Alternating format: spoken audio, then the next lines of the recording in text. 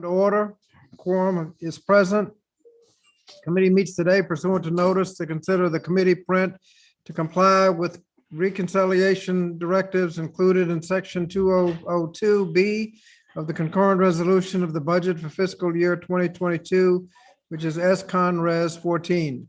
The chair announces that any request for recorded votes may be rolled pursuant to clause 2 of Rule 11 of the House Rules of the House of Representatives and Committee Rule 14B. Pursuant to House Rule 11, Clause 1, the chair may recess the committee at any point. And while a roll call is not necessary to establish quorum in official proceedings conducted remotely or with remote participation, the committee has made a practice whenever there is official participation with remote participation for the clerk to call the roll to help make clear who is present at the start of the proceedings. The members should say their names before announcing that they are present. This helps the clerk and also helps those watching the platform and the live stream who may be experiencing a few seconds delay. This time, I'll ask the clerk to call the roll. Chairman Scott. Chairman Scott is present. Mr. Grijalva. Mr. Courtney. Courtney present. Mr. Sublime. Vice President. Ms. Wilson. Present. Ms. Bonamici. Suzanne Bonamici is present. Mr. Takano.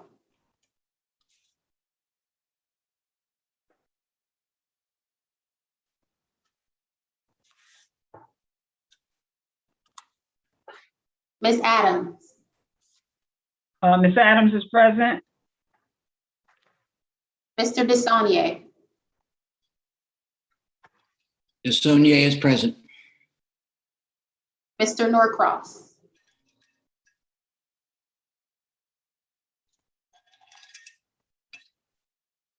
Ms. Jayapal. Jayapal is present. Mr. Morelli. Mr. Morelli.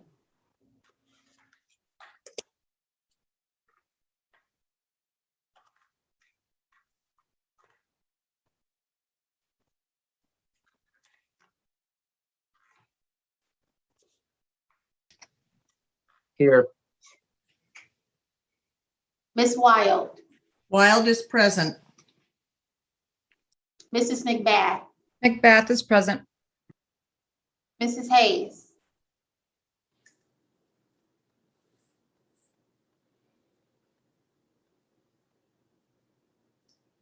Mr. Levin. Levin's present. Ms. Omar. Ms. Stevens. Ms. Leisure Fernandez. Leisure Fernandez is present. Mr. Jones. Mr. Jones is present. Ms. Manning. Manning is present. Mr. Mervan. Mervan is present. Mr. Bowman. Mr. Bowman is present. Mr. Pocan. Okay, and it's here. Mr. Castro.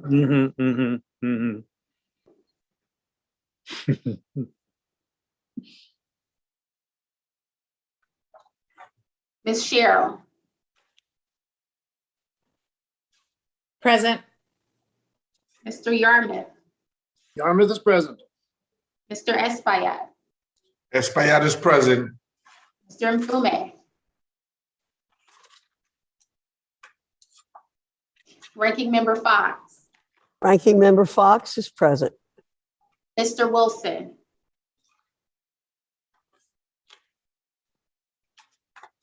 Wilson is present. Mr. Thompson. Thompson is present. Mr. Wahlberg. Wahlberg is present. Mr. Grothman. Ms. Stefanik. Grothman is present.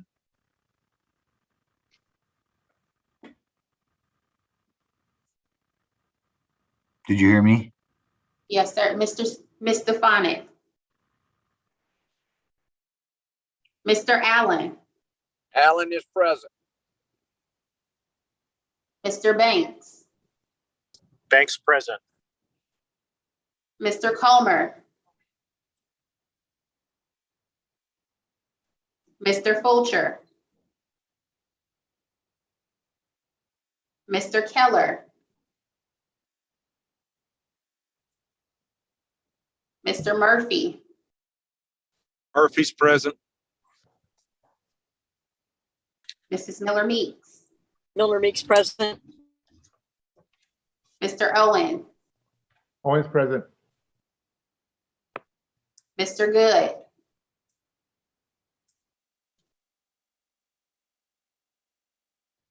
Mrs. McLean, Mrs. Harshbarger, Harshbarger, present. Mrs. Miller, Miller present. Mrs. Sparks, Parks is present. Keller's present.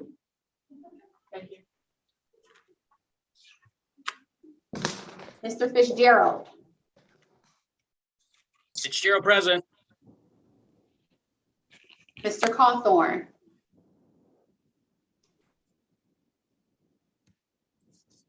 Mrs. Steele, Gill is present. Ms. Sletlow. Letla is present.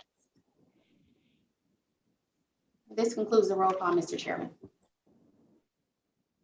Mr. Chairman, Hello, is Mr. Mfume of Maryland with a request. I'd like to know how have I been recorded?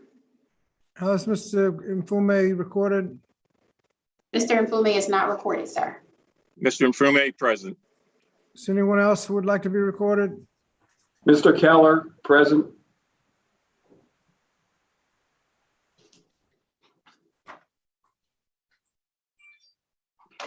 This concludes the roll call, sir. Did you get Mr. Keller? Yes, sir. Okay.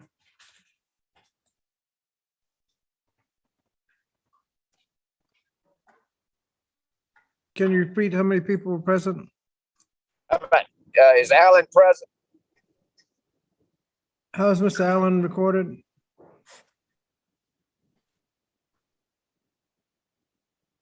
Yes, sir. Mr. Allen is recorded as present. Thank you. Thank you.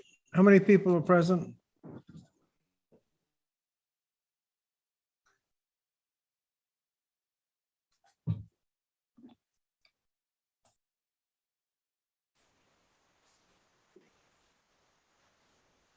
Okay.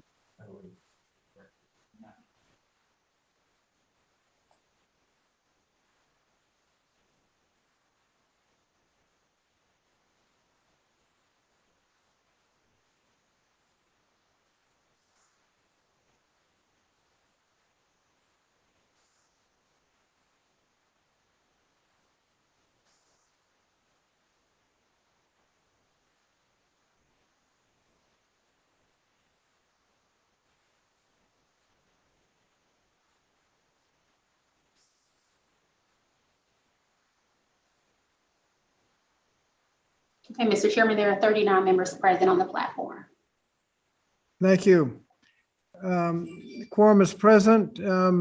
This is a remote markup pursuant to House Resolution 8 and the regulations there too. All microphones must be kept muted to avoid unnecessary background noise. Members are responsible for unmuting themselves when they're recognized to speak or when they wish to seek recognition. I also ask the members please identify themselves before they speak. Members shall be considered present in the proceeding when they are visible on camera, and they shall be considered not present when they're not visible on the camera. The only exception to this is if they are experiencing technical difficulties and inform the committee staff of such difficulty. However, members must be visible on camera to count toward a quorum and a vote. And the rules provide no exception to this provision.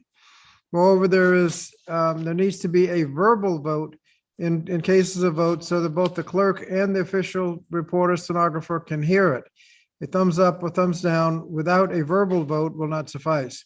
If any member experiences technical difficulties during the hearing, you should stay connected on the platform, make sure you're muted, and use your phone to immediately contact the committee's IT director, whose number was provided in advance. Should the chair experience technical difficulty or need to step away, another majority member on the committee is hereby authorized to assume the gavel in the chair's absence. This is an entirely remote markup, and as such, the committee's hearing room is officially closed. Members who choose to sit with their individual devices in the hearing room must wear earphones to avoid feedback, echoes, and distortion resulting from more than one person on the software platform sitting in the same room. Members are also expected to adhere to social distancing and safe healthcare guidelines, including the use of masks, hand sanitizers, cleaning their areas both before and after their presence in the hearing room. Amendments must be submitted electronically to the amendment repository pursuant to the instructions in the notice of amendment process that was distributed to all committee offices by the clerk with the markup notice. Amendments must be submitted to the repository before they're offered at markup. In order to ensure the committee's 5-minute rule is adhered to, staff will be keeping track of time using a digital timer. The timer will appear in its own thumbnail picture and will be named 001_timer. There will be no 1 minute remaining warning, but the timer will show a blinking light when time is up. Members are asked to wrap up promptly when their time has expired. I now recognize myself to make an opening statement. Last month, the House passed a budget resolution for fiscal 2022, which instructed 13 House committees to write a proposal that would deliver $3.5 trillion in investments that will transform our economy in ways that will make our nation more prosperous, equitable, and fairer.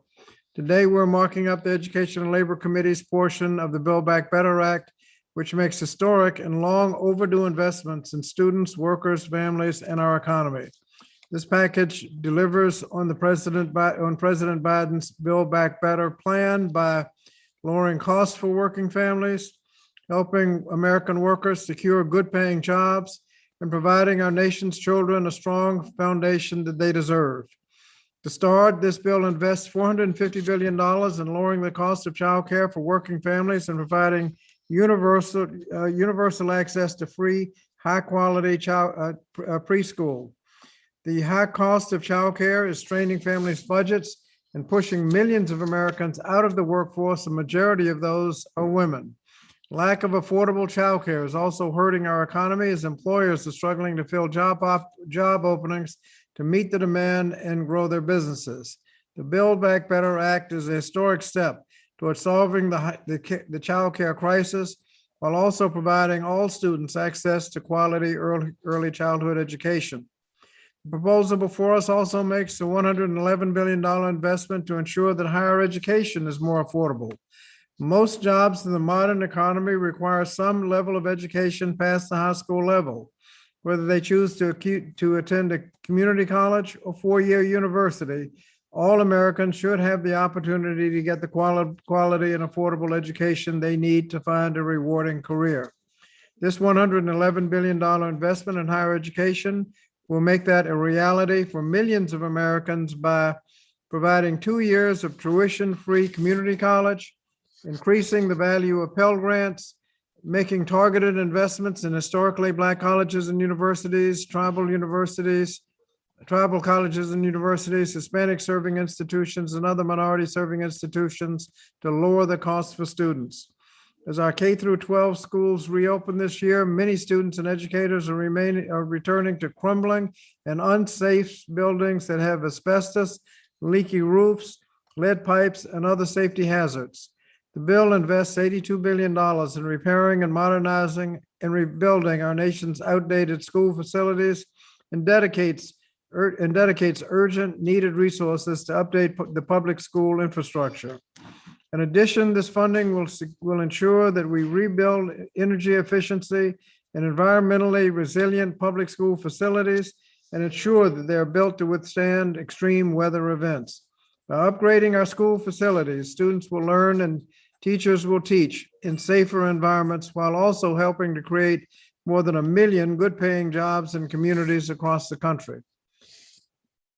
Creating millions of good-paying jobs is a little help if you don't have the skilled workforce to fill those jobs. So the bill provides nearly $80 billion to strengthen our workforce development system to ensure that Americans have access to training and resources that they need to find good-paying jobs and advance in their career. Notably, the bill includes programs that will help train the next generation of workers to tackle climate-focused projects and address the direct care workforce shortage.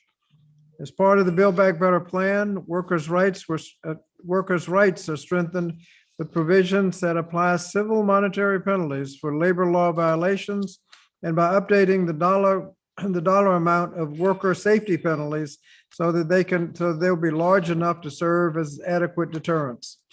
Finally, the legislation invests $35 billion to help prevent child hunger.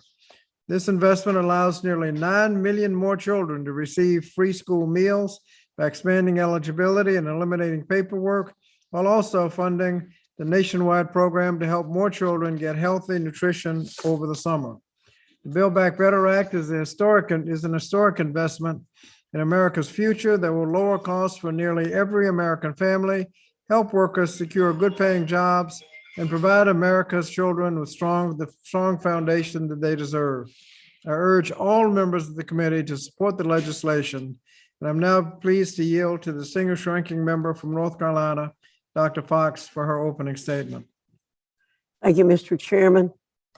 2021 is already one of the most expensive years on record for working Americans. Inflation is up more than 7% since President Biden took office. For business owners, families, and retirees on a fixed income, that means up to 7% less food on the table, gas in the car, or funds set aside for a rainy day.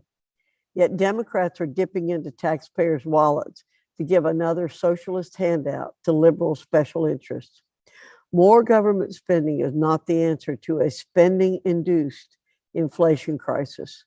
The Biden administration and its allies are asking Americans to pay for their failed programs twice, once with taxes from workers' personal paychecks, and again at gas pumps and grocery stores. And it is not just today's taxpayers who will be on the hook for these programs. This monstrosity recklessly increases what was already the highest sustained spending level in American history. Allocating billions of dollars to radical left proposals will harm our economy now and obliterate economic prosperity in the future. We cannot place a brick on Biden's inflation gas pedal. We cannot ask our grandchildren to pay for our irresponsibility. This latest irresponsible spending proposal would do both. To add insult to injury, Democrats think they know best how to spend taxpayers' money. Whenever I vote on how to spend hardworking taxpayer dollars, I ask myself a simple question. Can I honestly tell my relatives who live at the end of a dirt road in a 40-year-old single-wide trailer that I am spending their money better than they could? In this case, the answer is a resounding no. My relatives, like the majority of Americans, would not support subsidizing the education of illegal immigrants and millionaires when they did not attend college themselves. Moreover, the current Pell Grant more than covers community college tuition for most recipients, meaning that 2 years of education is already free for those most in need, even before the Democrats' irresponsible increase in this bill. The bill adds not one, but two giant child care initiatives run essentially by federal bureaucrats. States, local communities, and families, not the federal government, are best positioned to make child care decisions, and we should not pass anything that jeopardizes that opportunity. We should be focused on ensuring hardworking taxpayers can find the best care for their children rather than blindly throwing money at the problem and calling it a solution. The deeper we dig, the more we find that this bill truly is a solution in search of a problem. Despite 76% of public school buildings being in good or excellent condition, Democrats want to shove $80.6 billion towards school construction.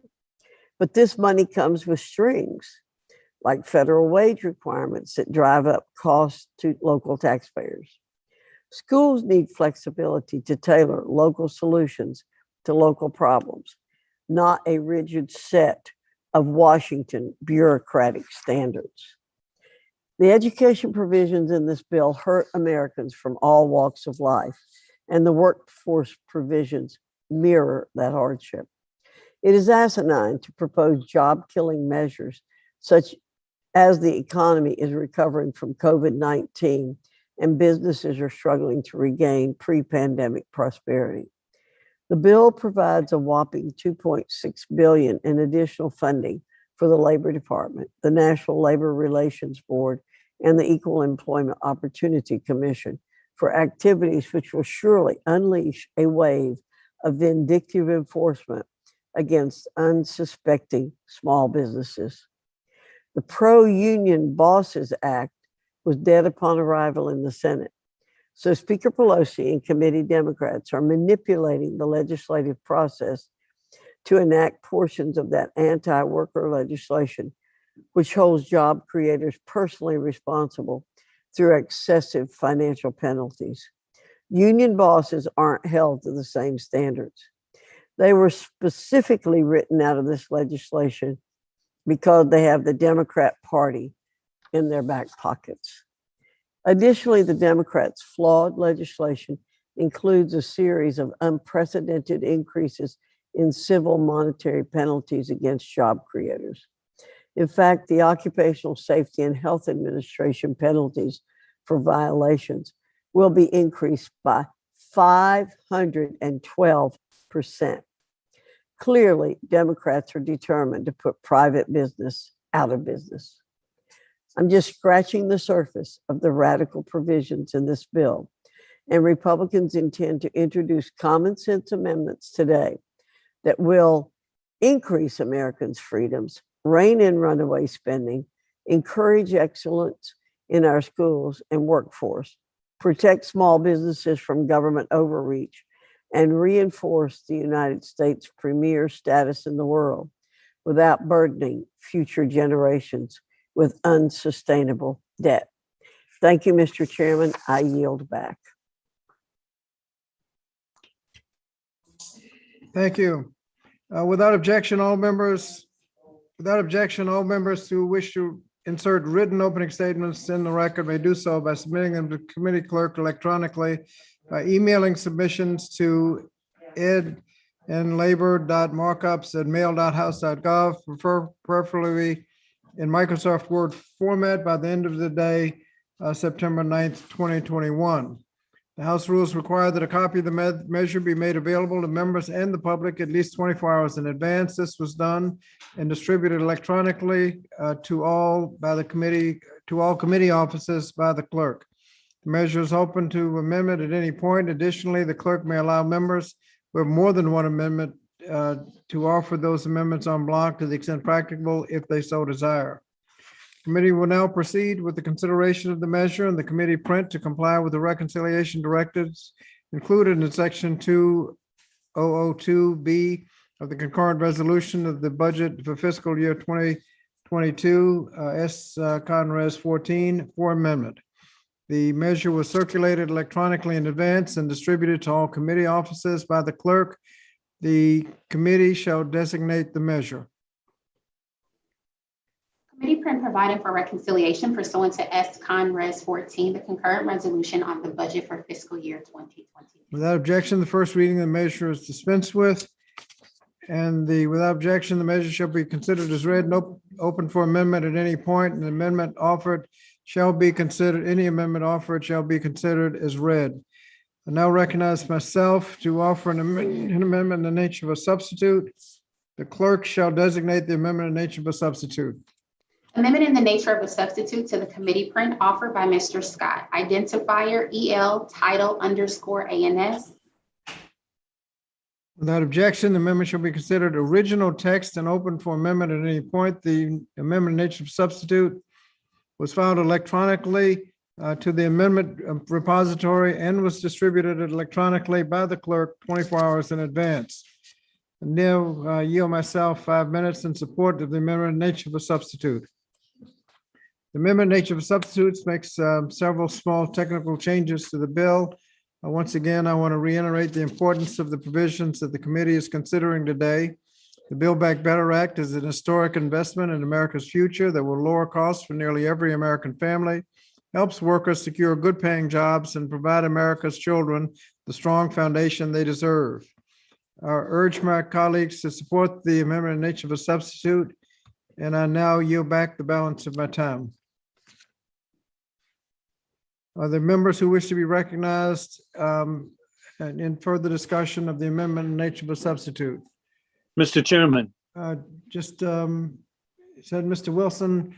I have on the Republican side, Mr. Wilson, then Mr. Owens. On our side, Mr. Levin, Ms. Bonamici, Ms. Wilson, Manning, and Cheryl. Mr. Wilson. thank you, Mr. Chairman. And in their reporting on the Democrat socialist spending bill, the New York Times said it would, quote, touch virtually every American's life from conception to aged infirmity, end of quote. I'd like to take that statement a step further and say that the amendment in the nature of a substitute will touch every American's life even before conception, because our children's children will be on the hook for Democrats' irresponsible spending with the destructive Biden inflation. Ranking Member Fox has touched on the hardships the Biden administration's inflation crisis has placed on Americans, and I echo her call for an end of what is already the highest sustained spending level in American history. With $780 billion that we simply do not have, Democrats on this committee want to turn American values on top of their head. The United States is one of the best places in the world to start a business. Republicans value entrepreneurship and the free market system. Democrats want to put private business out of business. For example, the Democrat A&S includes provisions that would hike monetary occupational safety and health administration penalties for private businesses by 512%, as Ms. Fox presented. To be clear, committee Republicans do not condone employers that violate important labor laws, and we have always supported the authority of OSHA to hold bad actors accountable through enforcement and existing monetary penalties. But the Democrats' proposals unnecessarily put a target on the back of business owners to appease the big labor allies. The bill continues to go after business owners, particularly small business owners, by handing the Labor Department, the National Labor Relations Board, and the Equal Opportunity Commission a whopping $2.6 billion into additional funding for overzealous and burdensome enforcement and regulatory activity that will discourage innovation and destroy jobs, increasing Biden inflation. The Democrat A&S also copies the PRO Act and significantly expands liabilities and hikes penalties for unfair labor practices committed by employers under the National Labor Relations Act. Importantly, it does not similarly expand liabilities or increase penalties for unions or their executives. This is yet another example of how specific provisions of the bill are one-sided and more about the power of union bosses than about the rights of workers. Republican believes employees should have the right to choose whether to join a union, free from intimidation or coercion. Unfortunately, Democrats only seem to follow the principles when it comes to unlawful actions by employers, but not while union bosses are left off the hook.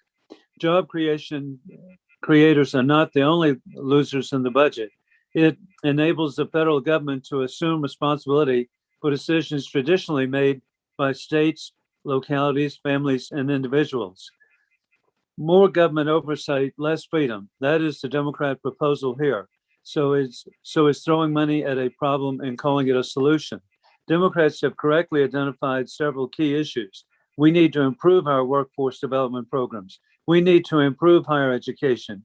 We need our children to be healthy. But their answer to each of these issues is more untargeted funding, more regulation, and no substantive change, destroying jobs and increasing Biden inflation.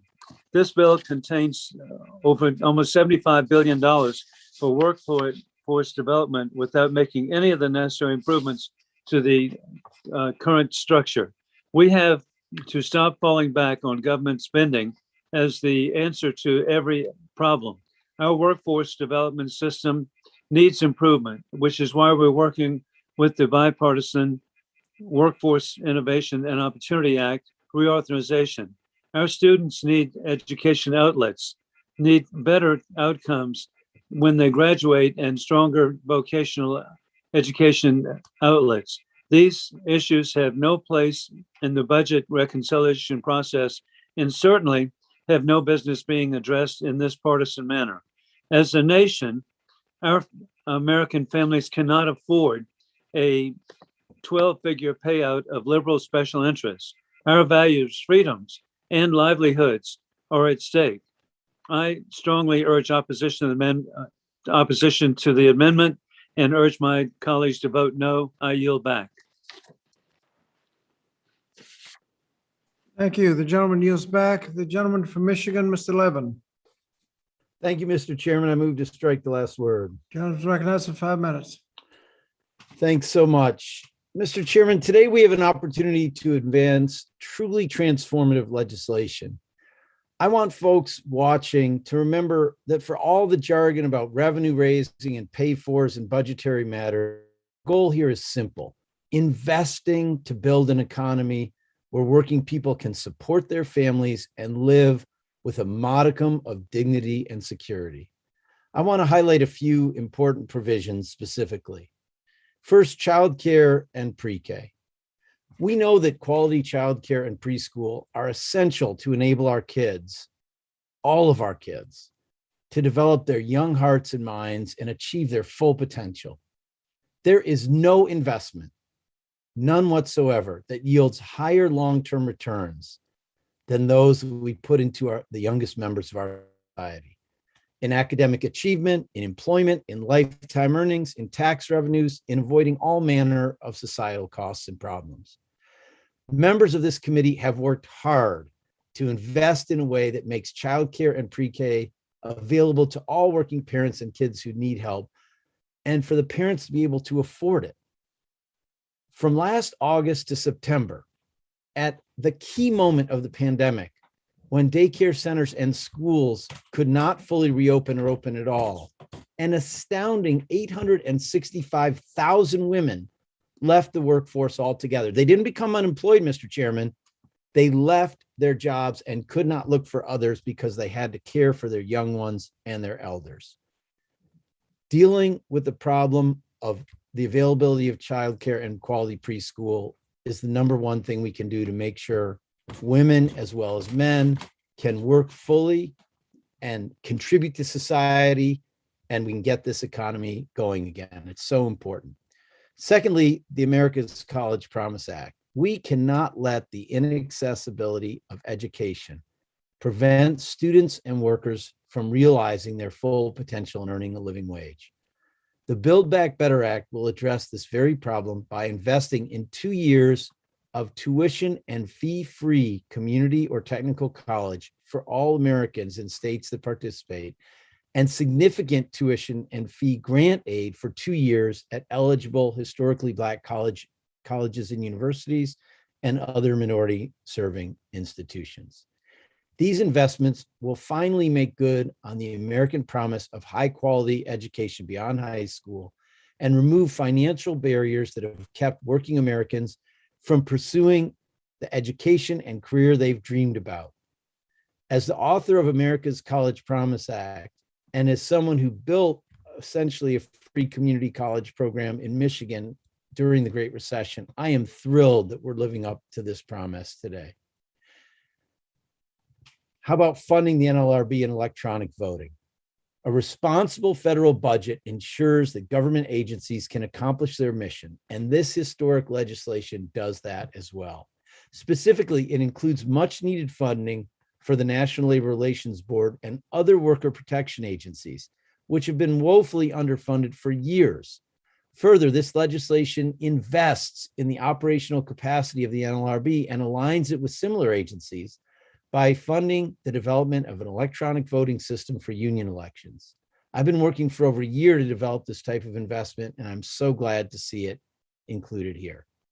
In addition to investing in labor enforcement agencies, this legislation raises revenue by increasing civil monetary penalties for wage and hour and health and safety violations. It also creates brand new enforcement penalties under the National Labor Relations Act. For 86 years, the NLRA has had zero monetary penalties. Now we have an opportunity to change that to invest in other priorities. Finally, after years of underfunding, I'm happy that this bill makes a bold investment in our nation's workforce development system to the tune of $65.7 billion in much needed assistance. 4 million Americans are currently facing long-term unemployment, which means they've been out of work a half a year or longer, and the pandemic is making matters worse. This funding will help right historical wrongs by ensuring that these workers get the necessary education and training to return to the labor market. I'm especially heartened that $16 billion will be targeted toward the Dislocated Worker State Grants Program. This funding is critical to help workers in industries hit hardest by the pandemic. And it's also vital for those who need to transition due to climate change. This investment will help these workers get the wraparound services and the training necessary to get new, good-paying jobs while also making funding available for subsidized employment. I believe more is needed to be done on this front, but this funding is a crucial step. Mr. Chairman, I salute your leadership. I support this bill, and I urge all my colleagues to vote for it. I yield back. Thank you. The gentleman's time has expired. The gentleman from Utah, Mr. Burgess. Thank you, Burgess Mr. Chairman. Owens, I'm sorry, excuse me, Mr. Burgess Owens. Thank you, Mr. Chairman. I move to strike the last word. Mr. Gentleman's Chairman, recognized for 5 minutes. I'd like to respond to this bill's $83 billion for school construction. Mr. Chairman, all students deserve access to an excellent education that prepares them for post-secondary success. This includes attending schools with adequate facilities to support teaching and learning. The majority has argued that the school construction funding in this bill is necessary because of the poor state of school facilities around the country. However, a 2014 study from the National Center for Educational Statistics surveyed local school districts and found that only 3% of public school buildings were described as being in poor condition, while 73% were described as being in excellent or good condition. The federal government has traditionally played a very limited role in school construction. Building and repairing public school facilities has appropriately been primarily a state and local responsibility. The school construction provision of this bill would dramatically expand the federal government's financial and regulatory role in school construction.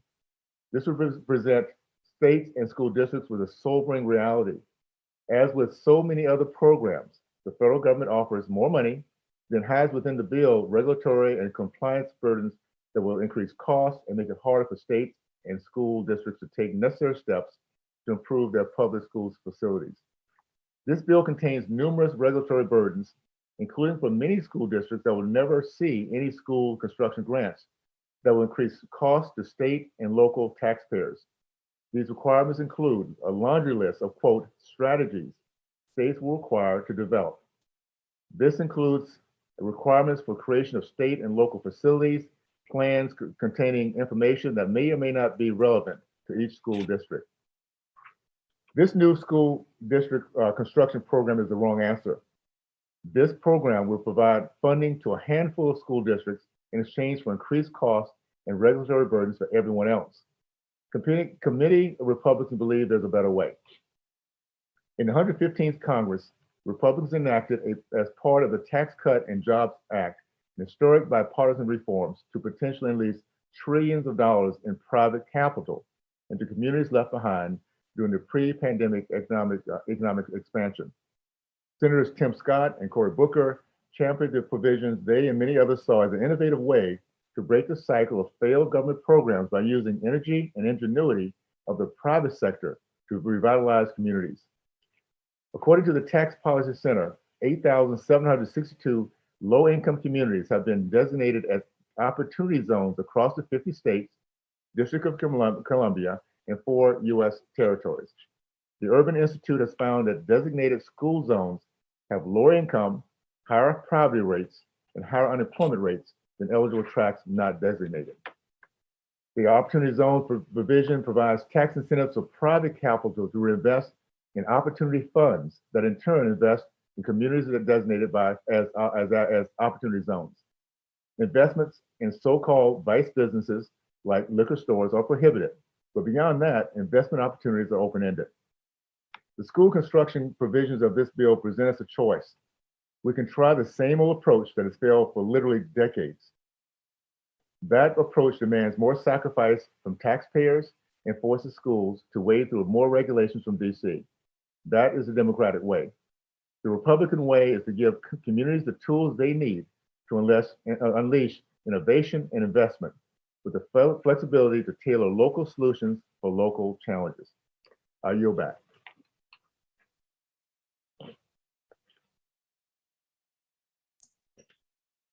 Thank you. The gentlelady from Oregon, Ms. Bonamici. Thank you so much, Mr. Chairman. I move to strike the last word. Gentlelady is recognized for 5 minutes. Thank you, Chairman Scott, for holding this important markup that will help us build back better. And thank you also to your hardworking committee staff. This transformative legislation will create millions of jobs by investing in education, caregiving, and workforce development so people across the country have the opportunity to achieve the American dream. And today we're making historic investments in our children by expanding access to high quality, affordable childcare, by providing universal preschool. As a mom and a policymaker, I know this bill will begin correcting long-standing inequities by delivering care to families who need it most and making sure that care workers earn the living wage they deserve. This bill will also reduce hunger by investing in child nutrition programs, including expanding the successful summer EBT program nationwide. In the United States, no child should go hungry or be without care, and these investments are critical steps to ending child hunger and poverty. The Build Back Better Act also increases Pell Grant funding to increase access to affordable post-secondary education, and it provides 2 years of tuition-free community college. As a community college graduate myself, I understand how access to community college can help students succeed, no matter what path they take. And finally, I'm grateful to the chairman for fighting to include nearly $80 billion in workforce development programs. Expanding youth and adult job training, apprenticeship programs, and other supportive services is crucial to growing our economy and preparing our workers for the jobs of the future. I do note concern that the Senate version of this legislation may significantly decrease much of this important workforce funding. Many of the policies in this bill, including expanded childcare, will require a significantly larger workforce, which is why these investments need to remain robust. And I urge the Senate to recognize the importance of this workforce funding and match the amount in this amendment in the nature of a substitute. And as with most legislation, this bill does not fund every program at every level that I advocated for, but this is a critical opportunity to make a difference in the lives of working individuals and families we represent. We must advance this transformational legislation. So thank you again, Mr. Chairman, for all your work on this important bill. I urge all of my colleagues to support the amendment in the nature of a substitute, and I yield back the balance of my time. Thank you. The gentlelady's time has expired. Gentlelady from Florida, Ms. Wilson.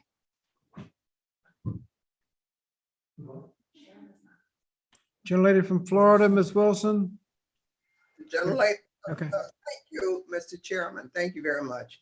I move to strike the last word. Gentlelady is recognized for 5 minutes. Today, our committee will consider truly historic legislation. Build Back Better, an amazing journey to rescue our nation. The proposed investments in children, students, workers, and families would ensure that low and middle income Americans are at the heart of our economic recovery. Beginning with investments in childcare, this legislation would help reduce the immense financial strain for lower income families. This will be key to support our economy and help fill critical worker shortages, as a lack of access to accessible childcare has been one of the most pronounced barriers keeping women out of the workforce. The bill also supports long-term educational outcomes for all children by providing 2 years of free, high-quality, universal preschool. Currently, the high price tag of quality preschool means that many families are missing out on substantial lifelong benefits. As a former Head Start administrator, I know well how transformative early education can be, especially for children from low-income families who are already more likely to begin school lagging behind their more advantaged peers. This package would also invest in our nation's public school facilities and help build them back better, which are underfunded by $46 billion every year, and would create millions of jobs with good pay and benefits. Crumbling infrastructure threatens the health and safety of children and educators, especially in the highest poverty school districts, which must be targeted with these funds. We must build them back better.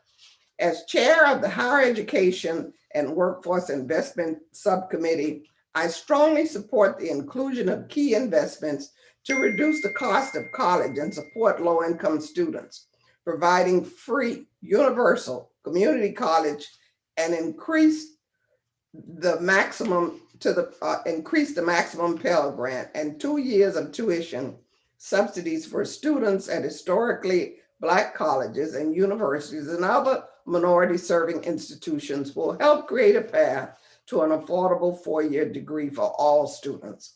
Upon completion of the 2 years of community college, students would be eligible to complete their junior and senior years at an HBCU, a TCU, or an MSI. Ensuring access to these benefits would collectively enable those for whom higher education has historically been prohibitively expensive to graduate with minimal debt. This legislation also includes critical investments to provide for a diverse and well-prepared teacher workforce, including first-time funding for the Hawkins Centers of Excellence program, which supports teacher preparation at HBCUs and MSIs. While I support this legislation, it is important to acknowledge that it is far from perfect. I have called for a larger increase to the maximum Pell Grant and more robust tuition subsidies, along with greater funding for teacher preparation. I also am concerned that we are guaranteeing access to preschool without also investing in public kindergarten. Research has shown that a full-day kindergarten plays a key role in promoting educational development and supporting higher academic achievement and later grades. However, some families still struggle to enroll their children in free full-day programs, and 33 states still do not require that their school districts offer them. These shortcomings also underscore why we cannot further cut any funding for the Build Back Better Act. Even with the robust investments proposed here, we are still shortchanging vital programs. Mr. Chairman, I look forward to advancing this historic package, and I thank you, the committee, and the committee staff for continuing to work with my colleagues and the rest of Congress to support our nation's families. I yield back. Thank you. The gentlelady's time has expired. The gentlelady from North Carolina, Ms. Manning. Mr. Chairman, I move to strike the last word. Gentlelady's recognized for 5 minutes. Thank you. Today, we are discussing a life-changing piece of legislation that invests in American families and in the future of our country. The Build Back Better Act invests in families and children's by making childcare affordable for all families and offering universal pre-K for 3 and 4-year-olds. Increased investments in childcare and universal pre-K are critical to allow parents, and especially women, to return to the workforce as we emerge from this pandemic. It will also enhance equality of opportunity by helping all students enter kindergarten with a strong foundation of learning. This act also invests in students by helping our school districts repair and modernize outdated school buildings. One of the school districts I represent recently had an independent evaluation done and learned that it would need over $2 billion of investment to bring its schools up to an acceptable standard. This bill is a critical first step in helping my district and other districts across our country modernize outdated school infrastructure. My district is also home to 2 outstanding community colleges, schools that offer great educational opportunities and training for careers in areas that desperately need more workers. But for too many students, the costs of these schools have been prohibitive.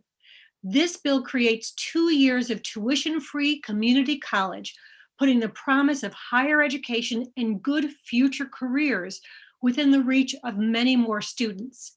This act also makes educational opportunities more equitable by increasing Pell Grants and making strategic investments in historically Black colleges and universities, like the 3 great HBCUs in my district. Equally important, this act invests in workers by funding public workforce development programs, including paid job training opportunities, career navigation services, and wraparound support like transportation. At a time when so many people are changing careers and looking for new employment, investing in our workforce must be a top priority. Each of these investments will be transformative for communities like mine. To build back better, we must make investments in people at every stage of their lives to grow our economy, to innovate, and to create equitable and long-lasting gains. I urge my colleagues to support the Build Back Better Act to invest in families across this country. And I yield back. Thank you.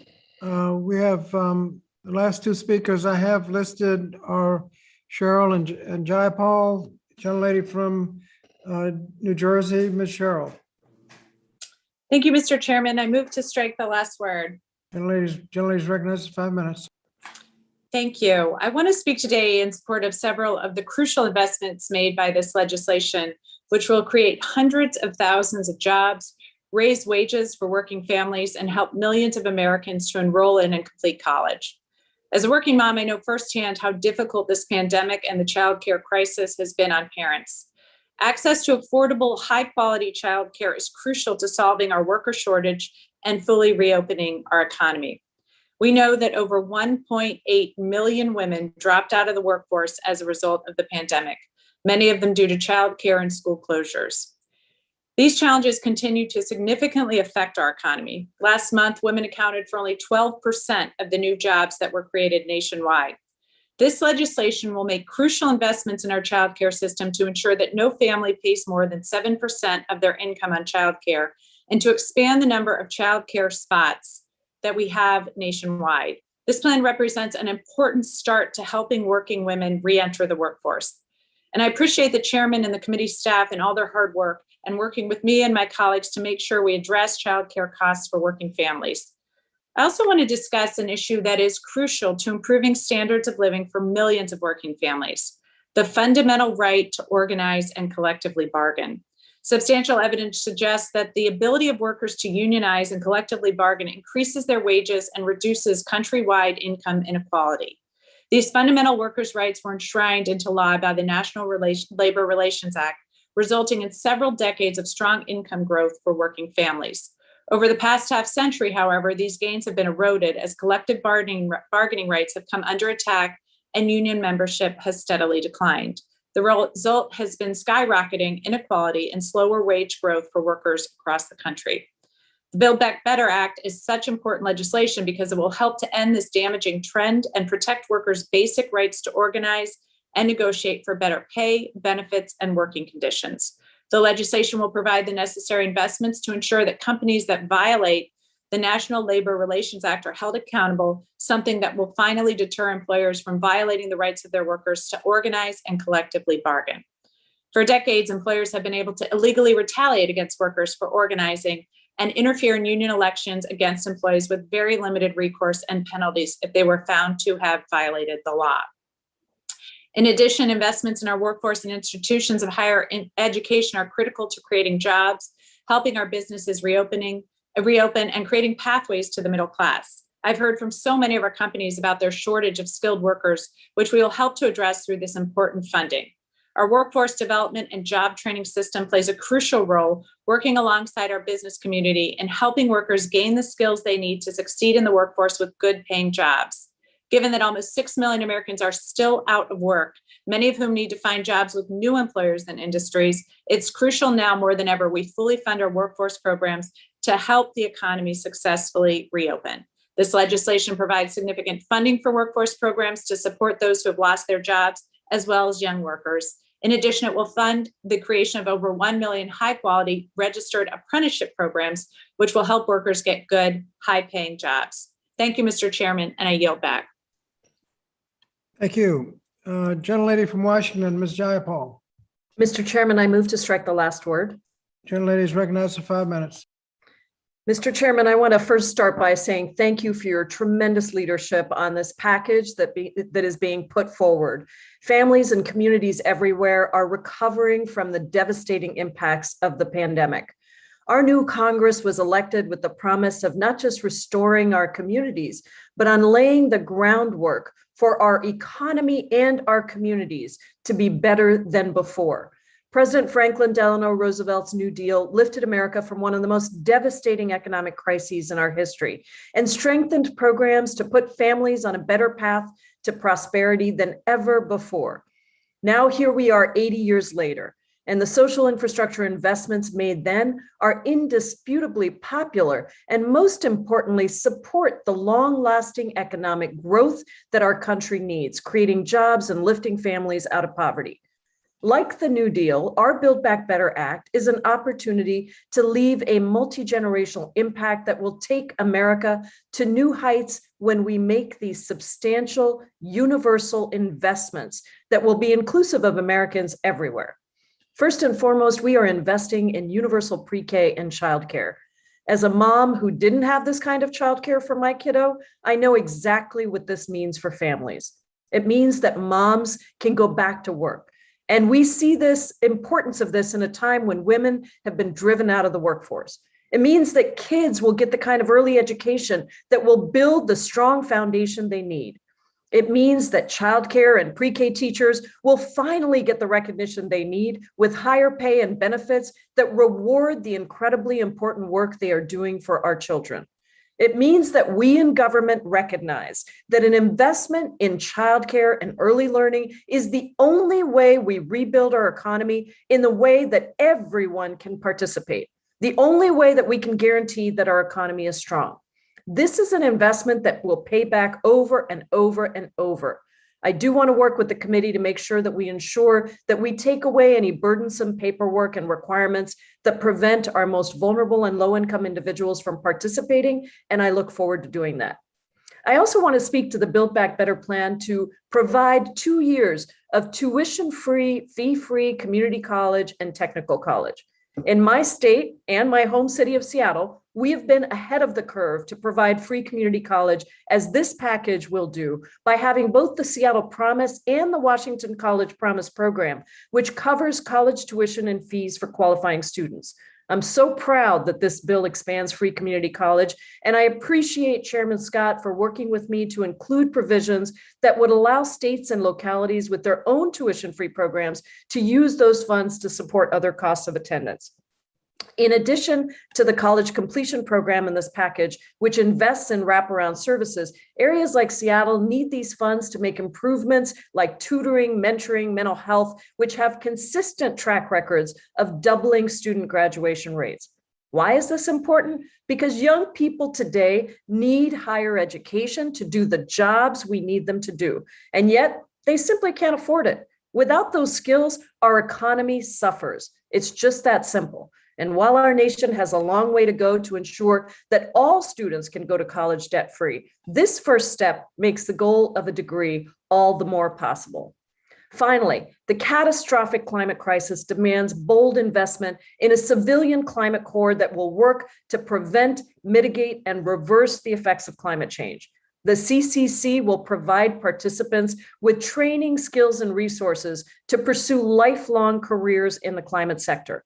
Once we invest in the CCC, we have to ensure that it's implemented properly. It should prioritize jobs for members of frontline communities affected by climate change, including communities of color who have historically been left out of job creation programs such as this.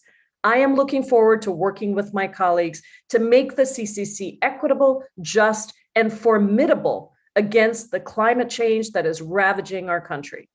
Our investments, Mr. Chairman, in this package are universal. They reach families in every state, and they provide the much needed help that families need to get back to work and transform their livelihoods. We have an incredible opportunity to deliver meaningful, transformative change to Americans across the country, regardless of where they live. I look forward to working with my colleagues to deliver on these promises so that every American wakes up feeling like their life is transformed and our economy is strong. Thank you, Mr. Chairman. I yield back. Thank you. The gentleman from New York, Mr. Espaillat. Thank you, Mr. Chairman. Thank you so much. Thank you for your team, all our colleagues that have worked so hard to make this package an incredible, unprecedented investment in families.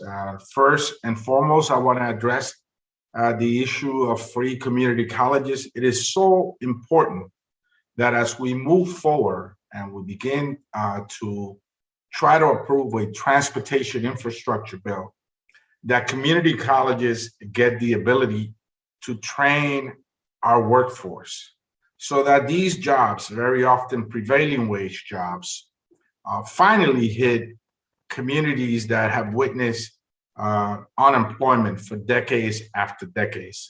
We must change the paradigm, and this new initiative to create job growth must truly hit communities that have chronic unemployment for decades.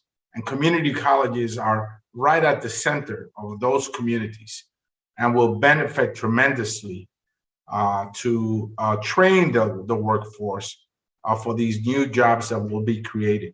The Civilian Climate Corps is so important. In New York City, we have in the past month witnessed record rain. And we saw the devastation across the city of New York and the tri-state area just this past week. And so the Civilian Climate Corps will help us mitigate that new normalcy that many folks unfortunately still refuse to accept. $450 billion, Mr. Chairman, in daycare services for moms, working moms and dads. So important to get our workforce back to work, particularly the family-based daycare providers. Many parents will opt to go smaller. They will not resort to the traditional daycare setting as we're still really back from the COVID-19 pandemic. As such, those parents very often will choose to get the daycare services right down the street, sometimes right in their building where they reside, with someone that they know that may speak their own language or share the same culture. So it's so important to continue to support daycare services, particularly family-based daycare services for all. Universal pre-K, of course. This is so important. All the evidence shows, all the research shows that children that receive universal pre-K have a great advantage as they move forward in their school years. This is so important for all of us. Funding for Hispanic serving institutional, historical Black colleges that have been traditionally shortchanged, premeditatedly left behind. We address that as well. Training for teachers, Mr. Chairman, is so important for ELL students, English language learners, and dual language learners. There is a chronic lack of certified English language learner and dual language teachers available to teach our children. And across the country, these children often are left behind. So to have the proper training for these teachers is also so critical and important to our advancement as a country. So thank you so much for the work that you've done, Mr. Chairman, and your team has been spectacular. And we've had a robust debate that I think only strengthens our committee and, of course, the House of Representatives. Thank you so much. I yield. Thank you. Are there others that wish to speak to the amendment in nature of a substitute? If not, I turn members' attention to other amendments. I'll first recognize myself to offer a manager's amendment. Amendment has been filed electronically to the amendment repository. The clerk shall designate the amendment. Amendment to the amendment in the nature of a substitute to the committee print offered by Mr. Scott of Virginia, identifier SCOTVA_038. Thank you. I now recognize myself for 5 minutes in support of the amendment. This amendment makes minor changes to the amendment in nature of a substitute. It clarifies that funding provided to the Office of Inspector General of the Department of Education can be used for oversight activities regarding any Department of Education programs that received fundings in the ANS. My amendment also adds healthcare to the list of high-skill, high-wage, or in-demand industry sectors and occupations as part of the industry or sector partnership grants. The amendment adds a requirement that state plans for universal preschool include an assurance that living wages be provided under the program. Manager's amendment also adds $50 billion in funding to localities that want to provide the child care entitlement despite their state declining to participate. This funding will be targeted to low-income families at 200% of the federal poverty level. According to the CBO's preliminary estimate, a 6-year child care entitlement capped at 200% of the state median income would cost, along with the pre-K program, would cost a total of $400 billion, leaving $50 billion on the table, which is what this money would be used for. We're proposing that the extra $50 billion increase funding for localities that want to participate and provide child care entitlement despite their states declining to participate. The language would be written in a way that prioritizes low-income families, so the local investment goes to people with the greatest need. Targeted to people, as I indicated, 200% of the federal poverty level. That would be $53,000 a year for a family of 4. Boosting the local economy would provide critical support to workers and in some states, particularly states where low-income families already face severe financial challenges because of state policy decisions such as low minimum wages, low union density, failure to expand Medicaid, and things like that. From a messaging perspective, this would advance 2 important goals. 1, it expands the program to as many people as possible. And 2, it targets our investment to low-income families rather than focusing on people making a lot more. Finally, the amendment makes other minor and technical fixes. I urge my colleagues to support the amendment and yield back the balance of my time. The members who wish to be recognized Mr. Chairman. and further on the manager's amendment, the gentlelady from North Carolina, the distinguished ranking member, Dr. Fox. Thank you, Mr. Chairman. Mr. Chairman, while I appreciate that you have made several additional changes to the bill, it doesn't change the overall concerns Republicans have with this bill. The bill you describe is starkly different from what the bill that is being introduced will actually do. The bill will dramatically expand the federal government's role in nearly every aspect of the lives of Americans. And Mr. Wilson has already talked about that. Even the New York Times says it. This bill will create a massive one-size-fits-all approach to all of these programs and reduces individual freedoms on which our country is based. The bill will cause the already accelerating inflation crisis to increase. Finally, this bill will hurt the very people it purports to protect, since it will cause future generations to pay for the bad decisions we're making today. For all these reasons, I urge a no vote on this amendment. Thank you, and I yield back. Thank you. Are there others that wish to speak to the amendment? If not, the question is on the manager's amendment. All who favor the manager's amendment will say aye. Aye. Aye. Aye. Aye. Aye. All opposed will say no. All opposed. No. No. No. No. In the opinion of the chair, the ayes have it. And the amendment is agreed to. Are there additional amendments? Gentleman from North Carolina, South Carolina. South Carolina. South Carolina, Mr. Wilson, do you have an amendment? Yes, I do, Mr. Chairman. Thank you. And the amendment is Wilson, SC 107 at the desk. The clerk will report the amendment.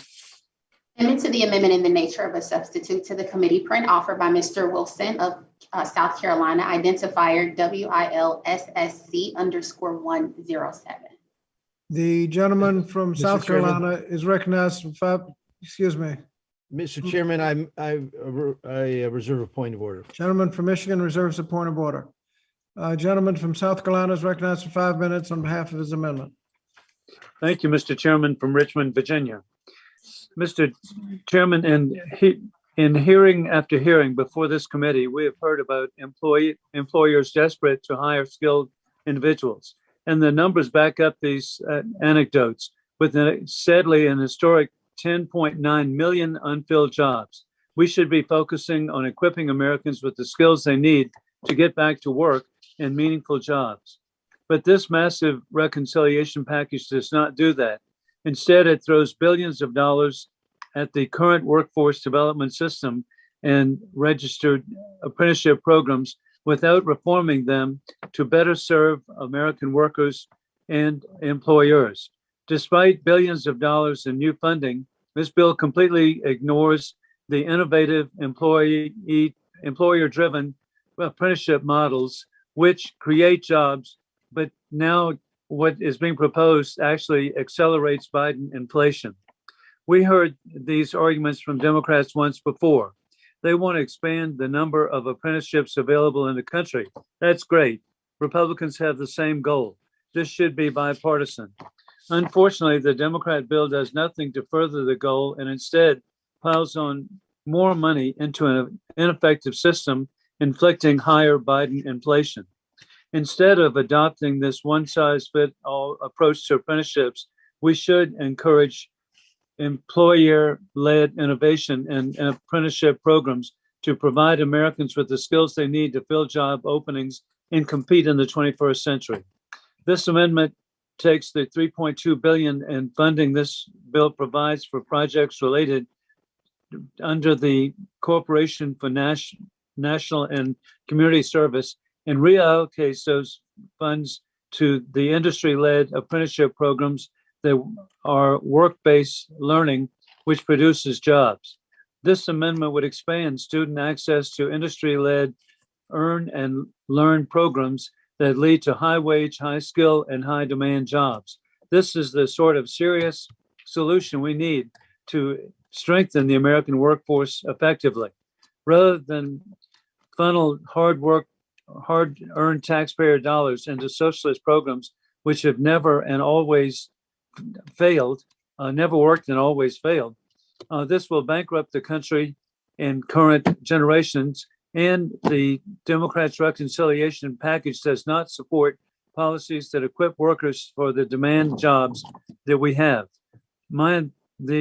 This amendment would do just that, for creating jobs and reducing Biden inflation. I urge my colleagues to support this amendment and yield back the balance of my time.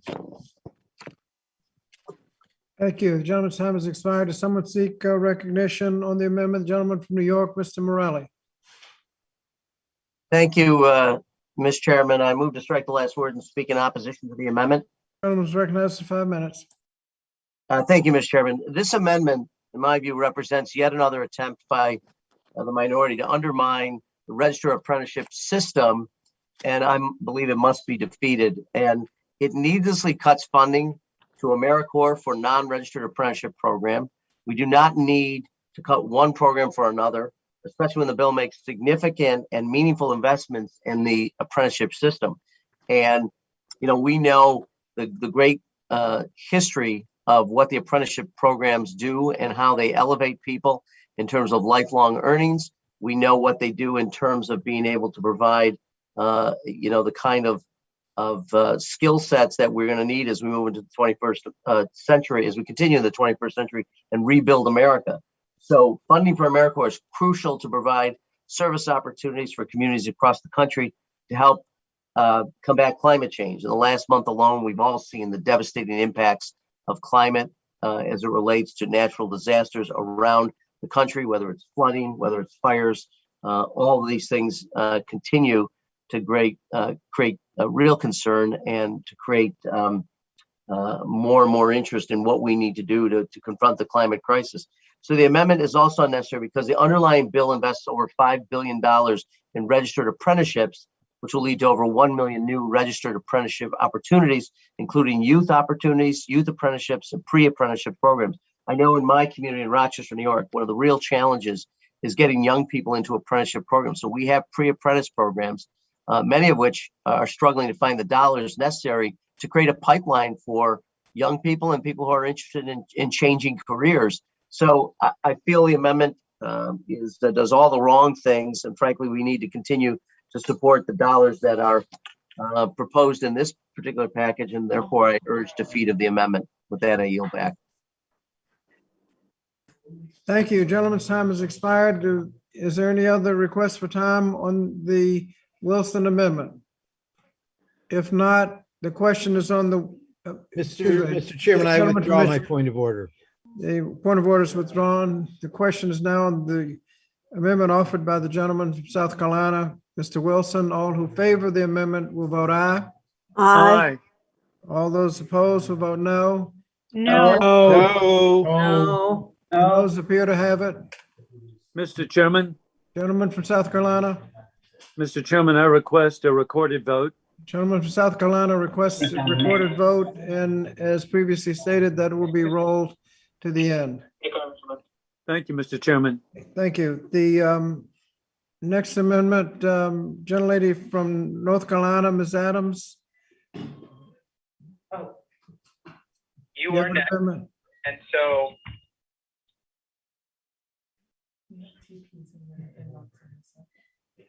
Yes, Mr. Chairman. Yes, thank you, Mr. Chairman. I have an amendment at the desk.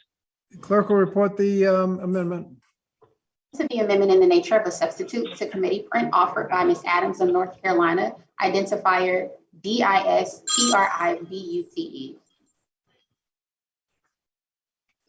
Gentlelady is recognized for 5 minutes on her amendment. Thank you, Mr. Chairman. Mr. Chairman, thank you very much, and thank you for all of your work and the committee as well. Historically, Black colleges and universities have always been critical agents in our higher education space. And for students like me, these schools have meant everything. And it's because of an HBCU that this poor Black girl from the ghetto of Newark, New Jersey is now able to walk the halls of Congress with all of you today. For professors like me, these schools have meant even more. I taught for 40 years at Bennett College in Greensboro, and I watched hundreds of young women come through my classroom.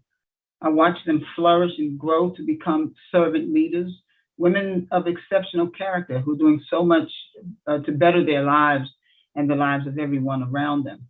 And for mothers and grandmothers like me, it's been my job and my joy to watch my family take up that proud tradition of attending an HBCU. I have a grandson currently now, a junior at Howard University. And that's why, Mr. Chairman, I'm grateful that this bill invests in HBCUs. The $22 billion that we're providing in tuition assistance will quite literally change lives. And I'm excited that we are beginning to substantively address the infrastructure needs on these campuses. But as we've discussed, I have a few reservations about Section 20042. And as written, HBCUs will have to compete against institutions that have well-resourced grant writing programs in a free-for-all setting. Despite language that specifically excludes R1 institutions and gives priority to institutions that receive less than $10 million in federal research and development funding, HBCUs would be effectively disadvantaged in this competitive grant structure. So if this bill is to be truly transformational, and if we are to build our HBCUs back better, then we must ensure that HBCUs receive a fair and equitable share of the pie. But we cannot repeat mistakes that have been made in other federal programs where they're forced to compete with other institutions that do not share the same legacy of discrimination and neglect. In my opinion, any bill that reaches the president's desk must address that concern. So with that said, I want to thank you, Mr. Chairman, for all of your work. I want to thank you for your commitment to do just that before this bill passes the House. So I'm looking forward to working with you closely to ensure that HBCUs get a fair bite at this apple. So, Mr. Chairman, at this time, I'm going to withdraw my amendment, and I'm going to yield back the balance of my time. Thank you. I thank the lady for her concerns. I share those concerns, and we will be following through to make sure that the funds are equitably distributed as you have outlined. So thank you very much for your concerns, and we'll be on top of that. Thank you, Mr. Chairman. The next amendment on my list is the gentleman from Michigan. Mr. Wahlberg, do you have an amendment? Mr. Chairman, I have amendment at the desk. Clerk will report the amendment. Amendment to the amendment in the nature of a substitute to committee print offered by Mr. Wahlberg of Michigan. Identifier RAMD_CN_02. Mr. Chairman, I reserve a point of order. The gentleman from Michigan reserves the point of order. The gentleman from Michigan, Mr. Wahlberg, is recognized for 5 minutes on behalf of his amendment. Thank you, Mr. Chairman, and thank you for Michigan time here. One of the strong benefits of childcare in this country is the fact that parents have opportunity to choose a provider that works best for them, whether that involves placing a child in a provider's home, a childcare center, or a childcare run by a faith-based provider. Parents get to make that choice. Our Democrat colleagues have time and time again, and I'm thankful for that, promised they will continue to support a mixed delivery model of childcare and early education. However, this bill before us deviates from that promise. In fact, this bill is littered with provisions that limit parental choice and shuts out faith-based providers, one of the most popular providers of today's childcare system. In a December 2020 national survey, the Bipartisan Policy Center found that 53% of parents who use center-based providers used faith-based centers. That same survey showed that the primary factors for parents choosing faith-based providers were the quality of the caregivers, faculty cleanliness, trust, values of the provider, safe setting, and opportunities for cognitive development. For decades, the Bipartisan Child Care and Development Block Grant and the Child and Adult Care Food Program have welcomed and encouraged faith-based providers to participate and care for thousands of young children in every locality and state across the nation. But now in this partisan exercise, our colleagues seem to want to toss out decades of bipartisan consensus and rip the faith-based community and parent choice out of the current mixed delivery model. My amendment, Mr. Chairman, would strike two provisions that would limit the participation of these critical providers. First, this amendment strikes the provision that makes these providers recipients of federal funds. My colleagues know this is a poison pill for these providers and is counter to how childcare funding under the existing program works. Second, my amendment strikes a limitation on the use of funds for facilities. Again, my colleagues know this will treat faith-based providers unfairly. My amendment is about fairness and rightly protecting the faith-based providers in the child care system. I urge my colleagues to support it, and I yield back the balance of my time. Thank you. Gentleman's time has expired. Does anyone seek recognition on the amendment? Gentlelady from I do, Mr. Oregon. Chairman. Gentlelady from Oregon, Ms. Bonamici. Yeah, thank you, Mr. Chairman. I move to strike the last word to oppose the amendment. Gentlelady is recognized for 5 minutes. Thank you, colleagues. This amendment would strike the portion of the child care certificate definition that declares that the certificate is federal financial assistance, and also strike the condition in the committee print that prohibits child care construction funds for facilities that are primarily used for sectarian instruction or religious worship. In the committee print, we do include a definition of child care certificate that is slightly different from the formulation under the Child Care Development Block Grant. And although the child care certificate is a voucher for parents to choose freely among providers, at the end of the day, a voucher is a form of indirect federal financial assistance. We see this in higher education. Students are able to choose from more than 6,000 colleges and universities and receive federal grants and loans to cover the cost of attendance at an institution of their choice. Child care certificates that are funded by taxpayers should be no different from Pell Grants and student loans. Pell Grants and student loans are a form of financial assistance that are distributed to institutions of higher education to reduce the costs that are passed on to students and families. And likewise, child care certificates are a form of federal financial assistance to help families reduce the cost of child care.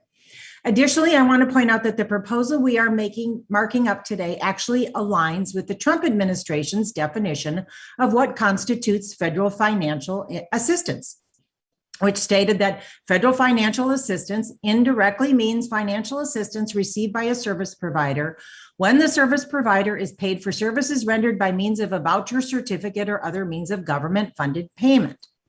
We are making historic investments in updating our social infrastructure. Importantly, we are expanding the capacity of our child care facilities by allowing use of funds for construction, improvement, or renovation of child care facilities. We know that one of the constraints in the current system is the inability of providers and prospective providers to be able to find the physical space to meet operation requirements for childcare. And that's why our proposal will help build that space or improve the space they have, so all children will have access to safe, quality care. Additionally, and concerningly, this amendment seeks to strike an establishment clause restriction on the use of construction funds.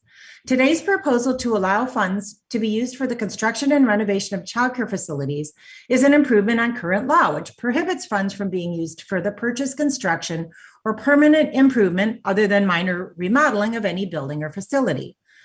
As a result of our efforts to build back better, childcare providers will now be able to access resources for these purposes to modify spaces as needed to meet the demand for childcare services.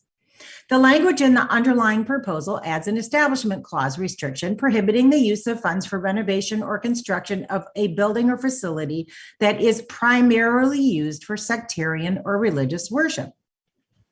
Congress has adopted similar funding provisions in various legislative packages when dealing with construction of facilities, including in the 2009 American Recovery and Reinvestment Act, and more recently in the CARES Act, critical relief legislation that received bipartisan support. These restrictions uphold the constitutional principle, providing that diversion of public funds, or preventing the diversion of public funds for religious use.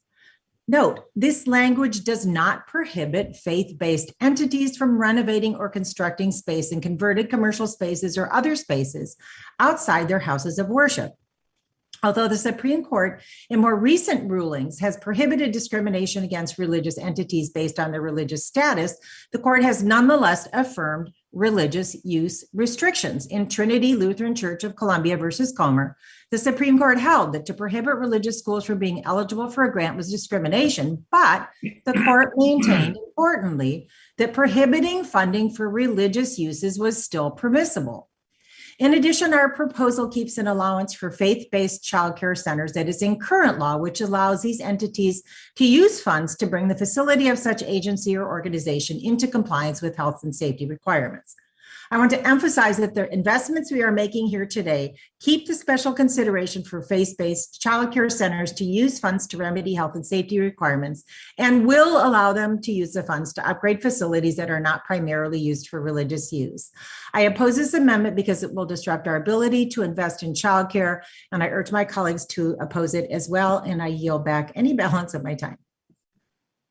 Thank you. Gentlelady's time has expired. Are there others that wish to speak to the amendment? If not, Mr. Chairman, I will withdraw my point of order. the gentleman from Michigan withdraws his point of order. The question now is on the amendment offered by the gentleman from Michigan, Mr. Wahlberg. All who favor the amendment will say aye. Aye. Aye. Aye. All opposed, say no. No. Noes appear to have it. Noes appear to have it.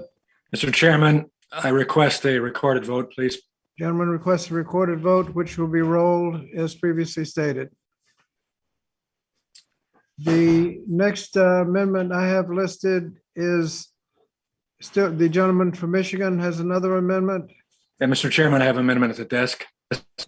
The clerk will report the amendment. Amendment to the amendment in the nature of a substitute to the committee print offered by Mr. Wahlberg of Michigan. Identifier EXCEPT-TELEHEATH-AMD _01. Mr. Chairman, it's all Michigan all the time. I request a point of order. Gentleman from Michigan requests a point of order, and the other gentleman from Michigan is recognized for 5 minutes on behalf of his amendment. Thank you, Mr. Chairman, and my colleague from Michigan, maybe we can keep it that way, okay?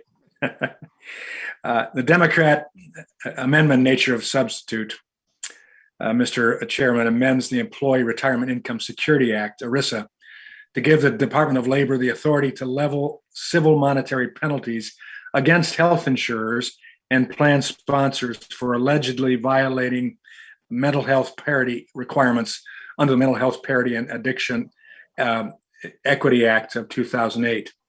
This amendment strikes the mental health civil monetary penalties provision and replaces it with a provision that expands access to mental health care by allowing employers the option to offer standalone telemedicine plans to employees who do not qualify for their employer's full medical benefits. We hear regularly from stakeholders that the Department of Labor guidance on mental health parity requirements is confusing and subjective, creating a guessing game for insurers and plan sponsors. The Democrats' ANS seeks to punish employers who voluntarily offer mental health coverage to their employees, which does nothing to increase access for mental health care. It only encourages employers to drop mental health coverage. The committee should instead take steps to improve coverage for telepsychiatry through the expansion of standalone telehealth programs for employees. The standalone telehealth service program enables employees to connect with a mental health professional through a phone or video 24 hours a day, 7 days a week, including in times of mental health crisis. Department of Labor has temporarily allowed employers the option to offer this new health benefit to workers who are not eligible for full medical benefits, like seasonal and part-time workers, during the COVID-19 pandemic. However, this benefit expires when the public health crisis ends. This amendment removes the unnecessary and punitive penalties included in the ANS and cuts red tape by allowing employers the option to continue to offer their part-time and seasonal employees access to mental health care through a standalone telemedicine plan. If this committee truly cares, and I believe that we do, about increasing access to mental health care, then members should support this amendment. And with that, I yield back. The gentleman's time has expired. Does anyone seek recognition on the amendment? Gentleman from Connecticut, Mr. Courtney. Great. Thank you, Mr. Chairman. Mr. Chairman, I strongly oppose this amendment from my good friend from Michigan. And, I would just remind people, we're in National Recovery Month. In the midst of the COVID pandemic, the other epidemic that this country has been experiencing in terms of opioid addiction and overdose has been continuing actually at an even higher pace than the pandemic that for COVID-19. And, back pre-COVID, when there really was actually, I think, a pretty impressive bipartisan attempt to address opioid addiction, we passed the CARA Act. There was, in the last administration, a working group that came together to talk about ways that we could open access to people suffering from addiction to get care and treatment. One of the things that the Trump administration identified as a real weakness in the system was that ERISA plans were not providing people with consistent access to treatment, whether emergency treatment, follow-on treatment, telehealth, you name it. And the Trump Commission actually was the one who recommended putting in place monetary civil penalties to make sure that insurers followed both the spirit and the letter of the law for mental health parity, which again has been a knockdown, drag-out fight in this country for years, going back to Senator Paul Wellstone. And that lack of enforcement that the federal government has to go after insurers who are not complying with the law was identified by the last administration's working group as a reason why people were still struggling in terms of getting the help that they needed, and recommended putting in place the penalty structure, which is incorporated into this bill. And again, it uses existing language, which is on the books. When, again, on a bipartisan basis, we passed the Genetic Information Non-Discrimination Act a number of years ago, which basically said that insurance companies cannot use genetic information, which is now available to insurance companies as a way of discriminating and imposing pre-existing conditions. We put in a penalty structure to make sure that insurers would actually comply with the law. I mean, there's an old legal adage, which no remedy, no right. And that's really what the underlying language in this bill is aimed at doing. And, I was out a couple of days ago meeting with folks who are in the recovery community and providers who, again, have been sort of marginalized or sidelined a little bit in the midst of the COVID pandemic. But they all came back really to a person saying that the access to care for people who are covered by Medicaid is actually far better and more consistent than people with private health insurance. Again, there are good insurers out there that really are providing people with the coverage that they pay for, but there are definitely some who are not. And that was something which, again, the last administration identified and came up with the very solution that we're incorporating into this bill. So I think, again, in the spirit of the bipartisanship efforts that took place in terms of dealing with opioid crisis, we should reject this amendment, leave that language in place. I agree with you, Tim, that telehealth has opened a whole new opportunity, which, again, private insurers have now participated in as part of the emergency regulations. That's something that we can work on separately, but we should not undermine the, I think, critical need for making sure that people who, again, are still struggling in the midst of COVID with addiction problems, and the numbers, again, are still gut-wrenching in terms of what we're seeing there, that the private coverage, which is a critical piece of making sure people get the help that they need, actually comes through as the law requires. And with that, I yield back. Thank you, gentlemen's time has expired. Are there others that wish to speak to the amendment? If not, the question is on the amendment offered by the gentleman from Michigan, Mr. Wahlberg. Wait a Mr. minute, Chairman, Chief. I withdraw my point of Gentleman order. from Michigan withdraws his point of order. The question is on the amendment offered by the gentleman from Michigan, Mr. Wahlberg, on telehealth. All in favor of the amendment will say aye. Aye. All opposed, say no. No. No. No. The noes appear to have it. Mr. Chairman, I request a record roll call. The gentleman from Michigan requests a roll call, and that will be rolled as previously stated. The next amendment I have listed is also offered to be offered by the gentleman from Michigan, Mr. Wahlberg. Do you have an amendment?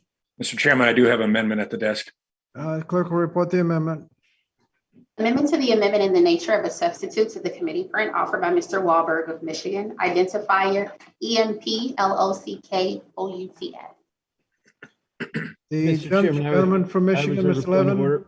Yep. reserves a point of order. Gentleman from Michigan, Mr. Wahlberg, is recognized for 5 minutes on behalf of his amendment. Thank you, Mr. Chairman.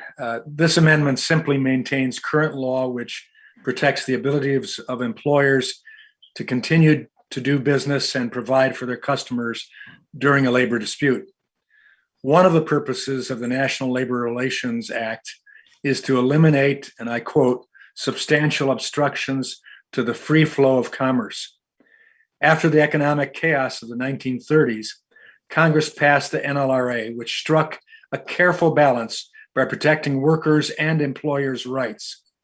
In keeping with this careful balance, the Supreme Court has upheld the right of employers to replace striking workers permanently in order to keep their businesses running. The Democrat ANS discards more than 80 years of precedent by weaponizing the pain of economic conflict in order to empower union bosses. The ANS is resurrecting a failed Democrat attempt decades ago to pass this flawed and harmful provision. The ANS aims to make it impossible for employers to continue to do business in the event of a labor dispute, a death sentence for thousands of small businesses and their employees. In 1937, there were nearly 5,000 strikes in the United States, a nightmare for employers, consumers, the employees, and the economy. The Democrat ANS seeks to resurrect this chaotic time in American history. Promoting strikes by banning permanent replacements is great for union bosses, but a raw deal for our workers, consumers, and small businesses. I urge my colleagues to adopt this amendment to prevent unnecessary disruptions of our economy, and I yield back. Thank you. The gentleman's time has expired. Does anyone seek recognition on the amendment? Gentleman from Michigan, Mr. Levin. Thank you, Mr. Chairman. I move to the last word. I rise in opposition to the amendment. Gentleman's recognized for 5 minutes. Mr. Chairman, my friend from Michigan's amendment is a poison pill that's designed to undermine our ability to invest in our country and build back better for workers and their jobs. The ANS we're discussing today is a budgetary matter designed to raise revenues and to invest in the labor agencies charged with protecting workers' rights. It's critical that we empower the National Labor Relations Board to authorize civil monetary penalties, which the ANS does. The ranking member said in her opening statement that these penalties punish job creators, but that simply isn't true. Penalties apply to lawbreakers. That's it. This amendment, though, is not about any budgetary matter. The amendment is an attempt to undermine the NLRB's discretion and thus to undermine its ability to authorize penalties and generate revenues. I strongly disagree with the premise of this amendment because it's designed to undermine investments in workforce enforcement, and that helps ensure workers do not face retaliation for exercising their rights to bargain collectively and to withhold their labor, which is one of the most fundamental freedoms there is. I urge a no vote, Mr. Chairman, and I yield back. The gentleman yields back. Are there others who wish to speak to the amendment? If not, I withdraw my point of order, Mr. Chairman. the gentleman from Michigan, Mr. Levin, withdraws his point of order. The question now is on the adoption of the Wahlberg Amendment on lockouts. All who favor the amendment will vote aye. Aye. Aye. All opposed will vote no. No. No. Noes appear to have it. Mr. Chairman, I request the record roll call. The gentleman requests a roll call that will be rolled as previously stated.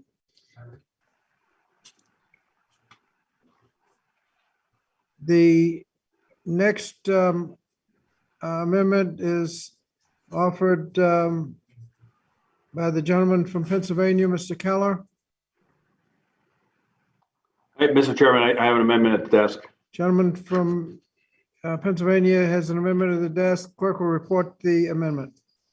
Amendment to the amendment in the nature of a substitute to the committee print offered by Mr. Keller of Pennsylvania, identifier KELLFR_045.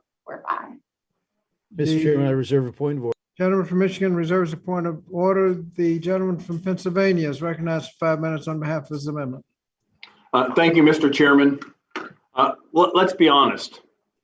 I don't like the proposal in this bill to create free community college.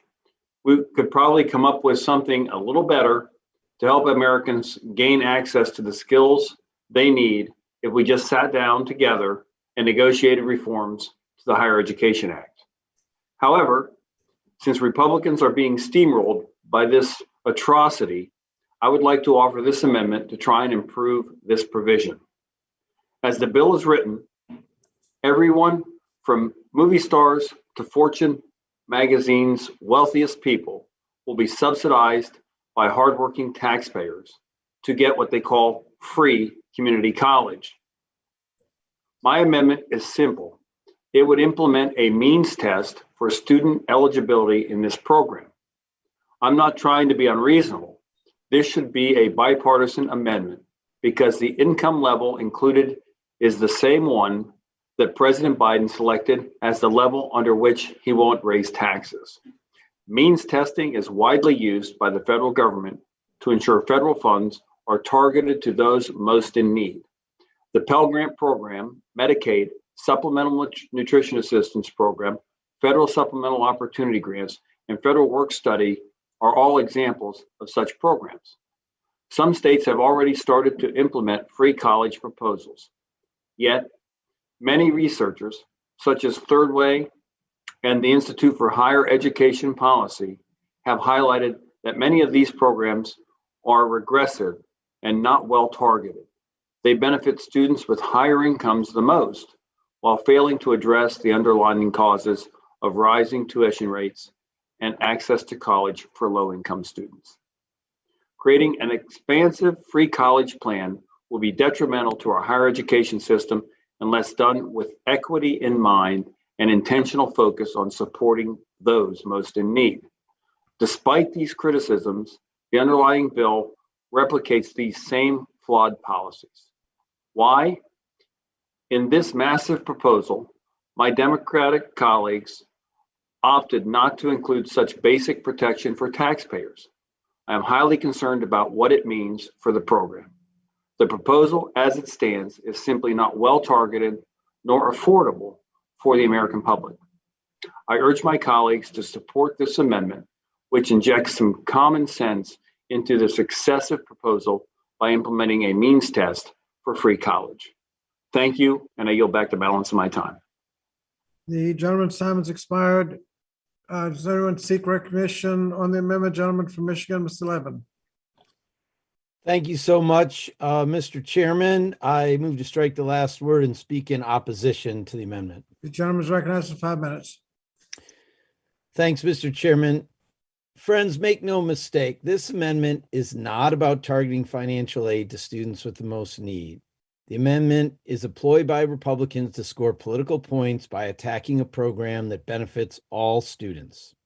In the committee print, we're investing billions of dollars to make college more affordable, from waiving tuition and fees at community colleges, increasing Pell, providing tuition subsidies to low-income students attending HBCUs, TCUs, and MSIs, to investing $9 billion to improve college completion. All these investments work together to provide needed support to students. In putting forth this amendment, Republicans are posing a false choice. We can, in fact, we must both invest in grant programs that benefit those with demonstrated financial need and take steps to lower the cost of tuition and eliminate fees for all students and families. And by providing first dollar tuition waivers, ACP grantees that ACP guarantees, that low-income students will see their Pell Grants go further in covering the cost of non-tuition expenses. Just the cost of books knock out a lot of poor people, and this bill takes care of that problem. Everyone deserves an opportunity to pursue post-secondary education and reap the benefits associated with a college certificate or degree. These upfront investments will go a long way in reducing the cost of pursuing a degree or other credential. And I want to tell my friend from Pennsylvania a little story. I think I'm the only member of the House or the Senate who actually ran a state workforce system. I may be wrong, but anyway, there are not a lot of us. And during the Great Recession, I created, I think, the largest program that was basically free community college of any state at that time. It was called No Worker Left Behind. We put 162,000 un- and underemployed Michiganders back to school. And what I want to tell my friend is that we decided that the eligibility criteria would be basically twofold. One, you were eligible if you were unemployed, regardless of your family income. Because if you were unemployed, even if your spouse made a lot of money or whatever, if you actually needed training to get back in the game and get a good job, it was better for all the taxpayers to have you get the training, get back in there, start making money, start paying taxes again. The second criterion was you could be working, but your family income was $40,000 a year or less. So we blended, as this overall package does, programs for everybody and programs that were means tested. What I want to tell my friend is, out of those 162,000 people who went back to school, I didn't meet any movie stars, any super wealthy people. I met a lot of working class people who lost a manufacturing job and got advanced manufacturing training, or became a nurse or an x-ray tech or something. They got back in the game. They had the dignity of work. They contributed to the tax rolls, and it helped everybody. I urge all my colleagues to vote for this and reject the amendment and vote for the overall bill. And I yield back the balance of my time. Gentleman's time has expired. Does anyone else seek recognition on the amendment? If not, gentleman from Michigan. I reserve my point of order, Mr. Chair. Say again. I'm sorry, I withdraw my point of order. We'll be glad to do that. The gentleman withdraws his point of order. Question now is on the amendment offered by the gentleman from Pennsylvania, Mr. Keller. All in favor of the amendment will say aye. Aye. Aye. All opposed, say no. No. No. Noes appear to have it. Mr. Chairman, I'd request a recorded vote. The gentleman from Pennsylvania requests a recorded vote, which will be rolled as previously stated. Are there further amendments? The gentleman from Pennsylvania have another amendment? Yes, I do, Mr. Chairman. The clerk will report the amendment. To the amendment in the nature of a substitute to the committee print offered by Mr. Keller, identifier SEC 21004. Mr. Chairman, I reserve a from point of order. Michigan reserves a point of order. Gentleman from Pennsylvania is recognized for 5 minutes on behalf of his amendment. Thank you, Mr. Chairman. The Democrat amendment in the nature of substitute includes provisions to increase irresponsible existing civil monetary penalties by a factor of 5 for violations of the Occupational and Safety Health Act, and by a factor of 9 for violations of the Fair Labor Standards Act. My amendment would strike these provisions in the bill, which increase certain workplace safety penalties by a whopping 512% and a wage and hour penalty by an astonishing 900%. These provisions are yet another not so thinly veiled shakedown of employers that would unfairly punish job creators still reeling from the impact of the pandemic and a sluggish Biden-Pelosi economy. To be clear, committee Republicans do not condone employers that violate important labor laws. We have always supported the authority of OSHA and the Wage and Hour Division to hold bad actors accountable through enforcement. In fact, Congress voted to increase OSHA and FLSA penalties significantly and index them annually for inflation as part of the Bipartisan Budget Act of 2015, which was done while President Obama was in office and before I got elected in Washington. What Democrats are proposing, however, is a massive and inappropriate policy change intended to appease their allies in big labor who have long argued that existing penalties do not ensure employer compliance despite evidence to the contrary. For instance, with regard to workplace safety, occupational injury and illness rates have significantly decreased over the last several decades, declining by more than 46% since 2001. It also appears that Democrats have included these radically inflated penalties in their amendment in nature of substitute to help pay for the sweeping socialist proposals that we are considering today. This is what happens when the budget reconciliation process is used to make policy. I am disappointed that committee Democrats are attempting to slip this extreme and unnecessary penalty scheme into their bloated $3.5 trillion bill without any consideration of how it will impact job creators and workers. This provision will only embolden OSHA and the Wage and Hour Division enforcement agents to target employers who will be hesitant or unable to afford to contest these huge citations. With regard to the new FLSA penalties, these disproportionate fines should not apply to small businesses who still face current law penalties in these cases. Just last week, the Bureau of Labor Statistics reported anemic job growth far below economists' expectations in its monthly employment situation summary. Small businesses make up 99.9% of U.S. firms, and they employ almost half of all U.S. employees, accounting for 2/3 of net new jobs. These job creators need certainty from federal policymakers as they recover from COVID-19. These excessive and punitive fines will place unsustainable costs on small businesses. Committee Republicans understand that an unprecedented increase in FLSA fines will not help create jobs, and the burdens of unreasonable punishments, coupled with overzealous enforcement by overfunded federal agencies, will be felt most strongly by the smallest of establishments.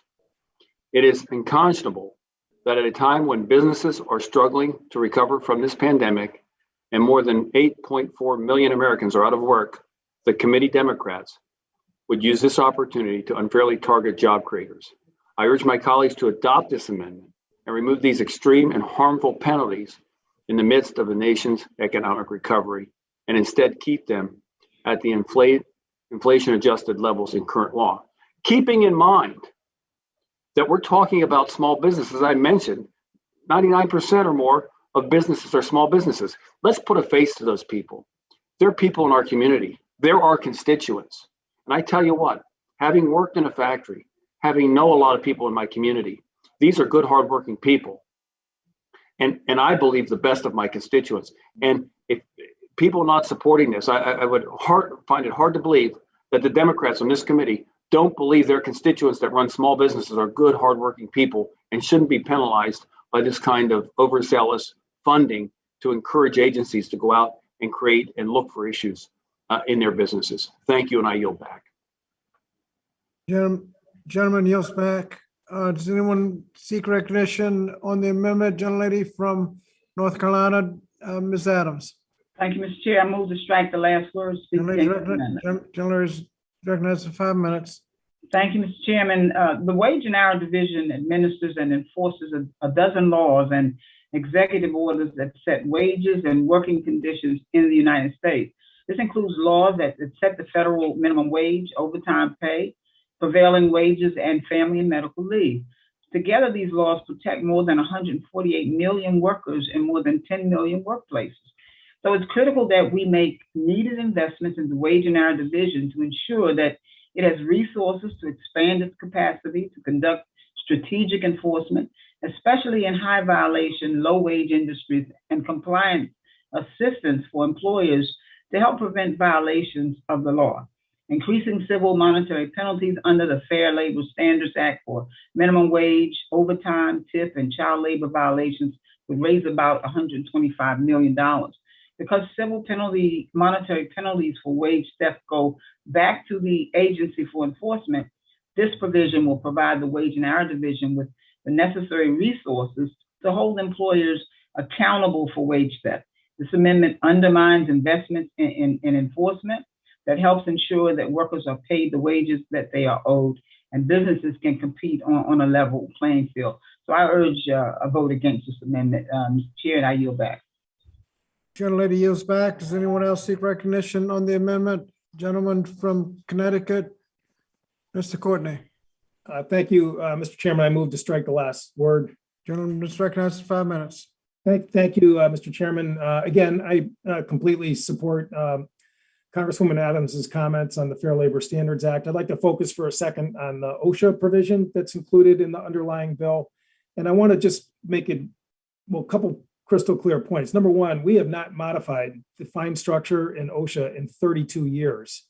The U.S. economy has obviously grown and changed during that time period. The fee structure clearly is kind of screaming out for an update, which is primarily what this is. I also want to point out that the focus of these increased penalties, the significant ones, are on the bad actors. The larger fines are focused on willful violations. And again, the legal definition of willful is deliberate and intentional. So, I mean, we're talking about actions by employers who, again, it's not even just negligence or recklessness. We're talking about actual intentional acts that caused injury. And again, the fine structure for willful acts will be $50,000 at a minimum per injury, up to $700,000. It also focuses on repeat offenders, which is, again, companies who've already been fined for the exact same conduct that caused injury to their workers. They are also going to see a boost in the fine structure. But for non-serious violations, there is no change at all. And for failure to post, which again, as I think many of you know, when OSHA has rule changes, they have postings which take place. And if you don't post, that is a violation. Again, there is no change in terms of the fine structure. And for serious offenses, which again are well below the threshold of repeat and willful, again, we're talking about going from $7,000 to $70,000. And again, seriousness requires proof that OSHA has to sustain in terms of their administrative structure. The employer certainly has an opportunity to challenge that through the administration and administrative and rulemaking process. So again, we're talking about the really bad actors. The vast bulk of small employers and small businesses are not going to have to deal with these issues as long as they're not involved in intentional acts of injury on their workers, which again, we all know employers, in fact, the vast majority have exactly the opposite approach in terms of how valuable they consider their workforce, that they will not be affected by this at all. But for 32 years, we have gone without updating the structure, the fine structure. I can just share with you, 11 years ago, we had a natural gas power plant, which was under construction in Middletown, Connecticut. They were cleaning the tubes using natural gas, totally in violation of the manufacturer's suggestions. The Chemical Safety Board, which is an under committee of OSHA, also had rules against that. A welder torch was lit. The place blew sky high. We had 5 people who were killed, 50 that were injured. The first responders that came there said some of whom served over in the Middle East, said it was worse than anything they ever saw in Iraq and Afghanistan. And again, the fine structure was really almost an insult in terms of the huge loss of life and injury which occurred there. And again, that's it. The whole point of the structure when the law was created back in the 1970s and signed into law by Richard Nixon was to actually try and create some carrots, but also sticks in terms of trying to make workforces healthy and safe, which is the mission of OSHA. And so I would oppose the amendment and urge a no vote and yield back. Mr. Chairman. The gentleman's time has expired. Gentlelady from North Carolina, the distinguished ranking member, Dr. Fox. Thank you, Mr. Chairman. I move to strike the last word. Recognize for 5 minutes. There is no one on this committee, Democrat or Republican, who wants bad actors to be able to get away with bad practices. No one. However, if there were a reason for us to be hiking these penalties as they are put into this bill, then the majority would have come forth with hearings and a markup on a separate bill that could have been voted on. And if it were being done to punish bad actors and not this broad swath that gets at everybody, whether they're doing something wrong or not, this is a ridiculous way to be trying to get at bad actors. All this is doing is going to punish private industry and particularly small businesses for minor infractions with huge, huge penalties. I will say again what I said in my opening statement. It appears that Democrats simply want to destroy the private sector in this country. And this makes no sense. If you felt confident that there was a need for this, there would be studies done. Again, evidence would be brought forth to show that egregious violations of the law had occurred and there was a need to hike the penalties. You've done none of that. You're using the shelter of this reconciliation bill to pass something that would never pass under regular order and with a standalone bill. This is cowardly on your part. And again, it's aimed at businesses and industries in this country that work very hard every day to provide jobs for hardworking Americans. You not only are hurting hardworking Americans, but you're doing everything you can to destroy the jobs that they are willing to take and then submit their taxes for it. This is a terrible, terrible part of this bill. It's all terrible. But this is particularly bad. And I urge a yes vote on the amendment and a no vote again on the entire bill. And with that, I yield back. Thank you. The gentlelady's time has expired. Are there others that wish to speak to the amendment? If not, Mr. Chairman, saluting your courage, I withdraw my point of order. Gentleman from Michigan withdraws his point of order.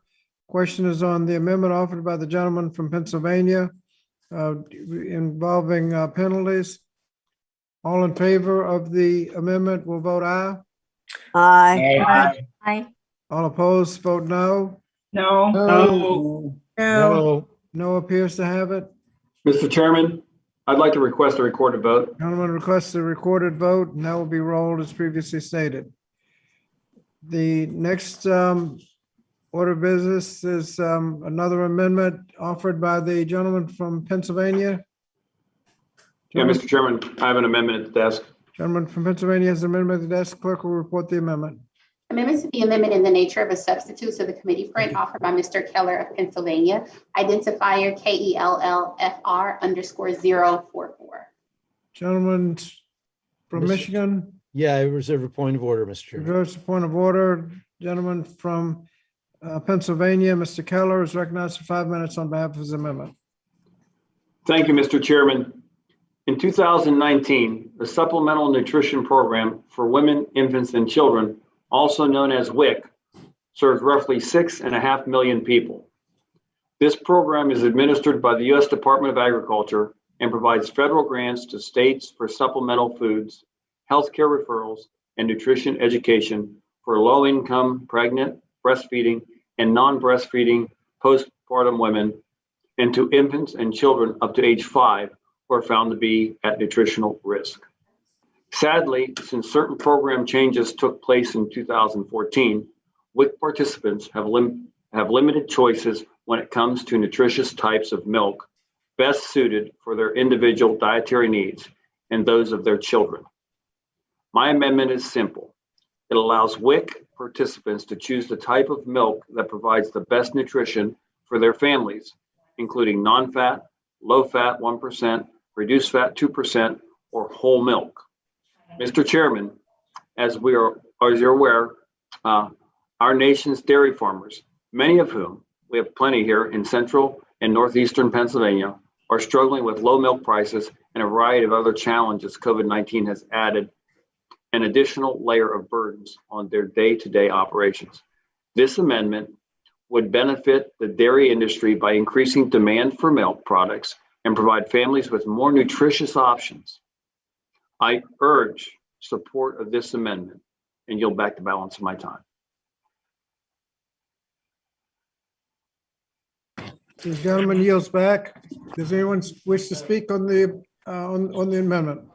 I do, Mr. Chairman. The lady from Oregon, Ms. Bonamici. Thank you. I move to strike the last word. Recognized for 5 minutes. Thank you so much, Mr. Chairman. Access to nutritious meals is really a key to keeping students healthy. We know from health and education experts that what children eat and drink makes a significant difference in their health outcomes and academic performance, and that's especially true with young children. To best serve children, we know that school meals and other nutrition programs must follow nutrition standards that are based on research and science. And that's why under current law, the nutrition standards are developed through a rigorous process that's based on the latest nutrition science along with input from the field. This amendment would undermine that rigorous evidence-based process. Furthermore, the amendment would ultimately impede our efforts to improve access to healthy, free school meals and the WIC program. I understand this is just the WIC program, but in the WIC program, we are now working to address the dual crisis of child hunger and diet-related disease. The underlying bill does exactly that by providing healthy, free school meals to 9 million more children and providing financial incentives to schools serving healthier meals. That is our goal. So I want to say that the investments that we're making in the bill are based on policies we put in place to address child nutrition since the onset of COVID-19. And we know that these efforts are working. In fact, this week we learned from new data released by USDA that food insecurity overall did not increase during the very challenging year of 2020. And that's because in part of our work to keep food on the table for families. And we provided much of those resources and flexibilities with bipartisan support. And as I said in my earlier statement, I'm very excited that we're making these investments in the health of well-being of future generations. It is our responsibility to work toward ending childhood hunger. And the proposal for us today in the underlying bill gets us closer than before. I hope our colleagues on both sides of the aisle will join us in reaching that shared goal that no child should go hungry in the U.S. I'm also very concerned, again, that this amendment does not rely on the experts and the science-based decisions and health-based decisions that we use to make decisions in these policy areas. So I urge my colleagues to oppose this amendment, and I yield back the balance of my time. Thank you. Does anyone else seek recognition on the amendment? I would like to speak. The gentlelady from Illinois. Thank you. Illinois. Ms. Miller is Yes. recognized for 5 minutes. Yes, thank you. So I'm guessing you mean well, and we all agree nobody wants any children to go hungry. I have raised 7 children on a full fat diet. Fat helps people stay full, and it's good for their brain development. And parents should have every right to have the freedom to find dietary information and make the best choices for their children. So I support this amendment. Gentlelady's time has expired. Does anyone else seek recognition? Mr. Chairman, I withdraw my point of order. Gentleman withdraws his point of order. No one else seeks recognition. If not, the question is on the amendment offered by the gentleman from Pennsylvania. involving variety of milk flavors. All who favor the amendment will vote aye. Aye. Aye. All opposed, vote no. No. No. No. Noes appear to No. have it. I'd like to request a recorded vote, please. The gentleman from Pennsylvania requests a recorded vote. That will be rolled as previously stated. The next amendment I have listed is the gentleman from Indiana, Mr. Banks. Mr. Chairman, I have an amendment at the desk. Gentleman, clerk will report the amendment. Amendment to the amendment in the nature of a substitute to the committee print offered by Mr. Banks of Indiana. Identifier Banks _117. Mr. Chairman, I reserve a point of order. Point of order is reserved. The gentleman from Indiana, Mr. Banks, is recognized for 5 minutes on behalf of his amendment. Thank you, Mr. Chairman. The bipartisan fiscal year 2021 National Defense Authorization Act, signed into law by President Trump, prohibited Department of Defense dollars from funding universities who host Confucius Institutes. My amendment today would simply ensure the same protections for Department of Education dollars by prohibiting funding in the budget reconciliation package from going to universities who host Confucius Institutes. The Chinese government currently sponsors Confucius Institutes on 38 college campuses across our country. For a decade, our intelligence agencies have warned that the Chinese Communist Party uses this initiative to spread propaganda, recruit influence agents, engage in cyber espionage, and commit intellectual property theft, which is collected and sent back to Beijing. This is accomplished under the guise of cultural development, but the secrecy restrictions and funding under which this program operates leaves no doubt as to the program's true intent. Even China's former head of propaganda, Li Changchun, said Confucius Institutes are, quote, an important part of China's overseas propaganda setup, unquote, end quote. In January, President Biden withdrew President Trump's proposed regulation that would have required student and exchange visitor program certified schools to disclose their agreements with Confucius Institutes or risk losing their SEVP certification. With the elimination of that proposal, there are now even fewer safeguards in place to protect U.S. intellectual property and prevent abject CCP propaganda in our universities. It is beyond time to eliminate funding to schools that readily seek to brainwash students through this program. I urge all my colleagues to support this amendment. Thank you. I yield back. Thank you. Does anyone seek recognition on the amendment? I recognize myself on the amendment and move to strike the last word to speak in opposition. While many of my colleagues have expressed concern over the transparency of the Confucius Institutes, I would like to remind our colleagues that we included a provision in the fiscal year 21 National Defense Authorization Act that requires the Department of Defense to prohibit funding to institutions with the Confucius Institute unless the secretary determines that such contracts robustly protect academic freedom. Denying funding to institutions and students just to so-called attack China adds to the rhetoric that continues to fuel violence against Asians and the Asian American community. We don't need this provision. It's already been handled in the Defense Authorization Bill, and I would urge my colleagues to oppose the amendment and yield back the balance of my time. Does anyone else seek time on the amendment?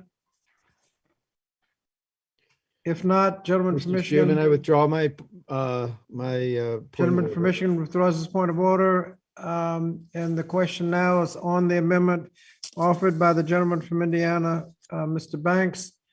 All in favor of the amendment will say aye. Aye. Aye. All opposed, say no. No. Noes appear to have it. Mr. Chairman, I ask for a recorded vote. The gentleman from Indiana asked for a recorded vote, which will be rolled as previously stated. The next amendment I have is also to be offered by the gentleman from Indiana. Mr. Chairman, I have an amendment at the desk. Gentleman from Indiana has an amendment at the desk. Clerk will report the amendment.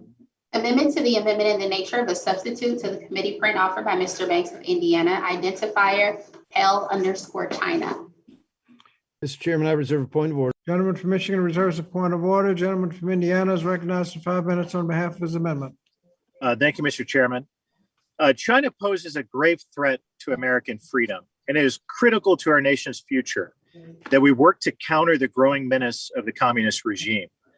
China views our nation's students as a prime target for its propaganda, and we can't sit by while they exploit our students and infiltrate our institutions. This committee should take action to protect students from a nation that unleashed a deadly virus that has taken the lives of over 600,000 Americans. My amendment would prohibit any student who receives a Pell Grant from conducting research associated with or on behalf of entities that are affiliated with the government of China or any of its subsidiaries. Under no circumstance should Americans have to see their taxpayer dollars flow to programs that can be used to support an oppressive regime. My amendment would ensure this is no longer a possibility under the Pell Grant program. This amendment takes an important step to protect students, taxpayers, and the country from the communist threat posed by the Chinese government. I urge my colleagues to support this amendment, and I yield back the balance of my time. Gentleman's time has expired. Does anyone wish to speak to the amendment? Gentleman from New York, Mr. Morelli.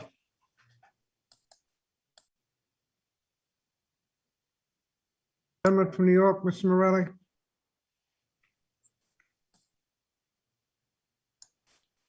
Gentleman's still on mute, I believe. My apologies. Okay. First time with Zoom. I do, Mr. Chair, I move to strike the last word and speak in opposition to the amendment. Gentleman, that's 5 minutes. Yeah, thank you, sir. The amendment, in my view, is a bad faith effort on the minority to score political points by prohibiting students from using Pell Grant funds to conduct research connected to China. The bill we're considering today would spend billions of dollars to make needed and critical investments in higher education, including the Pell Grant program.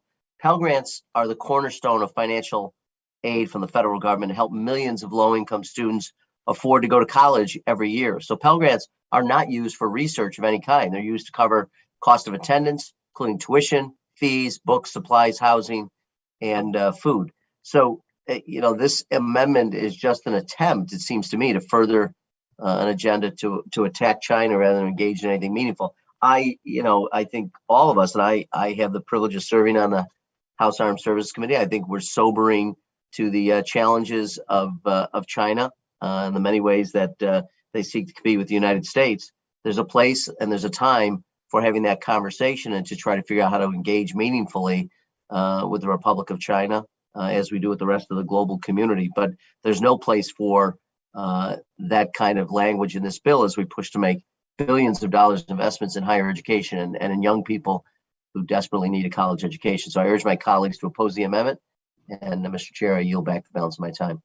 Gentleman yields back. Are there others who wish to speak to the amendment? If not, gentleman from Mr. Chairman, I Michigan. withdraw my point of order. Gentleman from Michigan withdraws his point of order. The question now is on the amendment offered by the gentleman from Indiana, Mr. Banks. All in favor of the amendment will vote aye. Aye. Aye. All opposed, vote no. No. No. Those appear to have it. Mr. Chairman, I ask for a recorded vote. The gentleman from Indiana asked for a recorded vote, which will be rolled as previously stated. The next amendment I have listed is to be offered by the gentleman from North Carolina, Mr. Cawthorn. Thank you, Mr. Chairman. I have an amendment, Cawthorn RAMD_08 at the desk. Gentleman has an amendment at the desk. Clerk will report the amendment. Amendment to the amendment in the nature of a substitute to the committee print offered by Mr. Cawthorn of North Carolina, identifier RAMD_08. Mr. Chairman, I reserve a point of order. Gentleman from Michigan reserves a point of order. Gentleman from North Carolina, Mr. Cawthorn is recognized for 5 minutes on behalf of his amendment. Thank you, Mr. Chairman. Thank you to the whole committee.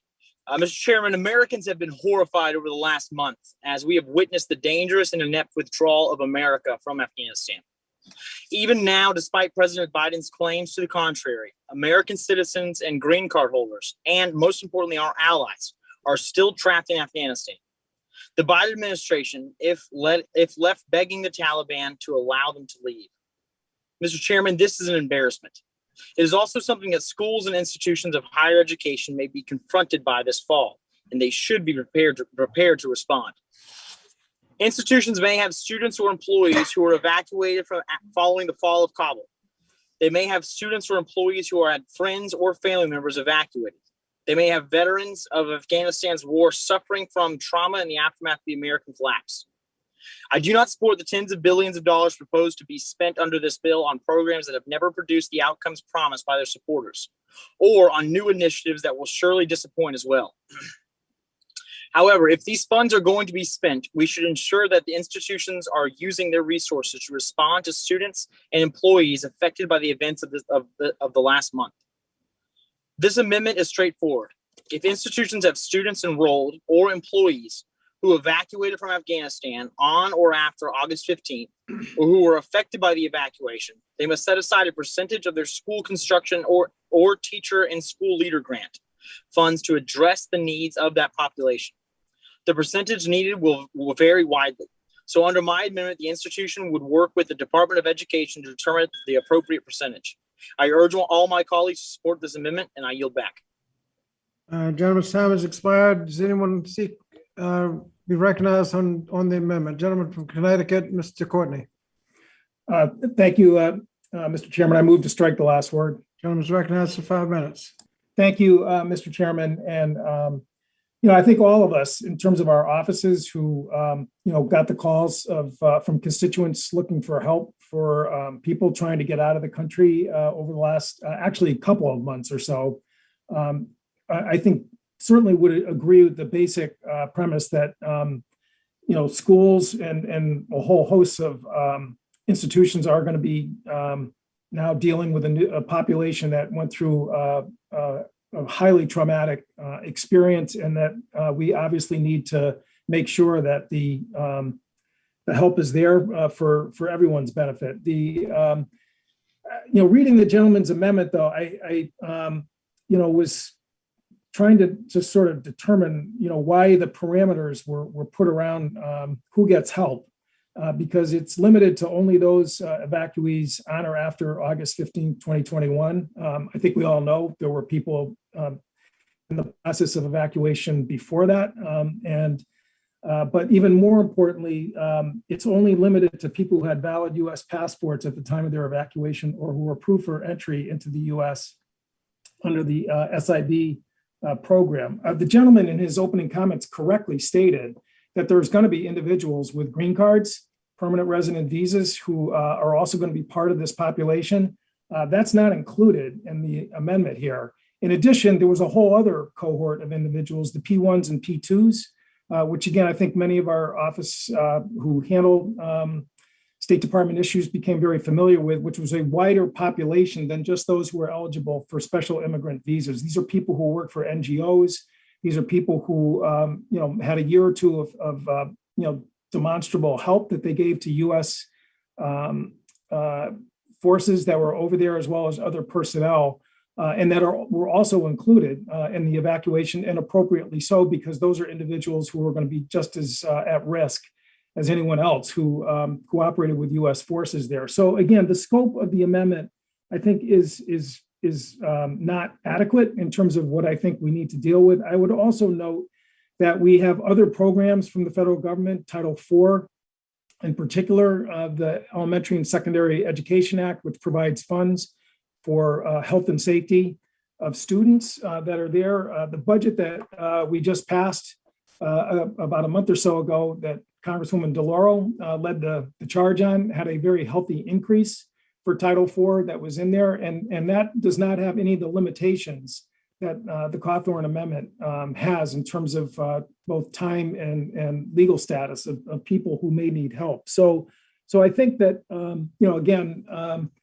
we're going to take this on as a nation. And I think that the budget that we passed out of the House provides the support in the correct bucket, as opposed to going into school construction funds to deal with this. I would just also note, as long as we're on the subject, that on page 95 of the bill, we included a provision to address an issue which the Iraq and Afghan war veterans and a whole host of other veterans have long complained about, which is the calculation of public service loan forgiveness eligibility. The bill copy provides a provision which will allow overseas deployments, the months of overseas deployments when student loan payments are deferred, to be counted as qualifying payments and allow folks to get their loans discharged, again, who are wearing the uniform of this country and are serving overseas. The Department of Defense calculates that that's roughly about 10,000 overseas service members at any given time. Their average student loan debt is $13,000. And so what this bill will do is, correctly recognize that when they're overseas, that period of time when they're there should be counted towards their public service loan trigger to get their loans discharged. So the bill is, part of the bill within our jurisdiction dealing with student debt is addressing, the great service of the people who went through not just the evacuation since August 15th, but their time overseas, again, representing and defending and protecting our nation. So again, I would urge a no vote. Certainly happy to talk to the gentleman in terms of other ways that we can, again, get the full scope of all the people that were going to be evacuated, which is a larger group than what is defined in the amendment. I yield back. Gentleman yields back. Does anyone else seek time on this amendment? If not, gentleman from Michigan. Draw the point of order. The point of order is withdrawn. If no one else seeks recognition, the question is on the amendment offered by the gentleman from North Carolina. All in favor of the amendment will vote aye. Aye. Aye. All opposed, vote no. No. No. Noes appear to have it. Mr. Chairman, it's shocking to me that my counterparts in this committee don't want to help the people who fought beside our valiant men and women who fought in Afghanistan. Therefore, I would like to request that the yeses and noes be recorded. The recorded vote is requested, and that will be rolled with the others. The next amendment is to be offered by the gentleman from North Carolina. Do you have an amendment at the desk? Yes, sir, Mr. Chairman. I have an amendment at Cawthorn Sec 21001 OSHA funds at the desk. The gentleman has an amendment at the desk. Clerk will report the amendment. Amendment to the amendment in the nature of a substitute to the committee print offered by Mr. Cawthorn, identifier SEC 21001. Mr. Chairman, I reserve a point of order. Gentleman from Michigan reserves a point of order, and the gentleman from North Carolina is recognized for 5 minutes on behalf of his amendment. Thank you, Mr. Chairman. The Democrats' amendment in the nature of a substitute includes a whopping $707 million in radically increased funding for OSHA, including money allocated for agency enforcement efforts. This amendment strikes excessive funding for OSHA in the absence of evidence that it will enhance workplace safety and increase employer compliance. The unwarranted funding for OSHA in the Democratic A&S comes despite the fact that Congress has already provided unprecedented levels of additional money to the agency to respond to the COVID-19 pandemic, including $200 million for the Department of Labor, with over $100 million allocated for OSHA as recently as March 2021. Additionally, the House recently allocated $691.8 million to OSHA for fiscal year 2022 through the regular annual appropriations process. It is essential that Congress understands how these millions of dollars have been spent and how much unspent money remains before we rush to write another bloated check for OSHA enforcement activities. Fortunately, the Department of Labor's Office of the Inspector General recently announced that they have initiated an audit to determine whether OSHA appropriately budgeted and expanded its additional funds to carry out COVID-19 related worker protection activities. As of now, we have no evidence that throwing millions of dollars of taxpayer money has been effective at either improving workplace safety or preventing the spread of COVID-19 in the workplace. In addition, I am concerned that OSHA is using the vast majority of its additional funding on indiscriminate enforcement actions against employers and small businesses, who, I remind you, are the backbone of our country, rather than working with these employers through collaboration and compliance assistance to prevent accidents before they happen. While the Inspector General's audit is in process, it would be inappropriate for Congress to spend taxpayer money to blindly, without a clear sense of whether new funds are necessary. Therefore, the excessive and unnecessary OSHA funding should be removed from this bill. For these reasons, I urge my colleagues to vote yes on the amendment. And with that, I yield back. The gentleman's time has expired. Does anyone seek recognition on the amendment? Gentleman from California, Mr. Takano. Mr. Chairman, I move to strike the last word. Gentleman's recognized for 5 minutes. Thank you, Mr. Chairman. This amendment is a poison pill that is designed to undermine our ability to invest in our country and build back better for workers and their jobs. Workers are dying. Look at the numbers from 2019 alone. On average, every single day, 275 people died because of their job, either the job they were working that day or some job that they had in their lifetime that had been slowly killing them ever since. OSHA's job is to prevent these deaths. But since OSHA was created 50 years ago, its enforcement capacity has shrunk as the number of workplaces in its jurisdiction has almost doubled. The $707 million investments will help OSHA catch up to the size of the workforce it is charged with protecting. In 2019, the last year before the pandemic, OSHA could inspect every workplace within its jurisdiction only once every 162 years. Now, with this investment, OSHA could very well have the capacity to inspect every workplace once every 100 years. Should it focus on these added resources on enforcement? Let me just emphasize that they'd be able to inspect every workplace every 100 years with these investments. Should it focus on enforcement? But let me just ask you, is it too much to allow OSHA to inspect every facility once in a century? Let's say OSHA does way more than health and safety. It also enforces more than 20 whistleblower laws, covering everything from pipeline safety to the Safe Drinking Water Act. But for all that work, the current OSHA enforcement budget amounts to $3.97 per worker. That's less than the cost of a pumpkin spice latte at Starbucks.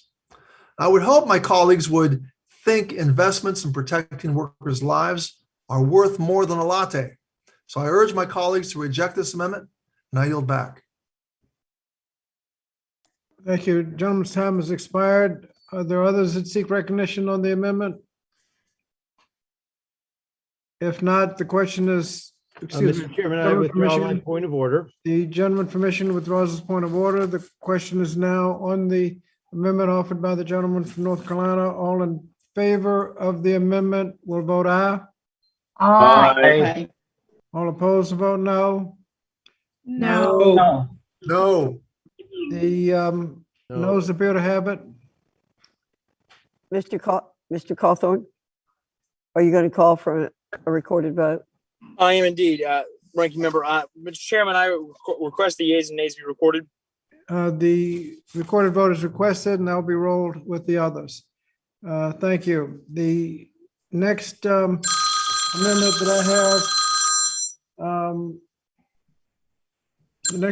that I have, is to be offered by the gentleman from Utah, Mr. Owens. Mr. Chairman, I have an amendment at the desk. Gentleman from Utah has an amendment at the desk. Clerk will report the amendment. Amendment to the amendment in the nature of a substitute to the committee print offered by Mr. Owens of Utah. Identifier NLRACMP. Gentleman from Michigan reserves a point of order. Gentleman from Utah, Mr. Owens is recognized for 5 minutes on behalf of his amendment. Thank you, Mr. Chairman. Okay. The Democrat ANS significantly expands liabilities, hikes penalties for unfair labor practices committed by employers under the National Labor Relations Act, NLRA, but is surprising does not simply expand the liabilities or increase penalties for unions or their executives. This amendment simply levels the playing field so that unfair union labor practices, such as instances of restraining or coercing an employee from exercising his or her rights under the NLRA, are treated the same way under the legislation as employer unfair labor practices. The NLRA treats unions and employers unfair labor practices equally, but the bill we are considering today does not expand liability or increase penalties for unions. This is yet another example of how specific provisions in this bill are one-sided and more about the power of union bosses than about the rights of workers.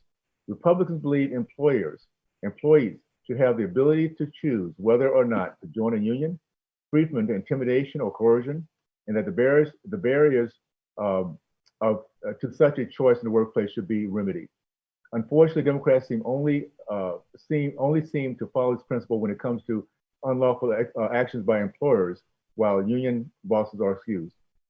By leaving the liabilities and penalties for the unfair union labor practices untouched, while radically expanding liabilities and penalties for employers, Democrats are giving their union friends special treatment. If we're going to amend the NLRA to expand penalties, these penalties should apply equally, regardless of who commits the unfair labor practice. Bad actors should be treated equally as bad actors, whether the employers or union bosses. I urge my colleagues to adopt this common sense amendment, which simply levels the playing field so that all who treat the employees unfairly are held accountable to the same standards. I yield back. Thank you. The gentleman's time has expired. Does anyone seek recognition on the amendment? The gentleman from Michigan, Mr. Levin. Thank you so much, Mr. Chairman. I move to strike the last word in opposition. Recognized for 5 minutes. Thank you. Mr. Chairman, this amendment is exceedingly harmful. We are seeking to allow the NLRB to raise revenues by actually, for the first time in the 86-year history of the National Labor Relations Amendment, putting in the kind of penalties for lawbreakers that virtually all other civil rights statutes have. Believe it or not, if an employer is found to have fired someone in order to crush a union drive because they were a leader, say, and of course the employer's goal isn't just to get rid of that person, it's to discourage all the others and show them their efforts are fruitless. What is the penalty? The penalty is as follows. The person can receive back pay minus any money they made in the meantime. Well, a working person can't sit around and wait 6 months, a year, 2 years, 3 years for this litigation to unfold. So they go out and get another job. Effectively, the penalty is often effectively zero. The results of this are evident in the data that the NLRB collects. The number of elections have gone down, down, down, while unfair labor practices have skyrocketed. The data are clear that employers engage in illegal activity for when workers seek to form a union in a shocking percentage of cases. Almost half the time. It's not like any area of law where 2 or 3% of the time someone might violate the law because there's no meaningful penalty. So here we seek to raise revenues by simply allowing the National Labor Relations Board to punish wrongdoing with meaningful penalties. And people want to stop us from doing that. It makes no sense. It allows a continued violation of workers' most basic rights. And I urge all of my colleagues to oppose this harmful amendment. With that, Mr. Chairman, I yield back. Thank you. Are there others that seek recognition on the amendment? If not, gentleman from Michigan, Withdraws his point of order. withdraws his point of order. The question now is on the amendment offered by the gentleman from Utah. All in favor of the amendment will vote aye. Aye. Aye. All opposed, vote no. No. No. Noes appear to have it. Yeah, Chairman, I ask for a voice vote, please. The gentleman requests a recorded vote, and they'll be rolled till the end. 17. The next amendment on the list I have is to be offered by the gentleman from Pennsylvania, Mr. Thompson. Is the gentleman from Pennsylvania, Mr. Thompson, with us?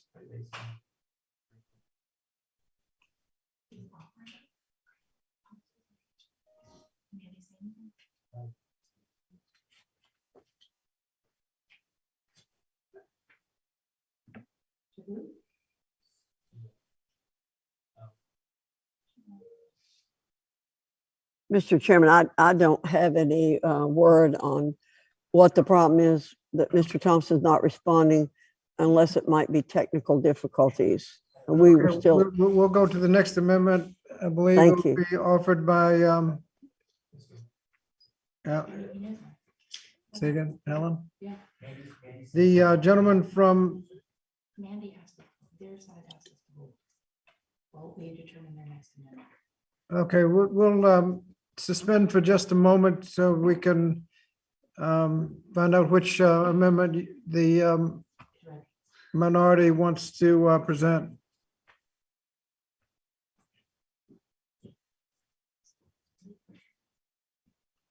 I see Mr. Allen, but he is muted. I think you're about to call on him. I don't, Okay. there's Mr. Comer also.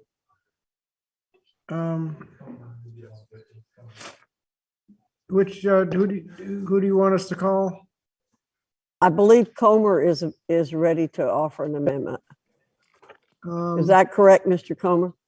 Yes, Madam Chair, or Madam Ranking Member.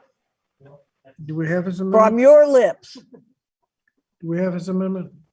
We're checking. We have Mr. Allen. We don't have an amendment listed for Mr. Comer yet. I apologize for the confusion, Mr. Chairman. No problem. Yeah, I believe you do have Mr. Comer's amendment now, Mr. Chairman, I'm Do we have told. Mr. Comer's amendment now?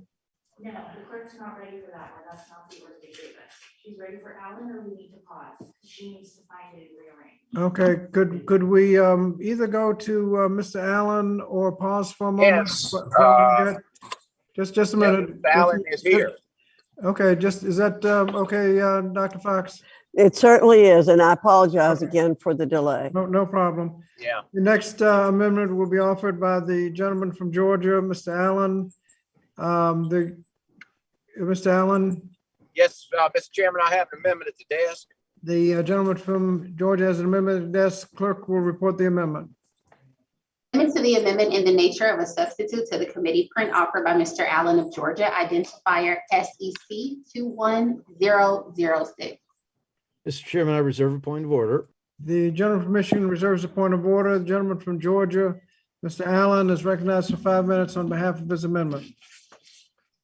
Thank you, Mr. Chairman. The Democrat A&S doubles down on an anticipated and adversarial view of labor relations by inappropriately weaponizing enforcement as the main objective of the National Labor Relations Act, only to further unionization that has consistently failed to attract the support of American workers in a modern economy. This bill includes a provision from the PRO Act authorizing the National Labor Relations Board to levy new and excessive civil monetary penalties against employers for unfair labor practices. However, the bill plays favorite similar penalties for fair labor practices committed by unions. Additionally, the Democrat A&S adds new and aggressive penalties on unlawful employer conduct and activities a clear violation of employer rights and disregard of the law. For instance, an employer could be penalized for replacing employees on strike during an ongoing labor dispute. My amendment strikes these provisions in the underlying bill.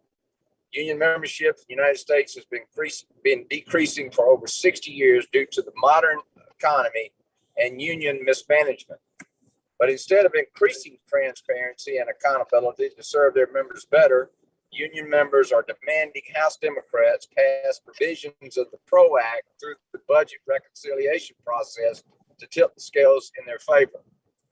The biased, one-sided provisions in the Democrats' bill upend the careful balance that has existed in federal labor law for more than 70 years, in which unfair labor practices committed by unions and employers are remedied rather than punished. Penalties over remedying workplace issues, the bill uses these fines as almost another tax on employers. Furthermore, by failing to address unfair labor practices committed by unions, the provisions in the underlying bill do not provide equal protection and application of the law. Instead, the bill authorizes the NLRB to levy and collect these fines, making the agency an agent of coercive big labor rather than a neutral arbiter of workplace democracy. Committee Republicans are committed to protecting constitutionally guaranteed rights of freedom of speech and freedom of association. We support the right of employees to join together and form a union, just as we support the right of individuals to refrain from joining unions. For these reasons, my amendment strikes the provisions in the bill which impose one-sided civil monetary penalties and add unprecedented restrictions on lawful employer activities. This amendment will ensure that unfair labor practices committed by unions and employers continue to be remedied.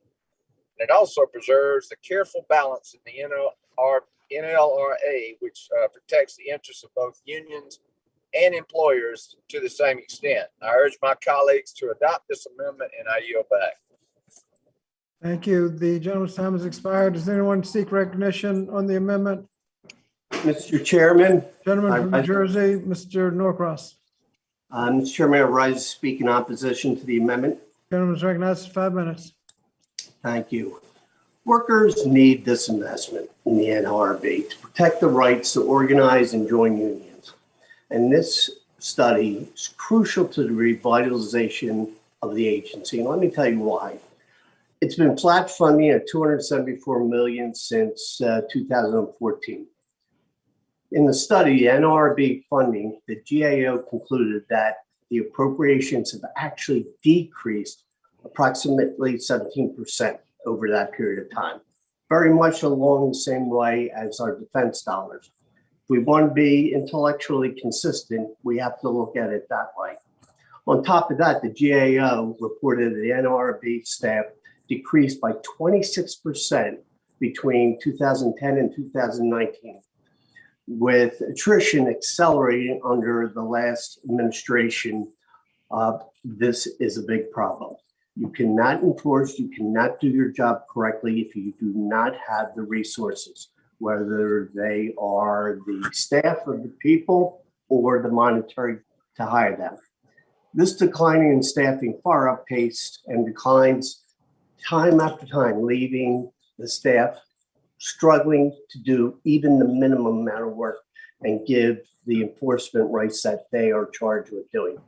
Taking all these factors together, NLRB must be restored so it best protects workers' full freedom of association, as you talked about, in the rights of this great country. Doing so, it can also rebuild the agency, which we know it needs to be done. We're talking about fairness. We're not taking one side or the other. Leveling the playing field requires that we urge a no vote, and I yield back. Thank you. Gentleman's time has expired. Are there others that wish to speak to the amendment? Chairman, Indiana, Mr. Mervin. Chairman, I move to strike the last word and speak in opposition to the amendment. Gentleman from Indiana is recognized for 5 minutes. This amendment is designed to undermine our ability to invest in our country and build back better for the workers and their jobs. We must make investments in the National Labor Relations Board to ensure that it can expand its capacity to conduct strategic enforcement to help deter employers from violating these fundamental economic rights. It is critical we empower the National Labor Relations Board to authorize civil monetary penalties, which the ANS does. This amendment is an attempt to undermine the NLRB's discretion and thus to undermine its ability to authorize penalties and to generate revenue. This revenue-raising provision specifies monetary penalties of up to $50,000 for a violation and up to $100,000 for employers who are found to have committed multiple violations in the previous 5 years. However, the ANS requires that the exact amount of the penalty reflect the gravity of the violation, the impact of the employees and the public, and the size of the employer. So penalties are proportional to the violations. I disagree with the premise of this amendment because it is designed to undermine investments in enforcement that help ensure workers do not face retaliation when they seek to form, join, or assist a union. I urge my colleagues to oppose this amendment, and I yield back. Thank you. The gentleman's time has expired. Does others wish to speak to the amendment? If Mr. not, Chairman, I gentleman from withdraw my Michigan. point. Gentleman from Michigan withdraws his point of order. The question then is now on the amendment offered by the gentleman from Georgia, Mr. Allen, involving penalties. All in favor of the amendment will vote aye. Aye. Aye. All opposed will vote no. No. No. Noes appear to have it. Yes. Mr. Chairman, I ask for a recorded vote. The gentleman from Georgia asked for a recorded vote, which will be rolled. Mr. Chairman, I have another amendment at the desk. Gentleman from Georgia has another amendment at the desk. Clerk will report the amendment. Amendment to the amendment in the nature of a substitute offered by Mr. Allen, or amendment in the nature of a substitute to the committee for an offer by Mr. Allen, identifier SEC 21002. Gentleman from Michigan. I reserve a point of order, Mr. Gentleman from Michigan reserves a point of order. Gentleman from Georgia is recognized for 5 minutes on behalf of his amendment. Thank you, Mr. Chairman. The Democrat ANS sends an additional $350 million in supplemental appropriations to the National Labor Relations Board to create a taxpayer-funded government slush fund intended to harass job creators and force workers into a one-size-fits-all union system. This amendment strikes this unnecessary and excessive additional funding in the bill. President Biden's fiscal year 2022 budget requested almost $302 million in funding for the NLRB, an additional $27 million, or roughly 10% over last year's enacted level. In July, House Democrats passed an appropriations bill that would provide the NLRB with $317 million in funding, far more than even President Biden requested. President Biden is disregarding federal law and has stacked federal agencies with radicals intent on dismantling policies and reversing decisions that have provided clarity to the benefit of both workers and employers. In FY 2020, the Trump administration and NLRB General Counsel Peter Robb made a significant commitment to improving case processing for workers and employers, an initiative that was a resounding success. In fact, under their leadership, the median age of cases pending before the board was reduced from 157 days in 2019 down to 85 days at the end of 2020, a 46% reduction. Additionally, the number of cases pending before the board hit the lowest level in over 40 years. How did the Biden administration respond to these successes? By completely undoing the independence of the agency. Just 22 minutes after speaking of unity in his inaugural address on January 20th, President Biden demanded that General Counsel Robb resign and ultimately fired him later that day prior to the completion of his Senate-confirmed 4-year term. Robb's report was unprecedented. The National Labor Relations Act established an independent general counsel in 1947. In contrast, the Biden NLRB General Counsel Jennifer Abraza recently detailed in an August memorandum her intention to pursue a radical agenda at the behest of the far left, which will stifle job creation.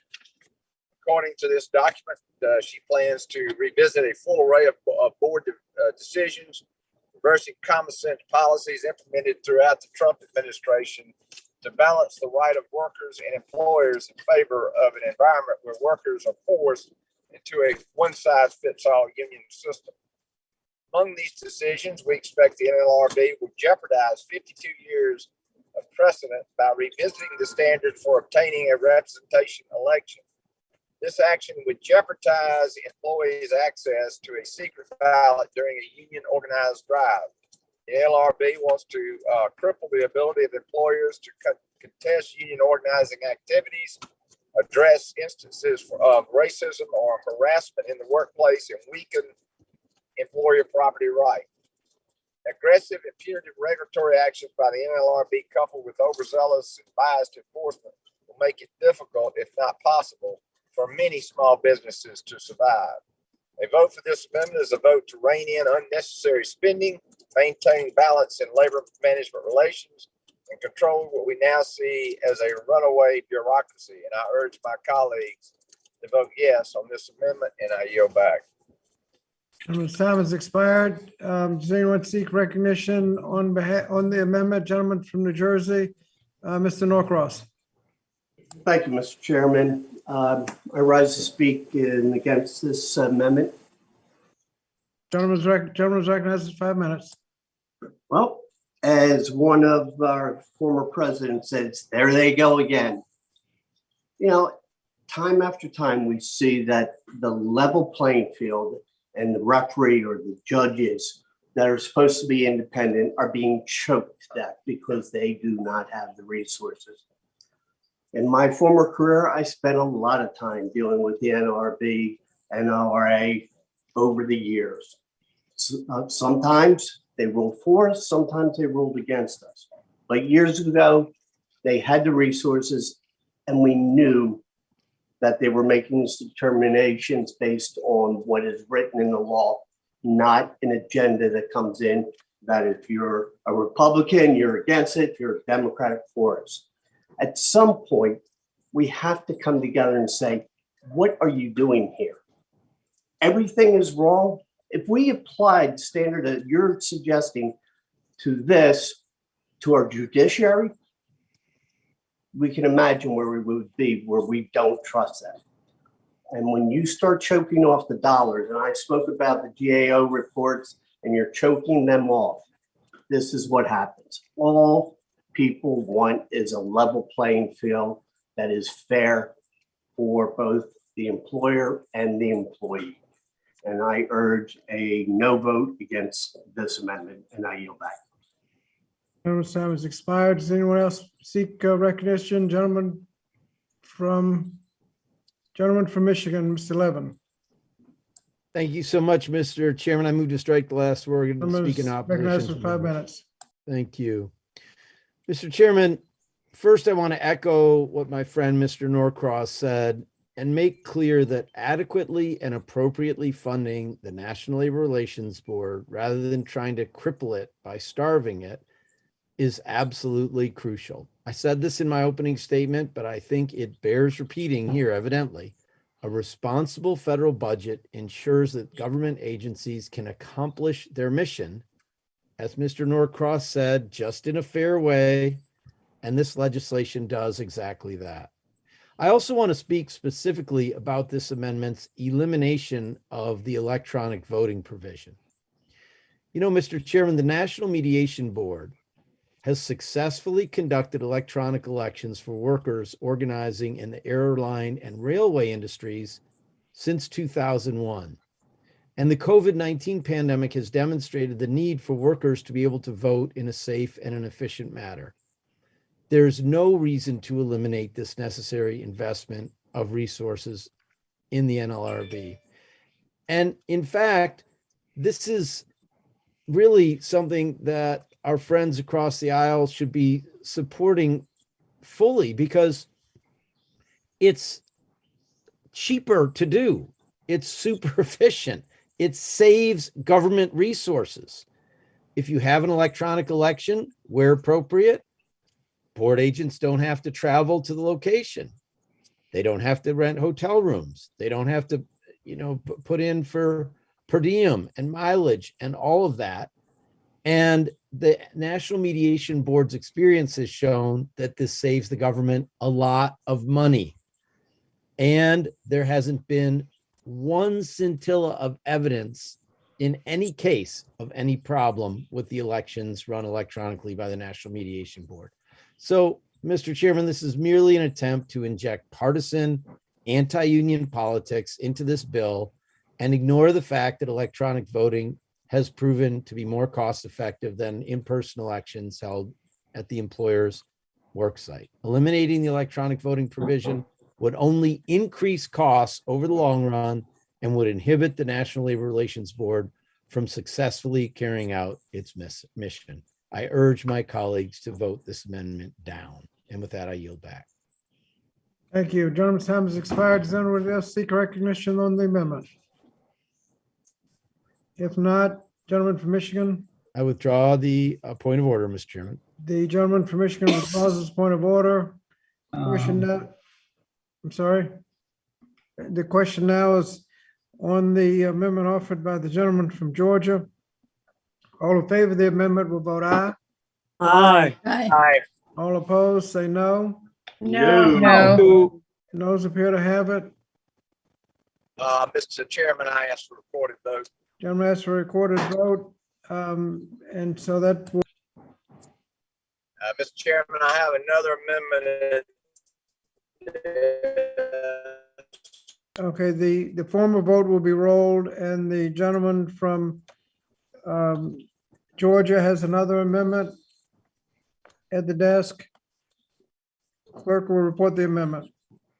Amendment to the amendment in the nature of a substitute to the committee print offered by Mr. Allen of Georgia, identifier RAMD_028. Mr. Chairman, I reserve a point of order. Michigan reserves a point of order, and the gentleman from Georgia is recognized for 5 minutes on behalf of his amendment. Thank you, Mr. Chairman. I'm deeply concerned about the rising cost of higher education, as I'm sure everyone is. An issue we all claim to care about, but continue to miss opportunities to take real action to address the root cause of the problem. Unfortunately, today is another day in which the majority has put a bill in front of us that pushes billions of dollars toward institutions, adding to the hundreds of billions Americans annually spend, and requires little reform for colleges to make decisions to lower the overall cost of higher education. As it is written, this reconciliation bill will create a new federal state match program that claims to make community college free, continues increasing the maximum Pell Grant, and provides billions to universities and free handouts. But in order to understand how these policies are going to turn out, we need to look at the facts. When the federal government gets involved, it does not have a good track record for lowering the cost of anything, particularly college. An analysis from CBO found that from 1995 to 2017, college tuition increased by 120%. It was during the same time period that the federal government became the main lender and took charge of issuing the bulk of student loans. Another study published by the Federal Reserve Bank of New York found that for every dollar of federally provided subsidized loans, schools have increased tuition by 60 cents. Voting today to continue over-subsidizing colleges will only exacerbate the problem caused by these failed government policies that have been shown to do nothing to decrease the cost of college or produce better outcomes for students. While supporters claim that the new federal state match grants will make community college tuition free, while requiring states to provide a certain share of the funds, let's not be misleading about these policies. Persuading state-run institutions to move the sticker price to zero may mean that a student will not have to pay, but American taxpayers are still footing the bill, while institutions in the higher education industry surrounding them are still capturing federal dollars for their bloated budgets. Additionally, community college is already an affordable option. The average annual tuition and fees for two-year community college is $3,770. When you take into consideration that low-income students are eligible for current Pell Grant award at $6,495, you can see that the Pell Grant more than covers community college expenses for the students most in need. Over the last decade, first-time, full-time students received enough grant aid to cover their community college tuition and fees. By providing a blanket subsidy for community college tuition, this bill helps wealthy college goers who can pay for school more than low-income community college students. This is why the amendment I'm offering today would put these new higher education spending provisions to the test and require the GAO to conduct a study to analyze this bill's impact on the cost and quality of college. Specifically, this amendment calls on GAO to examine published tuition and fees charged by institutions, the net price for students, how students fare in the labor market after college, and the institution's finances, including an analysis of the share of revenue from students, the federal government, and other entities. The last thing we should do is pass more funding to institutions that may not actually reduce the overall cost of college or have a positive impact on the quality of post-secondary education. My amendment ensures that there will be will at least be more transparency and data about where taxpayer funding goes should this budget reconciliation bill pass. My amendment will empower this committee to make real reforms to our higher education system at a future date. I urge my colleagues from both sides of the aisle to support this amendment, and I yield back. Thank you. The gentleman's time has expired. Does anyone seek recognition on the amendment? The gentlelady from North Carolina, Ms. Manning. I move to strike the last word and speak in opposition to the amendment. The gentlelady is recognized for 5 minutes. Thank you, Mr. Chairman. Mr. Chairman, as we know, the Office of Inspector General plays a critical and nonpartisan role in holding agencies accountable. I think we can all agree on that. This amendment is a solution in search of a problem. The committee print already provides $35 million to the OIG to conduct oversight of programs, grants, and projects funded that will be carried out by the Department of Education. Furthermore, the Department of Education already collects and publishes extensive data regarding college costs, student outcomes, and institutional finances as part of the annual Integrated Post-Secondary Education Data System Survey. Researchers and policymakers, as well as the OIG, already make use of these data to examine student outcomes in higher education and to evaluate the effectiveness of federal, state, and institutional policies. I look forward to working with my colleagues from both sides of the aisle to further utilize these and other data sources to evaluate the impact of the sweeping higher educational investments before us today. I appreciate my colleagues' interest in accountability, and I urge him to join us in voting yes on the committee print before us for consideration. I would also urge him to consider that for many students who would like to go to community college, they are already out in the working world, have families, they struggle even to reach what to some might seem like the affordable cost of community college. And this important bill will put community college within the reach of so many who want to improve their lot in life and improve their education, and so they can get better jobs in the future. This will truly make community colleges affordable for so many who currently cannot afford community college. I urge my colleagues to oppose this amendment, and I yield back. Thank you. Does anyone else seek recognition on the amendment? If not, the gentleman from Mr. Michigan. Chairman, yes, I withdraw my point of order. The gentleman from Michigan withdraws his amendment. The question now is on the amendment offered by the gentleman from Georgia. All in favor of the amendment will vote aye. Aye. Aye. All opposed to the amendment will vote no. No. Noes appear to have it. Mr. Chairman, I ask for a recorded vote. Gentleman from Georgia asked for a recorded vote, and that will be honored at the end. Mr. Chairman, I have a final amendment. Gentleman from Georgia has an amendment at the desk. Clerk will report the amendment. Amendment to the amendment in the nature of a substitute to the committee print offered by Mr. Allen of Georgia, identifier ALLEGA_028. The gentleman from Michigan, Reserve point. the gentleman from Georgia has an amendment at the desk. Clerk will report the amendment. And she's reported it. You're gonna Reserving a point of order. Yes. reserve thank a you. point of order. The gentleman from Georgia is recognized for 5 minutes on behalf of this amendment. Thank you, Mr. Chairman. Mr. Chairman, the data shows that Pell Grants currently support a substantial portion of students' tuition and fees, yet this reconciliation package increases the maximum Pell Grant by $500 each award year. You might not guess this, but you may not guess this is based on the misleading message repeated by my Democratic colleagues, but federal support for Pell recipients currently exceeds the average tuition price at in-state two-year institutions. What does that mean? It means that students at community colleges can pay for the entire cost of tuition and still have money from their Pell Grant left over to pay for living and other expenses. But more importantly, this increase to the maximum Pell Grant overlooks an important problem. Excessive federal funding of higher education fuels the exorbitant, ever-rising cost of college tuition while doing nothing to hold schools accountable for their students' poor performance.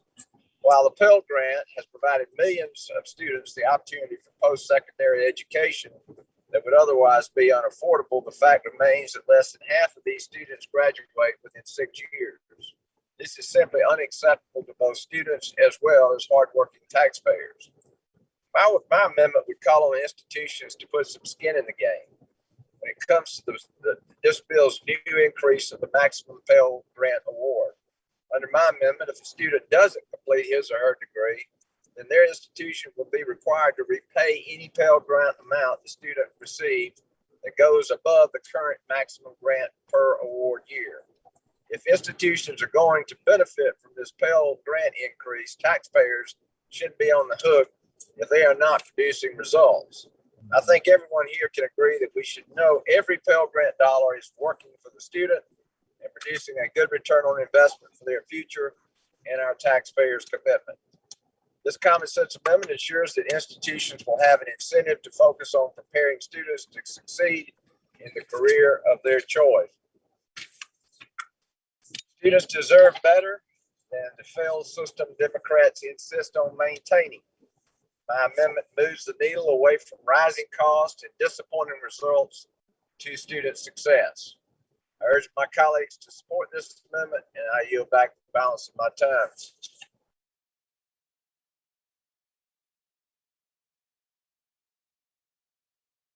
I yield back. Mr. Chairman.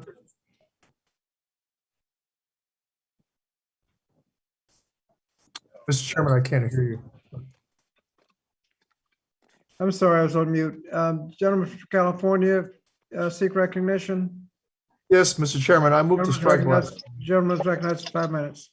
Yes, I do rise to speak in opposition to this very unnecessary amendment. This amendment is a solution in search of a problem. Students and institutions are already required to return Pell funds when students withdraw in the middle of a semester under the existing return of Title IV rules.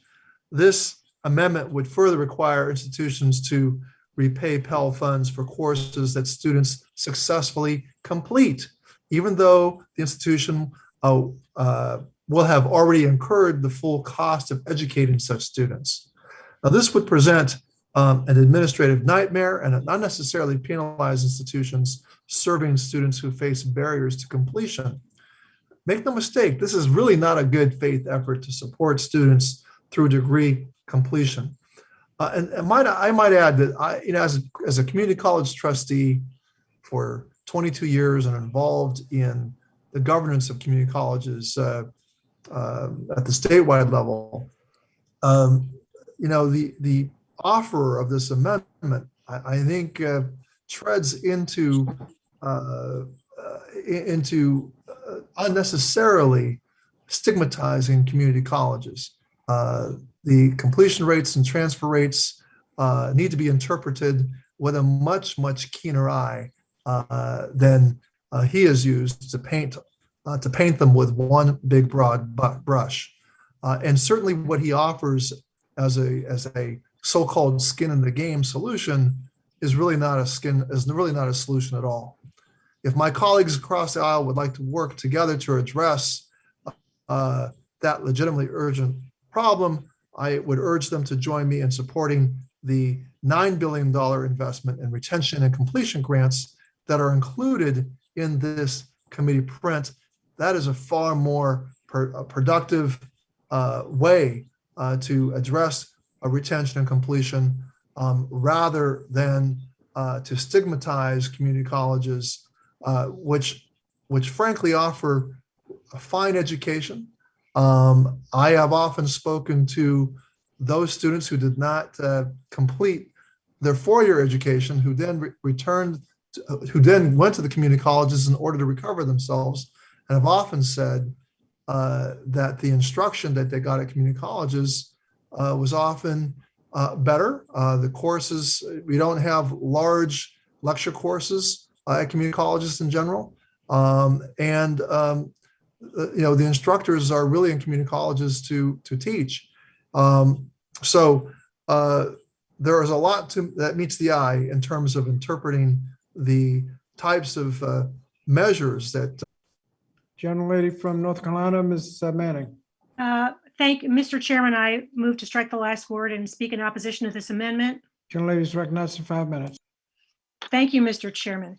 I have sat on the board of trustees of one of the fine universities in my district, a school whose student body includes a significant number of students who are the first in their family to go to school and who only can attend because they are able to receive Pell Grants. And I can tell you from sitting on that board and watching students struggle to pay for school, that the Pell Grant has not kept pace with the cost of tuition over the years.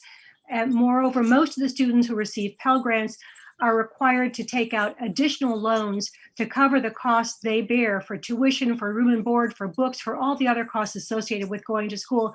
And many of those students still are on food subsidy benefits because they cannot afford to pay their costs. The fact that we are raising Pell Grants by $500 per student is hardly need for the kind of clawback that is being suggested in this amendment. I think what we ought to be doing, frankly, is offering a larger Pell Grant, because one of the reasons that so many students who are on Pell Grants have so much often struggle to get through school is because they also have to work jobs, sometimes full-time jobs, to afford to continue their studies. So I urge my colleagues to vote against this amendment and would urge us in the future to consider increasing the Pell Grants to a higher rate. And I yield back. Mr. Chairman. Gentlelady from North Carolina, the distinguished ranking member. Thank you, Mr. Chairman. You know, as someone who worked. Ladies recognized for 5 minutes. Thank you. As someone who worked for 15 years at a university and then it was president of a community college and has been involved in education all her life, I understand that what Mr. Allen is getting at is to try to have some accountability for the schools who continue to raise their tuition over and over and over again, higher than the cost of inflation, and have absolutely no accountability for how they spend hardworking taxpayer dollars. 70% of those taxpayers not able to go to college themselves. What we need is accountability. We don't need to keep throwing money at colleges and universities. This is no slam on community colleges, as some of our colleagues want to say. It is not at all. It is recognizing that many schools are simply not taking the responsibility for seeing that the students they admit stay in school, complete either certification or their degrees, or be held accountable for either admitting students who aren't qualified or not taking care of the students that they do admit. We are long past creating skin in the game for institutions that are wasting, again, taxpayer dollars at a fantastic rate and not doing what they purport to do. Our colleagues on the other side of the aisle want to hold one segment of the post-secondary education community responsible for doing their jobs. We need to hold all segments of the post-secondary education responsible. This amendment would do that.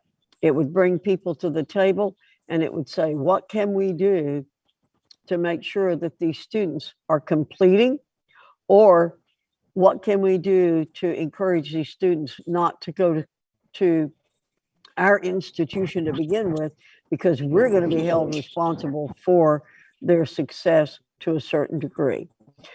More money for Pell Grants is not going to bring down the cost of post-secondary education. It's going to make the cost go up. And that's going to be the impact of this bill.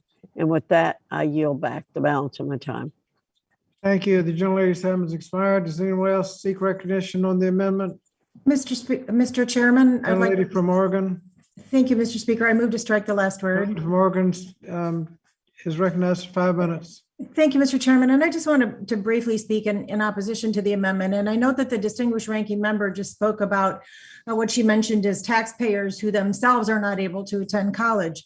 May I suggest that supporting the underlying bill will help to address that problem, because in fact, this bill will help people because it will make community college tuition free. I oppose the amendment and I yield back the balance of my time. Thank you. Does anyone else seek recognition on the Allen amendment? If not, the question. Mr. Chairman, let me withdraw my point of order. Gentleman from Michigan withdraws his point of order. Thank you. The question now is on the Allen amendment. All in favor of the Allen amendment will say aye. Aye. Aye. All opposed will say no. No. No. Noes appear to have it. Mr. Chairman, I ask for a recorded vote. Recorded vote is requested, and that will be honored with the other requests. The next order of business, I have an amendment to be offered by the gentleman from Kentucky, Mr. Comer. Thank you, Mr. Chairman. The gentleman from Kentucky has an amendment at the desk. Clerk will report the amendment. Amendment to the amendment in the nature of a substitute to the committee print offered by Mr. Comer, identifier 0FCCP_01. Mr. Chairman, I reserve a point of order. The gentleman from Kentucky, gentleman from Michigan reserves a point of order. Gentleman from Kentucky, Mr. Comer, is recognized for 5 minutes on his amendment. Thank you, Mr. Chairman. The Democrat A&S provides an additional $201 million for DOL's Office of Federal Contract Compliance Programs. This amendment prohibits any of those funds from being used to rescind the department's final rule clarifying the rights of religious organizations participating in federal contracting. In December 2020, following extensive notice and comment rulemaking, DOL published a final rule ensuring faith-based organizations can participate in federal contracting without having to violate their faith. The rule was long overdue and is needed to ensure DOL is following the First Amendment and federal laws regarding religious liberty. The rule clarifies the obligations of religious organizations participating in the federal contracting system, encouraging additional participation, which will save taxpayer dollars and benefit federal programs. The rule also describes in detail the legal tests for qualifying as a religious organization, which are drawn from federal statutes and case law. In March, DOL sent a draft proposed rule to the White House for review that would rescind this important and necessary rule. Religious freedom is the first freedom enshrined in the Bill of Rights, and federal policy should not interfere with this fundamental liberty. This amendment will ensure the additional funds provided to OFCCP and the Democrat A&S will not go toward rescinding a rule that is needed to protect religious liberty and the equal participation of religious contractors. I urge the committee to approve it, and I yield back. Thank you. The gentleman's time has expired. Does anyone seek recognition on the amendment? I seek recognition, Mr. Chairman. Gentlelady from Oregon, Ms. Bonamici, is recognized for 5 minutes to strike the last word. Thank you, Mr. Chairman. This amendment weakens anti-discrimination protections under existing law by enshrining the 2020 Trump Office of Federal Contract Compliance Program, or OFCCP, religious exemption rule. Now, that rule allows taxpayer-funded contractors, including potentially for-profit corporations, to hire and fire employees based on any protected category except race, under a justification based on the employer's religious beliefs. The Trump era rule represents a substantial threat to the separation between church and state that lies at the heart of the First Amendment. The rule also threatens the ability of vulnerable communities or minorities, such as religious minorities, someone who is pregnant, members of the LGBTQ community, to access taxpayer-funded jobs. The rule goes well beyond what is required by the Religious Freedom Restoration Act and fails to uphold the federal government's core interest in preventing discrimination when it comes to use of taxpayer funds. The OFCCP has an important mission to protect employees working on contracts financed by taxpayers. Enshrining the problematic rule into law would open the door to expansive and pervasive taxpayer-funded religious discrimination against the very workers the office is charged to protect. To maintain its commitment to its mission, OFCCP must be allowed to reconsider and, I hope, rescind this rule. I urge a no vote on the amendment, and I yield back the balance of my time. Thank you. Does anyone else seek recognition? I recognize myself very briefly just to point out that in recent years, we have redefined the concept of victim of discrimination. It used to be that when a person goes into a restaurant and is refused service because of their ethnicity or other protected class, they would be the victim of discrimination. Now, if the restaurant has to serve the person, the restaurant is the victim of discrimination because their religious liberties are being infringed. Here we have a situation where what used to be the person violating someone's rights are protected, but the victim, the one who can't get a job or can't get services, is left in a lurch, while the person being protected is the one, used to be the one violating rights. I would hope that we would have all of the rules subject to review so that we can get back to the idea that victims of discrimination are the ones that we're protecting, not the right of someone to discriminate. And I yield back. Does anyone else seek recognition? If not, gentleman from Michigan. Withdraws his point of order. Withdraws his point of order. The question now is on the amendment offered by the gentleman from Kentucky, Mr. Comer. All in favor of the amendment will vote aye. Aye. Aye. All opposed, vote no. Aye. No. Noes appear to have it. Mr. Chairman, I ask for a roll call. Gentleman from Kentucky requests a recorded vote, and that will be honored with the others. The next item is I have is another amendment to be offered by the gentleman from Kentucky. Yes. Gentleman from Kentucky has an amendment at the desk. Clerk will report the amendment. Amendment to the amendment in the nature of a substitute to the committee print offered by Mr. Comer of Kentucky, identifier Comer_012. Mr. Chairman, I reserve a point of order. The gentleman from Michigan reserves a point of order. The gentleman from Kentucky is recognized for 5 minutes on behalf of his amendment. Thank you, Mr. Chairman. In 2015, the National Labor Relations Board, comprised entirely of President Obama's appointees, created a broad definition of joint employment that put the franchise model at risk and threatened to erode small business owners' control of their operations. Additionally, right now at the Department of Labor, the Wage and Hour Division is working to rescind the narrowly tailored joint employment rulemaking published under the Trump administration. Reversing the previous administration's actions would once again upend business owners' stability and authority over settling the essential terms of employment for their employees. Time and time again, this Democrat majority is trampling on the rights of small business owners. It's clear this proposal is not only trying to limit businesses' ability to adapt and grow, but will ultimately eliminate the foundations of small business ownership. That's why my legislation, the Save Local Business Act, is essential. Congress must codify a tailored, consistent joint employer standard to prevent infringement from government bureaucrats on our nation's entrepreneurs and job creators. Similarly, this amendment ensures small business owners maintain control over their operational decisions by prohibiting the Department of Labor from using funding to issue a more prescriptive or restrictive joint employer standard. I urge the adoption of this amendment, and I yield back the balance of my time. Thank you. The gentleman yields back the balance of his time. Does anyone seek recognition on the amendment? The gentleman from California, Mr. Takano. Mr. Chairman, I move to strike the last word and speak in opposition to the amendment. Gentleman's recognized for 5 minutes.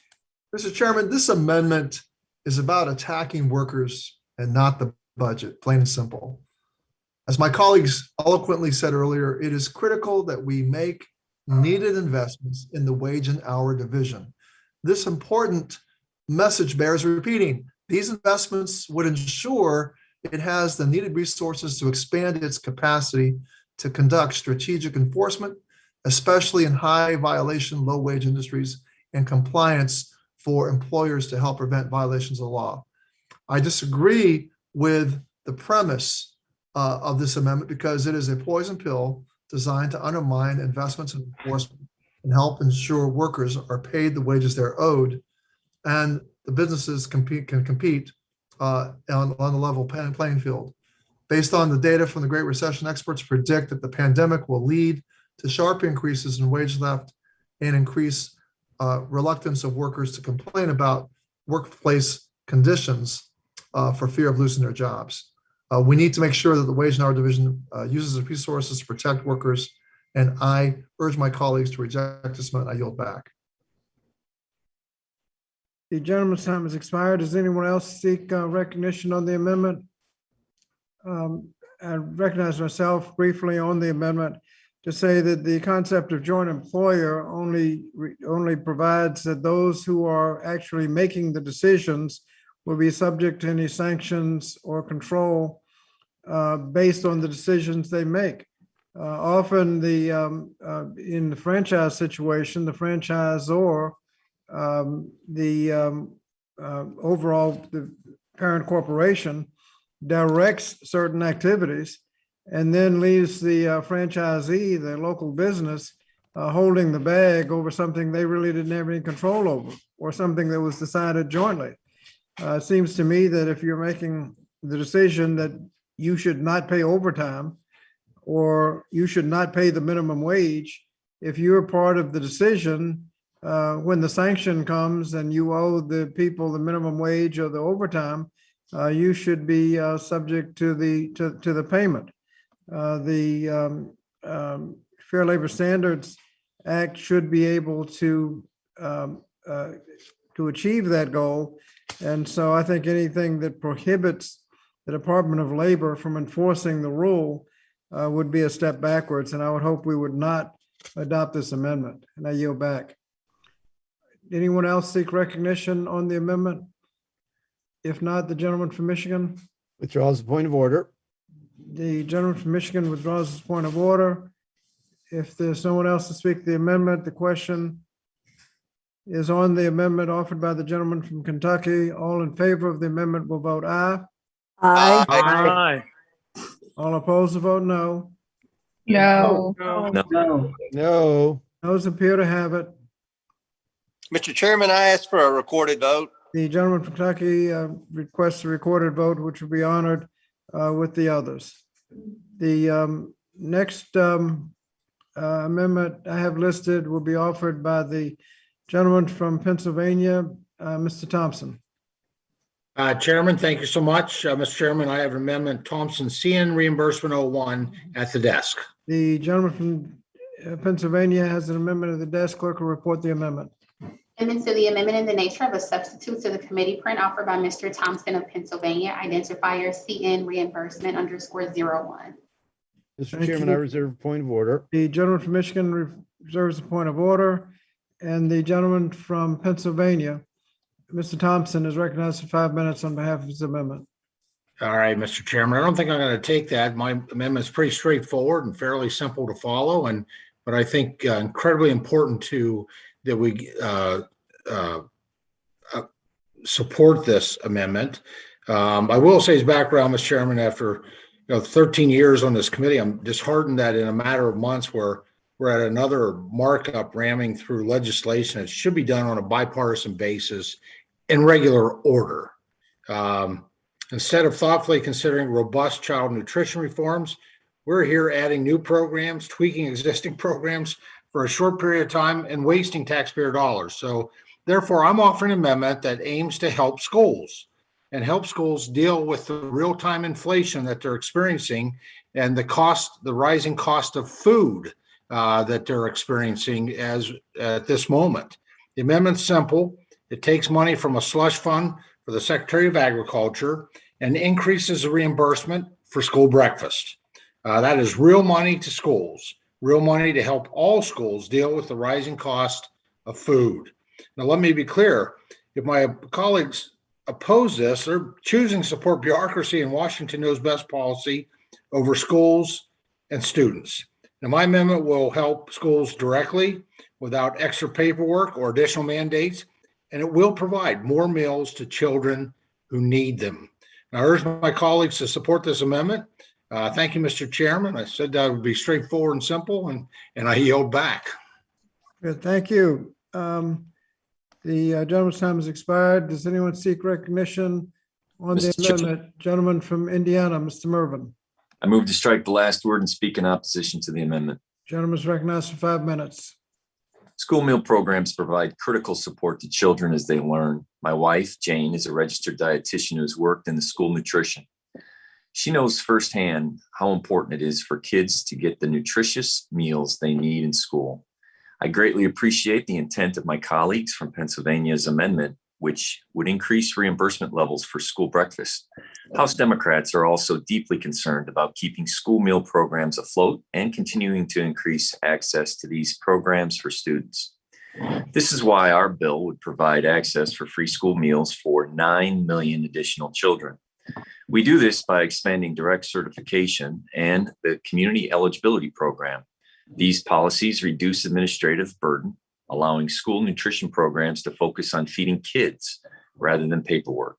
Unfortunately, as my colleague is aware, this amendment is designed to prevent us from making these critical investments that our communities need. I will count on my colleagues to join me in increasing the reimbursement level for school breakfasts as we work to reauthorize child nutrition programs. However, we must see this amendment for what it is, as an attempt to undermine the committee's work today. As working families across the country struggle to put food on the table, we must secure this historic investment in this bill to support our nation's students, workers, and families. I urge my colleagues to oppose this amendment, and I yield back. Thank you. Gentleman's time has expired. Does anyone seek recognition on, anybody else seek recognition on the amendment? Gentleman from Michigan. Withdraws my point of order. Does anyone else seek recognition on the amendment? If not, the question is on the amendment offered by the gentleman from Pennsylvania. All who favor the amendment will vote aye. Aye. Aye. All opposed will vote no. No. No. The noes appear to have it. Mr. Chairman, I'm going to ask for a recorded vote. The gentleman from Pennsylvania asked for a recorded vote. That'll be honored at the end. The next amendment I have listed is to be offered by the gentleman from North Carolina, Dr. Murphy. Thank you, Mr. Chairman. I have amendment RAMD_18 at the desk. Clerk will report the amendment. Amendment to the amendment in the nature of a substitute to the committee print offered by Mr. Murphy of North Carolina, identifier RAMD_18. Mr. Chairman, I reserve a point of order. Gentleman from Michigan reserves a point of order. Gentleman from North Carolina is recognized for 5 minutes. Thank you, Mr. Chairman. I think all the members of both parties today would say that our First Amendment, our most cherished amendment, is something to be treasured in all our aspects of society, especially at our educational institutions. What we are doing with the First Amendment, as what it did, is it ensured that every American had the right to say what they wanted, worshiped as they pleased, a free press, and to peacefully assemble and protest acts that they see as unjust. I will defend any right, even though I may not agree with this, for someone to speak against what I believe. That is what the First Amendment says. These rights are what separate us from our country, from authoritarian regimes such as China, Russia, and people living under terrorist rule, like we are now seeing in Afghanistan. Those people would do anything to gain these precious freedoms. Sadly, on campuses these days, these rights are being infringed on college campuses. And I say this as a former board member of a liberal arts college, Davidson College in North Carolina. I see these rights being infringed across the country every day with little or no recourse and little notice. Yesterday alone at the University of Portland, a professor resigned because of the undue pressure that they are receiving from their administration to teach individuals on their campuses to come to certain conclusions, rather teaching them what to think rather than how to think. Anyone who would refute that and say that is not happening on campus today is frankly being disingenuous. We see numerous examples where conservative speakers are prevented from addressing an audience, and conservative students are inhibited from engaging in class discussions or inhibited from speaking their own thoughts in fear of retribution. Simply put, opposing views on campuses these days are not tolerated. This was not the case 20 years ago or even 30 plus years ago when I was in college. It is their right to say and think what one believes, and that is intolerable at the very institutions founded on the promotion of the free exchange of ideas. It will not be until such rights no longer exist. And that is what is happening in this country. This is unacceptable, which is why I'm offering this amendment. My amendment would prohibit taxpayer dollars from going to colleges and universities that fail to uphold the First Amendment rights or principles. Again, I will say anyone who says this is not happening on college and universities campuses today is being disingenuous. It is time to get back to the point where American and students the individuals are free to speak up and engage in a robust discourse and have this applauded on college campuses. I hope my colleagues would join me in protecting our students' right to express their views, their opinions, and what they fear or what they feel without retribution or violence. This is what we're hearing from the Democratic side all the time. We want everybody represented. So thank you, Mr. Chairman. I believe my amendment is just a common sense amendment.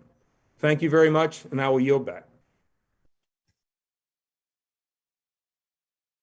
Thank you. The gentleman's time has expired. Does anyone seek recognition on the amendment?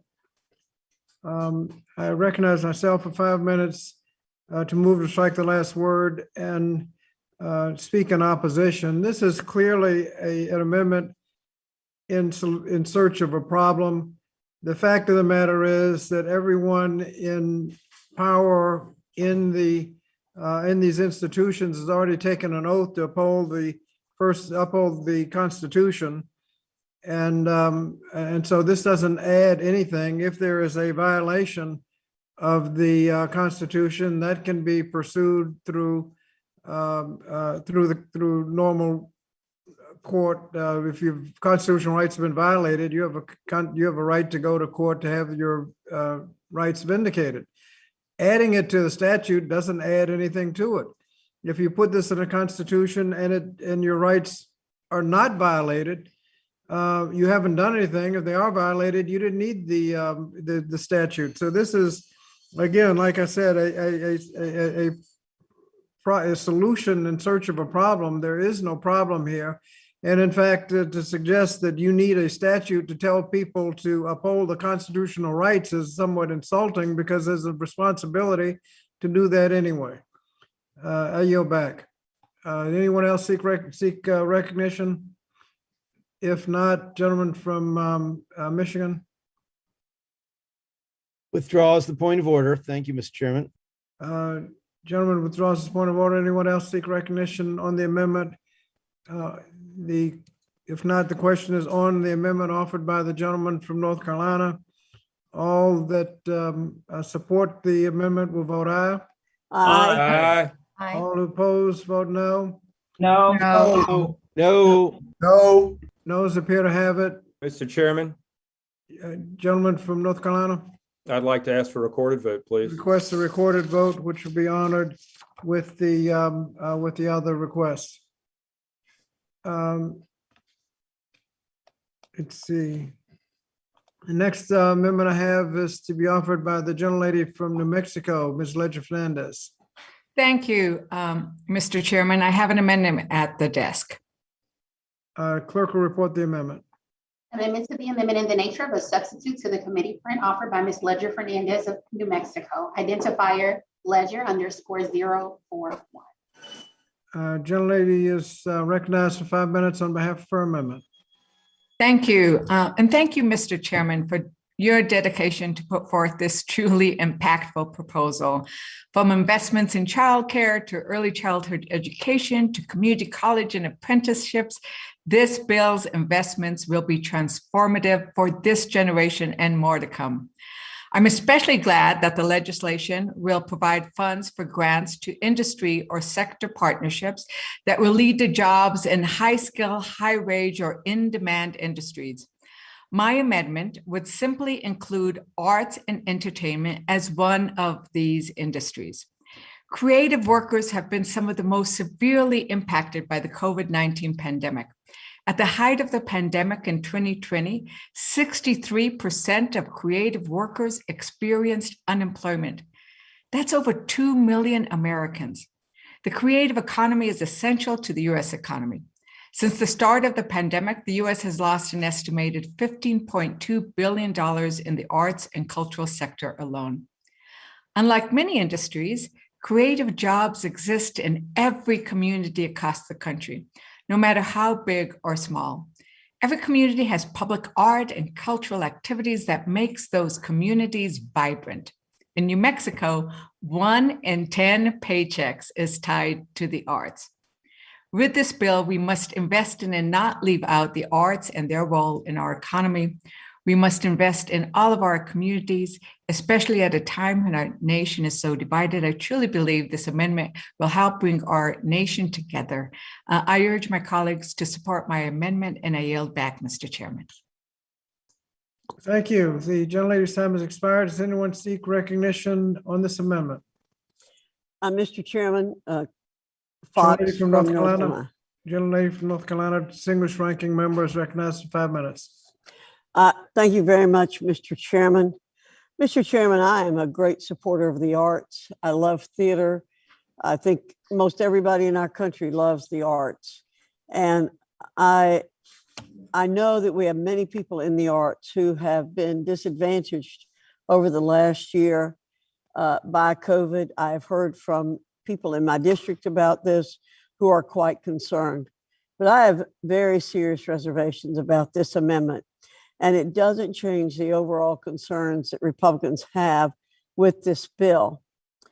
Mr. Chairman, what this is doing is going to create different kinds of feelings from different members about what's most important in this country in terms of jobs. This program, what we should be doing is looking to create skills all across the board for people. We don't want, we should be targeting our programs at preparing workers to fill the most in-demand jobs to pull this country out of the economic recession that President Biden has driven us into. We've had a terrible jobs report this past week. Jobs are not being created as they should be. This bill is making things worse by creating more inflation. And what this does is provide a ridiculous laundry list of pet industries that just further fragments the program. On top of that, we're doing no one favors by advertising these pathways as high-paying, in-demand careers. We know that's not true because if they were, Columbia University film students would not have a median student loan debt of $180,000 while earning less than $30,000 following graduation. This has been widely reported in stories about the problems with high-cost institutions. For these reasons, I urge a no vote on this amendment, and I yield back the balance of my time.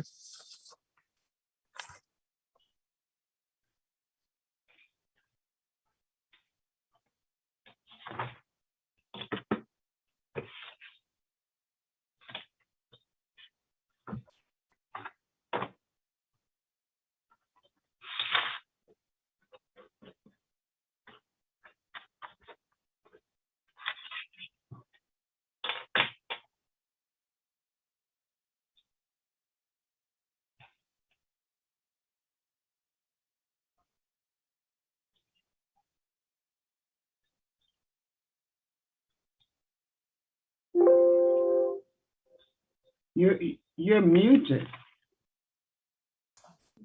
Oh, I'm sorry. Thank you. Gentlelady from North Carolina, are you seeking recognition? Yes, sir. Thank you.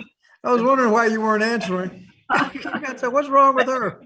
Thank you, Mr. Chairman. I'd like Ladies recognized for 5 minutes. Thank you. Everybody else is just looking. Nobody's saying anything. I'd like to strike the last word and then speak in support briefly. Gentlelady recognized for 5 minutes. Thank you, Mr. Chairman. I'd like to thank the lady, Ledger Fernandez, for offering the amendment. Certainly, I could not let this pass. Being an artist myself, having taught it for 40 years, owner of an art gallery, but I do know that the arts do make us human. I do know that the arts are necessary for our communities, not only for our children, but for all of us. I mean, if you think about it, everyone on this in this meeting has a community that's been impacted in the state, impacted by the arts, whether you're talking about theater or the visual arts, theaters in the park and all those kinds of things. And really communities become vibrant because of a very active arts community. But I think as we think about this pandemic and what has happened in terms of the industry, the lady's absolutely right. These are jobs. The arts and these programs and individuals who make art, who perform art, who engage in the arts are the ones who tend to hire people. So they add tremendously to our economy. And I just wanted to just add my words of support to it, and would certainly encourage all of the members to vote yes for this amendment. It's a good amendment. Your communities are benefiting, whether you know it or not. Thank you, Mr. Chairman. I yield back. Thank you. Does anyone else seek recognition? Gentlelady from North Carolina, Ms. Manning. I move to strike the last word. And ladies recognized for 5 minutes. Thank you, Mr. Chairman. I also would like to speak in support of this amendment. The arts not only create beauty, they create shared experiences, and they build community. They also contribute an enormous amount to our economy. In my particular district, the development of the arts have spurred economic development and helped to revitalize our downtown. We know that the arts were hit so badly during this pandemic, particularly as so many of the performing arts suffered complete and total shutdown during this pandemic, and so many artists went without any way to make a living during the past year and a half. So I thank Representative Ledger Fernandez for bringing this omission to our attention. I think you inadvertently muted yourself. Sorry, I just want to end by saying I offer my thanks to Representative Ledger Fernandez for correcting this omission, and I urge my colleagues to vote in favor of this amendment, and I yield back. Thank you. Does anyone else seek recognition? I would recognize myself for. Mr. Chairman, I'd like to speak in opposition to the amendment.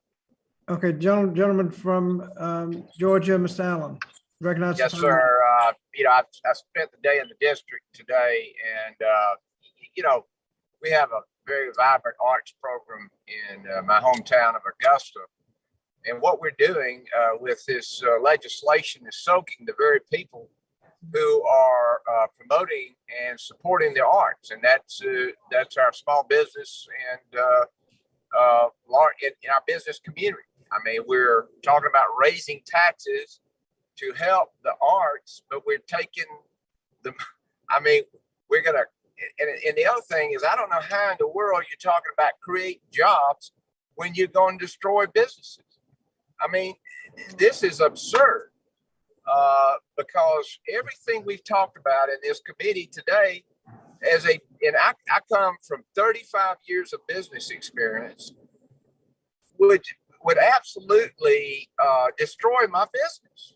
And I'm the very business, and the people that now run that business are the very people that support the arts and sponsor the arts and keep a vibrant community going. So we're talking about taking the money now from the business community, sending it through Washington, D.C., and then back to the arts. That's nuts. I mean,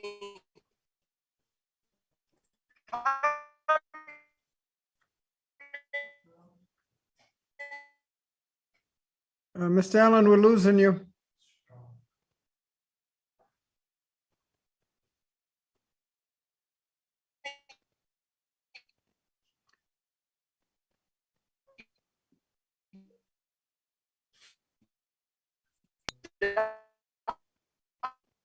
Mr. Allen, I'm not sure if you can hear us, but we lost you for about a minute. We lost you for about a minute. Where these corporations are now. All right. Well, anyway, I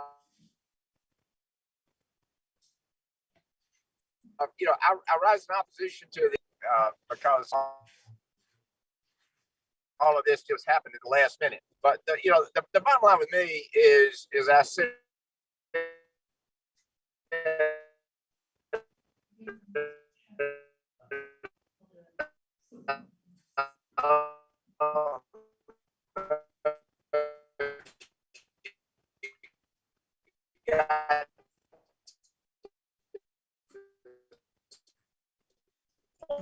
Mr. Allen, we've lost you for about the last 30 seconds. I don't know if you could hear.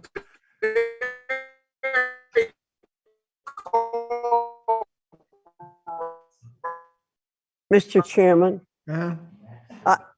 we will ask members that if they can't get a stable connection to not participate until they can get one. If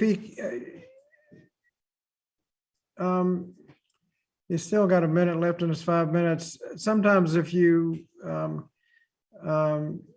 disengage your video, sometimes your audio will still work. That won't work for voting purposes, but it can work for possibly speaking. Is Mr. Allen still with us? Sir, Mr. Allen has exited the platform. Okay. I guess gentleman's time has expired. Does anyone else seek recognition on the Thank you, amendment? Mr. Chairman. Does anyone else seek recognition on the amendment? I would recognize myself just very briefly to kind of reinforce the comments made by the gentlelady from North Carolina and what this does, not only for the people involved, but also for the economy. When you have a presentation, any kind of presentation, a play or something like that, the one beneficiary are the local restaurants. People benefit from that. And the decisions as to which industries are identified for job training will be a function of the local WEA boards, so that those decisions are not made in Washington, they're made locally. I see that the gentleman from Georgia is back with us. I have time remaining. If the gentleman from Georgia wants to complete a statement, I'll yield to him. You're on mute. If the gentleman from Georgia is on mute, if he wants to finish his statement. Okay, if not, I will yield back. Does anyone else seek recognition on this amendment? Wait a minute, Mr. Allen, did you, are you trying to speak? Yeah, I've got to be somewhere shortly. Let me get to a base and then I'll comment on another amendment later on. Thank you. Okay, no problem. If there are there other comments on this amendment? If not, the question is on the amendment offered by the gentlelady from New Mexico. All in favor of the amendment will vote aye. Aye. Aye. All opposed will vote no. No. No. The ayes appear to have it. The ayes have it and the amendment is adopted. The next amendment is offered by the gentlelady from Michigan, Ms. McLean. Thank you, Mr. Chairman. I have an amendment, McLean 50 at the desk, please. The gentlelady from Michigan has an amendment at the desk. The clerk will report the amendment. Amendment to the amendment in the nature of a substitute to the committee print offered by Mrs. McLean of Michigan, identifier MCCLAI_050. Thank you. The gentlelady from Michigan. Mr. Chairman, I reserve a point of order. The gentleman from Kentucky reserves a point of order. The gentlelady from Michigan is recognized for 5 minutes on behalf of her amendment. Thank you, Mr. Chairman. Skilled trade programs are critical in shaping our next generation workforce. We've heard that. These programs provide students and prospective employees the opportunity to adequately prepare them, often on the job, from professionals in the industry that they will eventually be employed in. Unfortunately, students and parents alike are often uninformed or have misconceptions about the benefits of these programs. My amendment would allow existing funds in the Perkins Grant Program to be flexible in use to attract, inform, and bolster awareness of skilled trades program for prospective students and employers. I urge my colleagues to support this amendment, and I yield back the balance of my time. Thank you. The gentlelady's time has expired. Does anyone seek recognition on the amendment? Mr. Chairman, point of The order. lady from Georgia is recognized for 5 minutes. To Thank strike the you, last word. Mr. Chairman. I move to strike the last word. I want to thank my colleague for her work on bringing attention to the skilled trade. Something I also agree is really vitally important and critically important. However, I do not support the inclusion of this language for a few reasons, and primarily that raising awareness for CTE programs and providing career and technical education for faculty, academic advisors, and also guidance counselors with information on high skill, high wage, in demand industry sectors and occupations. That's already allowable under the Perkins CTE Act and the funds made available under this bill. So this amendment is really unnecessary and redundant with the underlying statute. Although the amendment is unnecessary, I believe it's unnecessary. The underlying ANS does fund sector partnerships that focus on expanding awareness about in-demand fields with employers and educators, and it actually improves access to high-quality in-demand jobs. So for these reasons, I'm urging my colleagues to vote no on this amendment, and I yield back the balance of my time. Thank you. Does anyone else seek recognition on this amendment? If not, the gentleman from Kentucky. I withdraw my point of order. The point of order is withdrawn, and the question is on the amendment offered by the gentlelady from Michigan. All that favor the amendment will vote aye. Aye. All opposed vote no. No. No. The noes appear to have it. Mr. Chairman, could I ask for a recorded vote, please? Recorded vote is requested, and that will be honored with the others. Thank you, sir.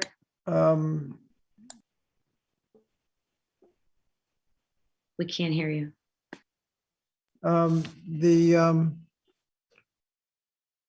Next amendment we have is the gentlelady from California, Ms. Steele.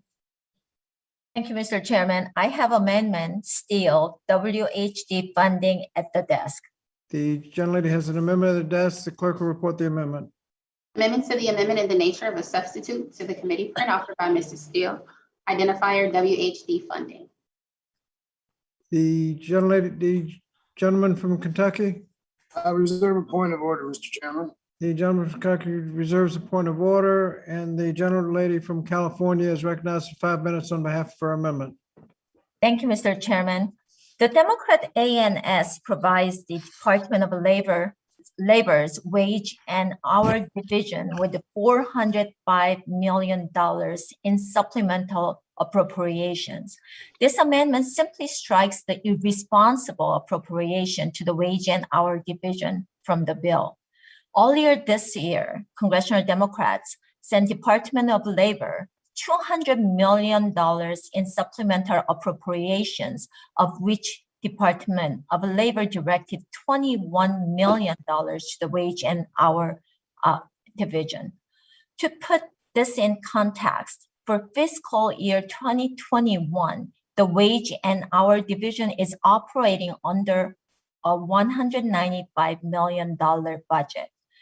The ANS supplement represents more than double. Let me tell you, it's a double the agency's annual budget. This provision in the bill further highlights the Democrats' inappropriate focus on aggressive government enforcement. The additional appropriation is especially concerning given to wage and hour division's hostility towards independent contractors. This past spring, Secretary of Labor Walsh was quoted as saying a lot of gig workers should be classified as employees. On May 6th, the wage and hour division published a withdrawal of the Trump administration's final rule clarifying the classification of independent contractors and employees under the Fair Labor Standards Act. This administration's insistence on repealing the independent contractor rule does not reflect the wishes of workers who value the flexibility and entrepreneurial opportunity offered through independent contracting. Additionally, according to the Bureau of Labor Statistics, fewer than 1 in 10 independent contractors would prefer a traditional employment relationship. Nationalizing the California ABC test would kill workers' choice. We have been seeing in California that it makes it harder for workers to choose to define themselves as independent contractors. We all know California's failed policy. This is totally failed policy. Why federal government pushing to implement the same that already failed, same policy already failed. This would negatively impact millions of jobs across the country and take away workers' flexibility to do their jobs. We must empower our constituents and not restrict opportunities for people to work independently through the gig economy and independent contractor roles. I am seriously concerned that in their quest to bury jobs creators and independent contractors under government regulations, my Democrat colleagues on the committee are throwing money at this agency without any serious examinations of the consequences. I urge my colleagues to vote yes on this amendment and yield back. Thank you. The gentlelady's time has expired. Does anyone seek recognition on the amendment? The gentlelady from North Carolina, Ms. Adams. Thank you, Mr. Chairman. I move to strike the last word and speak against the amendment. Gentlelady's recognized for 5 minutes. Thank you. The Wage and Hour Division administers and enforces a dozen laws and executive orders that set wages and working conditions in the United States. And this includes laws that set the federal minimum wage, overtime pay, prevailing wages, and family and medical leave. These are issues which affect every single worker and family. Together, these laws protect more than 148 million workers in more than 10 million workplaces. Based on the data from the Great Recession, experts predict that the pandemic recession will lead to sharp increases in wage theft and increased reluctance of workers to comply about workplace conditions or fear of losing their jobs. And that's why it's critical that we make needed investments in the wage and hour division to ensure that it has the needed resources to expand its capacity to conduct strategic enforcement, especially in high violation, low wage industries and compliance assistance for employers to help prevent violations of the law. The Wage and Hour Division employs fewer investigators today than it did in 1948, despite the workforce having grown significantly in that time. This amendment undermines investments in enforcement that helps ensure workers are paid the wages that they are owed and businesses can compete on a level playing field. So I urge a no vote on the amendment, Mr. Chairman, and I yield back. Thank you. Does anyone else seek recognition on the amendment? Mr. Chairman, Gentlelady from California has already spoken. Are you seeking to speak again? I think I still have rest of my time. You yielded back when you spoke. If you can get a Mr. member Chairman, to Mr. Chairman, Dr. Fox, recognize yes. Dr. Fox for 5 minutes. Thank That's you. my last word. I yield as much time as she may consume to Representative Steele. Good. Thank you. Thank you, Dr. Fox. There's just two things. One, that their budget is $195 million. We are giving them more, actually doubling, almost $200 million on this budget. So we are doubling that. And second thing is California's ABC test that, you already see that policy that it killed. We couldn't get exact numbers because of the pandemic was the reason last year that Heritage Foundation just said, actually published, that AB5 in California affects 1 to 5 million jobs in California only. When we push this, we are losing more jobs nationally. That's just what I want to say. Thank you, Chairman. Thank you. And I recognize— Mr. Chairman, I yield back. Thank you. I recognize myself for 5 minutes to comment on the question of independent contractors. It's obviously a very complex situation. AB5, the ABC test in California was mentioned. Obviously, that has gone up and down through the courts. When someone is an independent contractor and when they're an employee, many times a very complicated issue. But it's a very meaningful issue because misclassification is a major issue and there's widespread misclassification. The employers have a strong incentive to misclassify employees. If they classify somebody as an independent contractor rather than an employee, as the gentlelady from North Carolina, Ms. Adams, said, they don't have to pay overtime. They don't have to pay minimum wage. They don't have to pay unemployment compensation. Those employees are not subject to OSHA. They're not subject to workers' compensation. They don't benefit from the Family and Medical Leave Act protections. All of that, the benefits that accrue to employees like healthcare and things like that, they don't get because they're independent contractors. The people who misclassify themselves, many are misclassified by employers that are trying to avoid all of those expenses. So we should not prohibit the Wage and Hour Division from enforcing the misclassification of workers. We should give them sufficient resources so that they can enforce the law so that people are not improperly misclassified. And with that, I'll yield back and ask if there are others that seek recognition. If not, gentleman from Kentucky. I withdraw the point of order. Point of order is withdrawn. Does anyone else seek recognition? If not, the question is on the amendment offered by the gentlelady from California, Ms. Steele. All in favor of the amendment will vote aye. Aye. Aye. All opposed will vote no. No.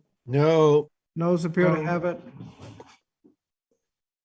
Mr. Chairman, that I request the recorded vote. A recorded vote is requested, and that will be honored with the other amendments. The next amendment I have again offered by the gentlelady from California, Ms. Steele. Mr. Chairman, I have amendment still RAMD_03 at the desk. The gentlelady from California is an amendment of the desk. The clerk will report the amendment.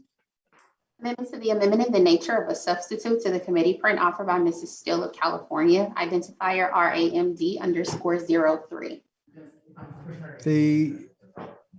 Mr. Chairman, I reserve a point of Does order. someone seek recognition on the point of order? I reserve a point of order, Mr. Gentleman Chairman. from Kentucky reserves a point of order. The gentlelady from Kentucky is recognized for 5 minutes on behalf of her amendment. Actually, I'm sorry. is that mine? Okay, Mr. Chairman, this is Michelle Steele from California. Okay, what did I say? Thank you. Mr. I'm sorry. The gentleman from Kentucky reserved the point of order. The gentlelady from California is recognized for 5 minutes on behalf of her amendment. I apologize. Mr. Chairman, we had a long day, so I totally understand here. Mr. Chairman, we have debated school reopening policies for months now. It was a prominent part of discussion back in February when we debated the roughly $2 trillion bill. Unfortunately, Democrats refused to require school districts to offer in-person instruction to vulnerable students as a condition of receiving COVID-19 relief aid. Several months later, there are still no conditions in place despite Democrats' claims that these funds were necessary to help schools recover from the pandemic. Earlier this year, our committee heard testimony from parents of children with disabilities harmed by their states and school districts' refusal to provide adequate in-person instruction. One parent testified about his experiences in Virginia and said, quote, "Our son is diagnosed with autism spectrum disorder and ADHD. Before school closed due to the pandemic, he was a very happy boy who loved school, especially being around his friends. But things changed quickly after school closed. The lack of social contact and the routine of normal school day, which are incredibly important to children with autism, caused him to create an imaginary world with 52 friends. As he told us, his imaginary world had become so real to him that he struggled to differentiate real from to the pretend, causing him to have visual, auditory, and tactile hallucination, which became so bothersome that on his 9th birthday, he asked me, 'Daddy, can I die for my birthday?' Unquote.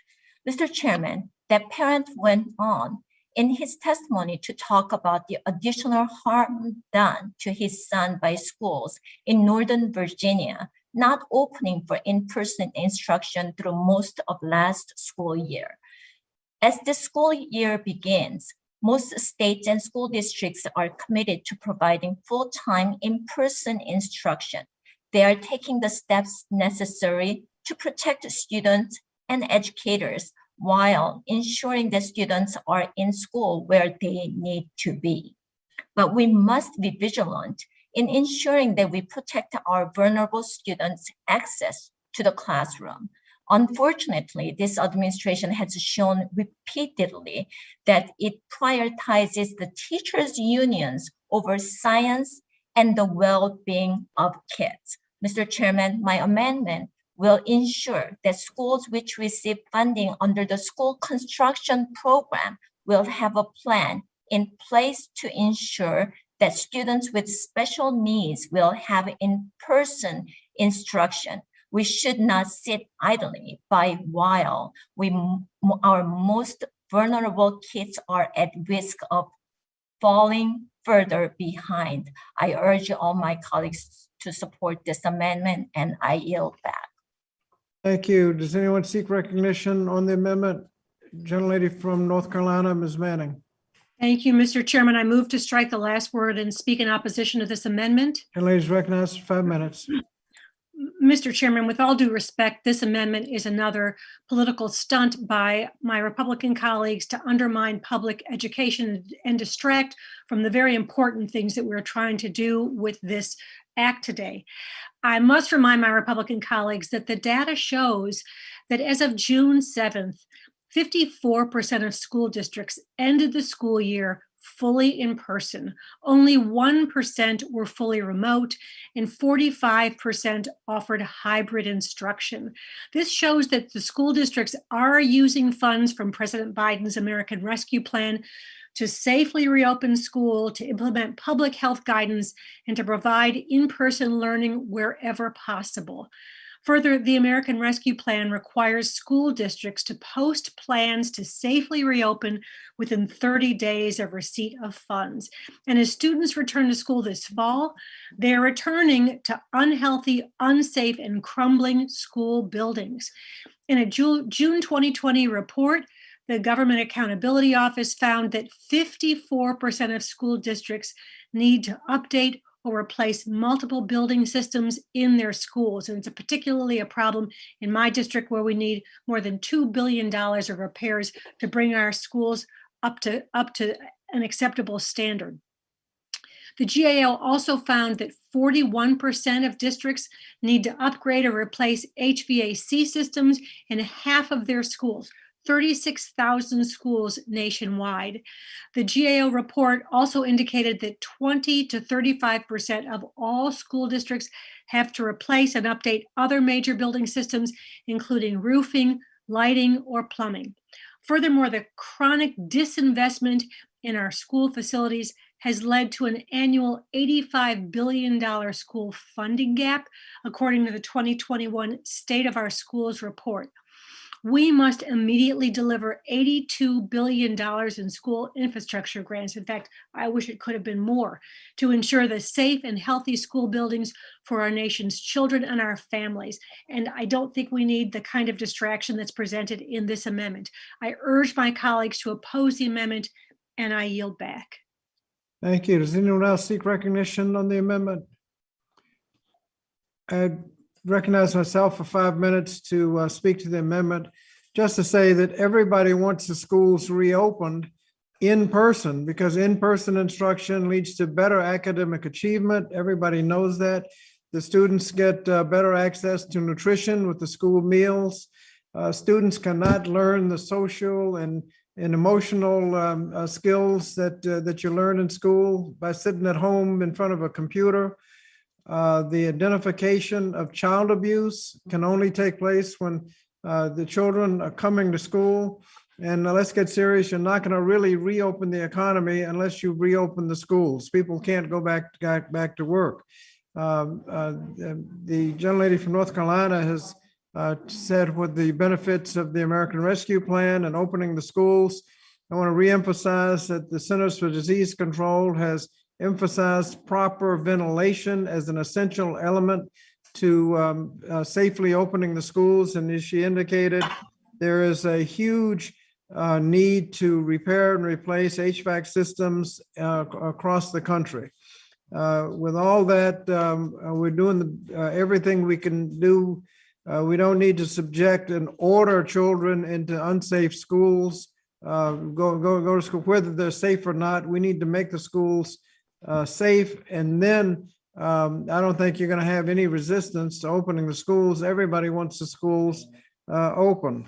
And so I would hope that we would not adopt the amendment and listen to what the gentlelady from North Carolina has said. I yield back. Are there anyone else seek recognition on the amendment? Yes, Mr. Chairman, this is Representative Harshber. I'd like to speak in support of Representative Steele's amendment. Gentlelady from Tennessee is recognized for 5 minutes on the amendment. Okay. Strike the last word. exactly what Michelle said is true. You know, you talk about supporting these minorities and these, you don't want a child left behind, but, you know, I've done a lot of work with autism and autistic children. And, you know, she is exactly right with some of the comments she said about these children. You know, it's not going to do somebody who commits suicide any good if you don't open the school. It's not going to help anybody that has an autistic problem and needs to be around someone if they take their own life or anything else, or if they are set back a whole year from not learning. You know, you advocate taking care of these minorities, you advocate pouring more money into schools, you advocate all these things, but you don't look at these children and these precious lives that need to be around other people. This is just a prerequisite. They need to be back in school. And this amendment, I support it full-heartedly. And we don't want to leave any of these children out. And making sure that they can go to school and be around other people is imperative for their health, their mental health, their physical health, and everything else. So I'm speaking in support of Representative Steele, and saying no to this amendment is saying no to these children that you advocate so much for. So with all that said, I yield back, Mr. Chairman. Thank you. Does anyone else seek recognition? Yes, Mr. Chairman. Yes, gentleman from New York, Mr. Espiat, and then on our side, gentlelady from Connecticut, Ms. Espiat. Thank you, Mr. Chairman. I move to strike the last word. Gentleman recognized for 5 minutes. Mr. Chairman, this is obviously a very contested issue. Everybody wants children to go back to school. Obviously, we all know the social benefits of having the children in a school building, in a school district. But the fact of the matter is that we're still in the middle of a pandemic, Mr. Chairman, and the Delta variant continues to spread dramatically. And science has determined that this variant spreads easier and may have a more damaging impact on everybody than the previous COVID-19 virus. And as such, we must take care of our children. Now, there are children that have, for example, acute asthma that now will go back to a school and have to be perhaps in an overcrowded classroom, in an overcrowded cafeteria or common area in the school. And these children deserve to have an option, perhaps to have distance learning, remote learning in their school. If they receive a letter from a pediatrician, if they are determined by a group of experts from a particular school district that they will be safer at home, that is what we should be providing for them. Mr. Chairman, I think that we're not out of the woods. And although we all want our kids to be back in school, we also have to provide at least an option, a parental option for those children that the medical community have determined that will be high risk in a school setting. And that option must be provided for parents across the country. There are kids that are severely ill or have an immune problem that will prove deadly with the Delta virus. As simple as that. I know there's folks that don't believe in that out there, Mr. Chairman, but the numbers speak for themselves. Take a look at Florida and see what's happening there. And so I will be voting against this amendment, and I yield back. Does anyone on the minority side seek recognition? If not, gentlelady from Connecticut, Ms. Hayes. Thank you, Mr. Chair. I rise in opposition to this amendment. I think Gentlelady's we've recognized heard for 5 minutes. I think we've heard a lot of talk over the last year and a half about what was best for kids in school.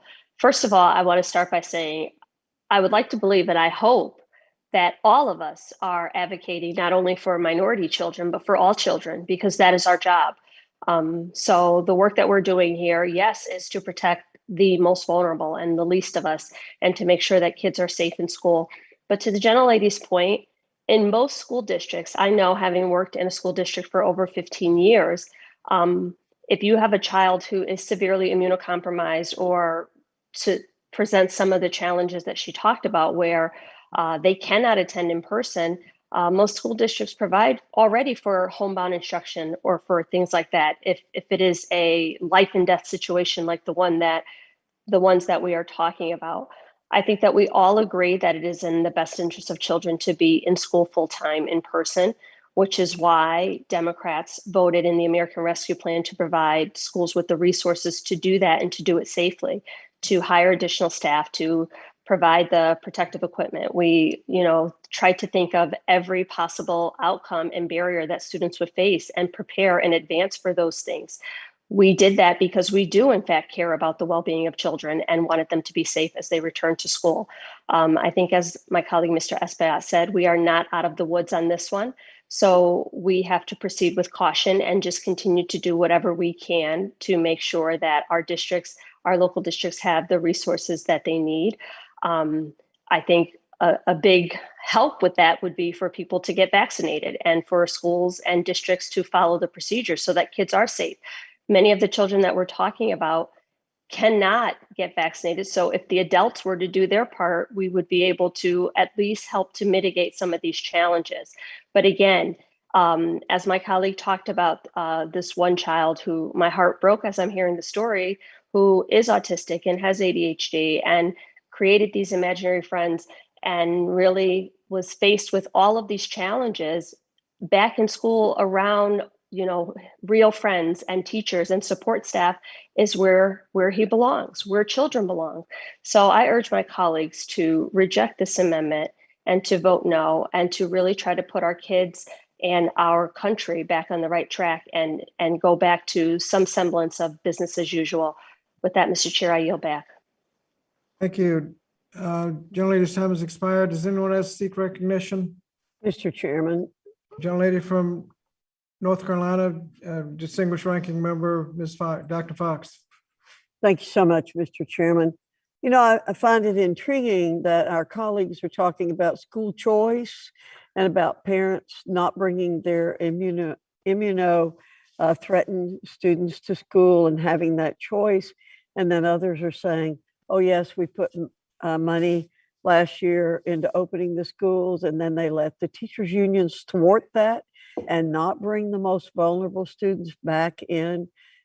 Every one of us has heard stories like the one that Congresswoman Steele talked about, where the students who truly needed to be in school were denied by the teachers unions the ability to be in school. So don't tell me about how much people in the teaching profession care about these students when they were the ones who denied the opportunity for them. What we're trying to do is get those children back in school. And by the way, Mr. Chairman, I think we need to look at the statistics on who are the people who aren't getting vaccinated. It isn't who are the people who are being most portrayed. The highest percentage of people who aren't being vaccinated are African Americans. There are maybe various reasons for that, but it is the children of those people and the relatives of those people who are being disadvantaged in this situation. So I think we need to be dealing with facts here about who's kept the schools closed and how Republicans are doing their best to open the schools for the most vulnerable students. We need to support Representative Steele's amendment so that we can get children back in school and not have the teachers unions thwart the ability of students to be able to learn in a good environment. I yield back. Thank you. Does anyone else seek recognition? Gentlelady from Georgia, Ms. McBath. Thank you, Mr. Chairman. I move to strike the last word, and I just have to honestly say I agree with my. Oh, I'm so sorry.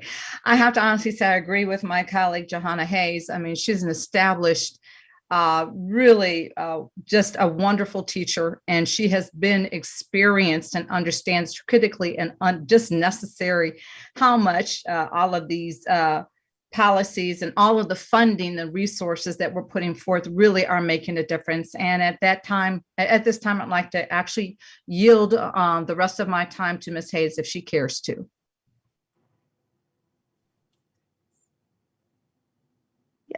Yes, actually, thank you, Representative McBath. I'm appalled by everything that I'm hearing, because at every turn, the minority member wants to take a shot at teachers. These are the same people that have protected our children.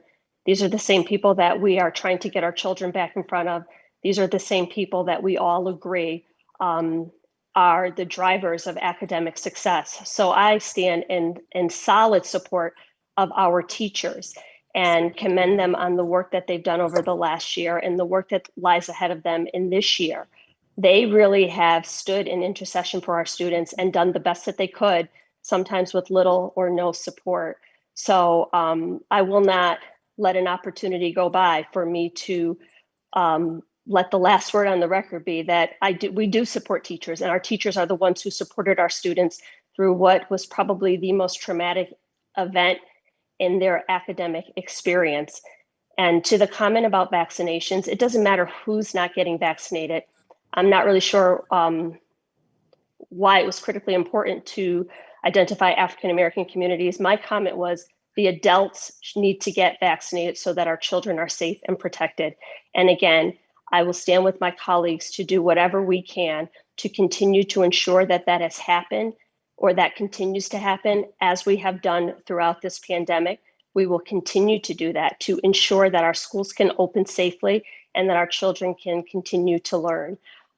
That's all I have to say on this amendment. I urge my colleagues not to support this amendment so that we can make sure that at least we are doing everything that we can to get our kids back in school safely and protect our school communities, our faculty, our administrators, and our teachers. Thank you, Mr. Chair. I yield back. Will the gentlelady from Georgia yield?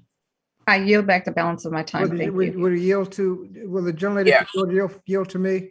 Yes, Okay. absolutely. Thank you. I just point out that I think everybody wants the children back in school. The debate seems to be whether they go back to school or whether they go back to school safe or not, or whether they go back to school safely. And I think those of us on this side want to make sure that the schools are safe before the children have to go back to school. And ordering them to go back to school safe or not just doesn't seem like a good idea. Yeah, Appreciate Mr. Chairman, I'd like to, I appreciate the gentlelady yielding back, and I'll yield back to her. Thank you, Mr. Chairman. I yield back the balance of my time. Thank you. Thank you. Did I understand? Mr. Chairman. Gentleman from Georgia is recognized to strike the last word. Yes, sir. Thank you, Mr. Chairman, and I hope I can stay connected here. I'm just about to where I need to be. But anyway, let me just say this. We all represent the same roughly the same number of people. I have inner city schools in my district. I have rural schools in my district. Let me just say this. We were in school. We did not miss school all of last year in the 12th District of Georgia. Our teachers did that. They put themselves in harm's way for those students. And I'll tell you what, my hat's off to them. And they got it done. Was it easy? No. We also, in the CARES Act, provided funding, $67 billion for education opportunities, where not only do we have all new schools in the 12th district, and when you look at our median income, it doesn't even compare with a lot of these districts. We have all new schools. The roofs don't leak. We put in all the new filtering systems in all of our air conditioning systems. We didn't lose one student. We're open for business because you can either surrender to this thing or you can fight it. And in the 12th district, we fought it. And let me tell you, our kids are not behind. They are, and they're back in school again this year. I do not for the life of me understand why other districts in this country are doing what they're doing when we all have the same problem. It makes no sense. And then we just want to throw more money at it. It's just senseless. I just frankly don't understand it. Thank you, Mr. Chairman. I yield back. Thank you. The gentleman's time has expired. Does anyone else seek recognition on the Steele amendment? Mr. Chairman, I seek recognition. The gentleman from California I move to strike the last word and rise in opposition to the amendment. is recognized for 5 minutes to strike the last word. Mr. Chairman, I too was a public school teacher for nearly 24 years. And let's just review what I thought was a tenet of republicanism, which was local control. And to see, I'm kind of astonished to see an amendment being offered that would use the federal fiscal hammer to coerce local school districts into doing something which they may regard as unsafe. In the similar manner, we've seen certain governors actually prohibit the mask wearing, something that most scientists say is a very effective measure against the spread of the COVID-19 virus. This is very much reminiscent of that kind of mentality, which is about moving forward an ideology, an extreme ideology, which diminishes the seriousness of the virus, which diminishes the ability of local school officials and local officials generally to be able to address a public health threat as they see fit. I find it wholly inappropriate to use the denial of public funding as the hammer to force schools to do something which local officials may find is unsafe and unwise to do. I yield back, Mr. Chairman. Thank you. Does anyone else seek recognition? Mr. Chairman, I would like to know if the call on the Zoom right now. Say again? Yeah, I'd like to know if Mr. Grossman is on the Zoom right now. He is. Okay, Mr. Grossman, would you yield time to Ms. Steele, please? Oh, absolutely. This gentleman from Wisconsin is recognized to strike the last word, is recognized for 5 minutes. Sure, and I'll let Ms. Steele say a few words. Thank you very much. And, first of all, we never attack teachers. We're talking about the unions that, we are talking about. And then second thing is somebody was talking about asthma, somebody who has some of the kids. It's a parent's choice. When they think that their children are vulnerable, then they're not going to send their kids to school. And third thing that we're talking about more resources. We already set aside $2 trillion and a lot of schools getting money. What more resources we talking about from taxpayers' money? We have to be frugal and we have to make sure that we are not wasting our taxpayers' money. So let's not just mess up with what we are saying here. We never attack teachers personally. My mother and my father was teachers, and you know what? We never do that. I know how important they are. They think about their kids, but we are talking about unions' decision that every time that, what they try to do in their district, and especially in California, that what's happening right now. So thank you. I yield back. Thank you. Does anyone else seek recognition? If not, gentleman from Kentucky. I withdraw the point of order. The gentleman from Kentucky withdraws his point of order, and the question now is on the Steele amendment on school reopening. All that favor the Steele amendment will vote aye. Aye. Aye. All opposed will vote no. No. No. Noes appear to have it. Chairman, I request the recorded vote, please. The gentlelady from California has requested a recorded vote that will be honored with the others. Thank you. The next one in line. Okay. The next amendment I see on the list is to be offered by the gentleman from Wisconsin, Mr. Grothman. Mr. Grothman, you're on mute.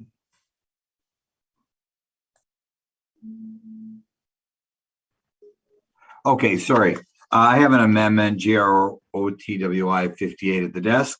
The gentleman from Wisconsin has an amendment at the desk. Clerk will report the amendment.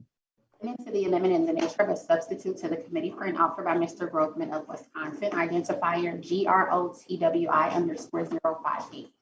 The gentleman from Wisconsin is recognized, excuse me, wait a minute, gentleman from Kentucky Reserve a point of order, Mr. Chairman. reserves a point of order, and the gentleman from Wisconsin is recognized for 5 minutes on behalf of his amendment. Thank you. First of all, I have a suggestion for my wonderful committee chair. And as we go through all the provisions of this amendment, I think it would be timely to someday have a separate hearing in which the congressman could have a variety of qualified speakers, and they could decide which things are the responsibility of the federal government, which things are responsibility of the state government, which things are the responsibility of the local government, and which things the government should never be involved in at all. Because I sense here something a little bit frustrating to me, and it seems like as this thing was putting together, there was no restraint, and the majority of congressmen on this committee thinks everything is the federal government's business. And it's a little bit concerning, but in any event, I think Mr. Takano kind of touched on things a little bit a while ago, but I would like someday to have that hearing. Now, as far as the amendment that I have, it deals with immigrants who are here inappropriately, and this bill changes things so that they would be able to receive Pell Grants. First of all, we are broke. We are broke. There will be further amendments dealing about the inflation, but we are spending just so out of control. I think not since World War II we spent so much money.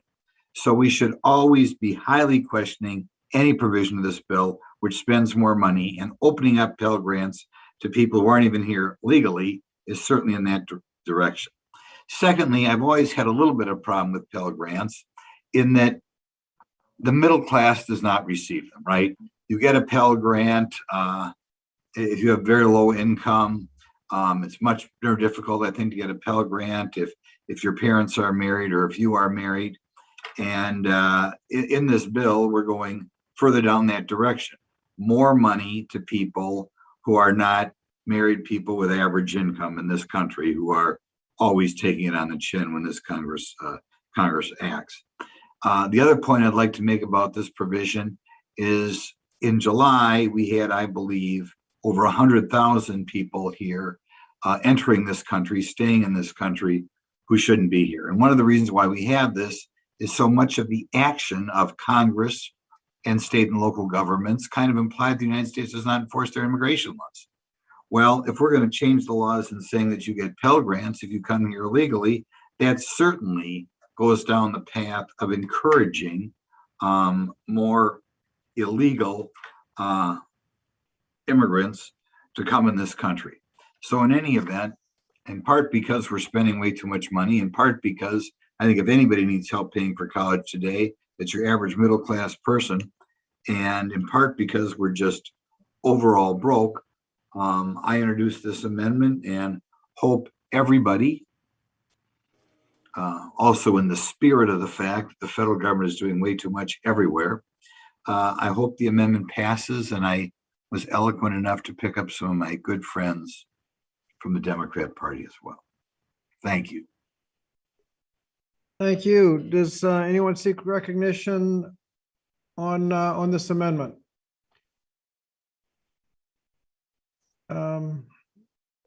This gentleman from Texas seeking recognition?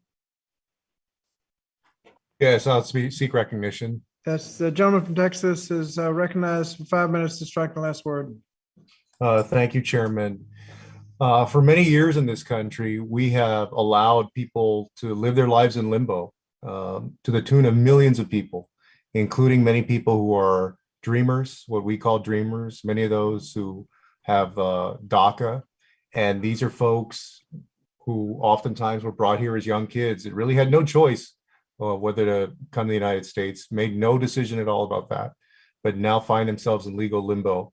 And this bill would help them so that their lives are no longer, or at least we've got to pass comprehensive immigration reform, but this bill would at least make it easier for them so that they're not forever stuck in that limbo and they can make their way through college and school and hopefully get into their careers. And so that's a positive thing for the United States. That helps unlock the potential, not only of those individuals, but also of the economies in which they reside. And those are really all 50 states across the country. And so this is a very important thing that we're doing. I know that, when you talk about immigration in the Congress, immigration is one of the most, if not the most controversial, one of the most controversial issues that we deal with as a Congress. And sometimes people tend to recoil when we debate it. But if you look at the fundamentals of this, again, this is something that's going to be beneficial not only for these individuals, many of whom made no decision at all to come to the United States, but also going to be beneficial to the country and to the universities and the cities and so forth. So with that, Chairman, I yield back. Thank you. Does anyone else seek recognition? Can I just respond to that for a second, Mr. Chair? You've already spoken. Let me see if somebody on the minority side can get recognized to yield to you. Yes, Mr. Chairman. Gentlelady from North Carolina. I believe Mr. Allen wants to yield. I'll let him do that. Okay, I recognize Mr. Allen for 5 minutes to strike the last word. Yes, I just want to add, and then I'll yield, is that, we offer, I believe the number is almost 1 million student visas in this country every year for people all over the world. But anyway, I'll yield to my friend from Wisconsin. Yeah, I'd just like to clarify, in this bill as currently before us, And she didn't take it. Yeah, I be saw a it on the list. 25-year-old, you can cross into this country, and you are eligible for a benefit that the average middle-class American is not eligible for. The middle-class American will be told, go take out a loan, but the person who just came here illegally yesterday will be say, here's your Pell Grant. That's what this bill does, and I think people ought to be a little upset about that. But thank you. The gentleman yields back to Mr. Allen. Yes. Mr. Allen yields back. Mr. Allen yields back. Yes, sir. I yield back. I'm sorry. Thank you. Does anyone else seek recognition? I see the gentleman from Kentucky, Mr. Yarmouth. Recognized for 5 minutes. Gentleman's recognized. Thank you, Mr. Chairman. Thank you, Mr. Chairman. I want to comment on a few things that we've heard today, and my friend Mr. Grothman just talked about. He just said we're broke. I heard earlier that we're bankrupt. I heard earlier that we're piling debt on future generations. This is typical language from Republicans. None of it is true. We are not broke as a nation. We are not bankrupt. We can't go bankrupt. We absolutely cannot go bankrupt because we have the power to create as much money as we need to spend to serve the American people. We are not piling debt on future generations. We've been accruing debt in this country for 230 years. Not one person has ever been asked to pay that off. But we heard that when the national debt reached $1 billion under Abraham Lincoln. We've heard that when it reached $1 trillion under President Reagan, and we hear it constantly. But again, nobody's ever been asked to pay off $1 of the national debt. That's because that's not how things work. What we are doing now are piling incredible deficits on future generations in terms of a climate that is not going to be susceptible to their having a good life. We're piling on ancient school buildings that, most of the school buildings in my district were built 50 years ago or longer.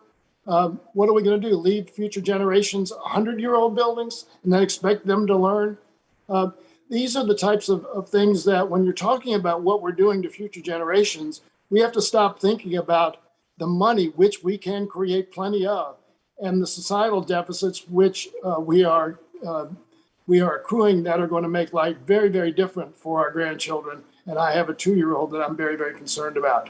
So let's stop with all this crazy rhetoric about the nation going bankrupt. The United States will never go bankrupt. It can't go bankrupt.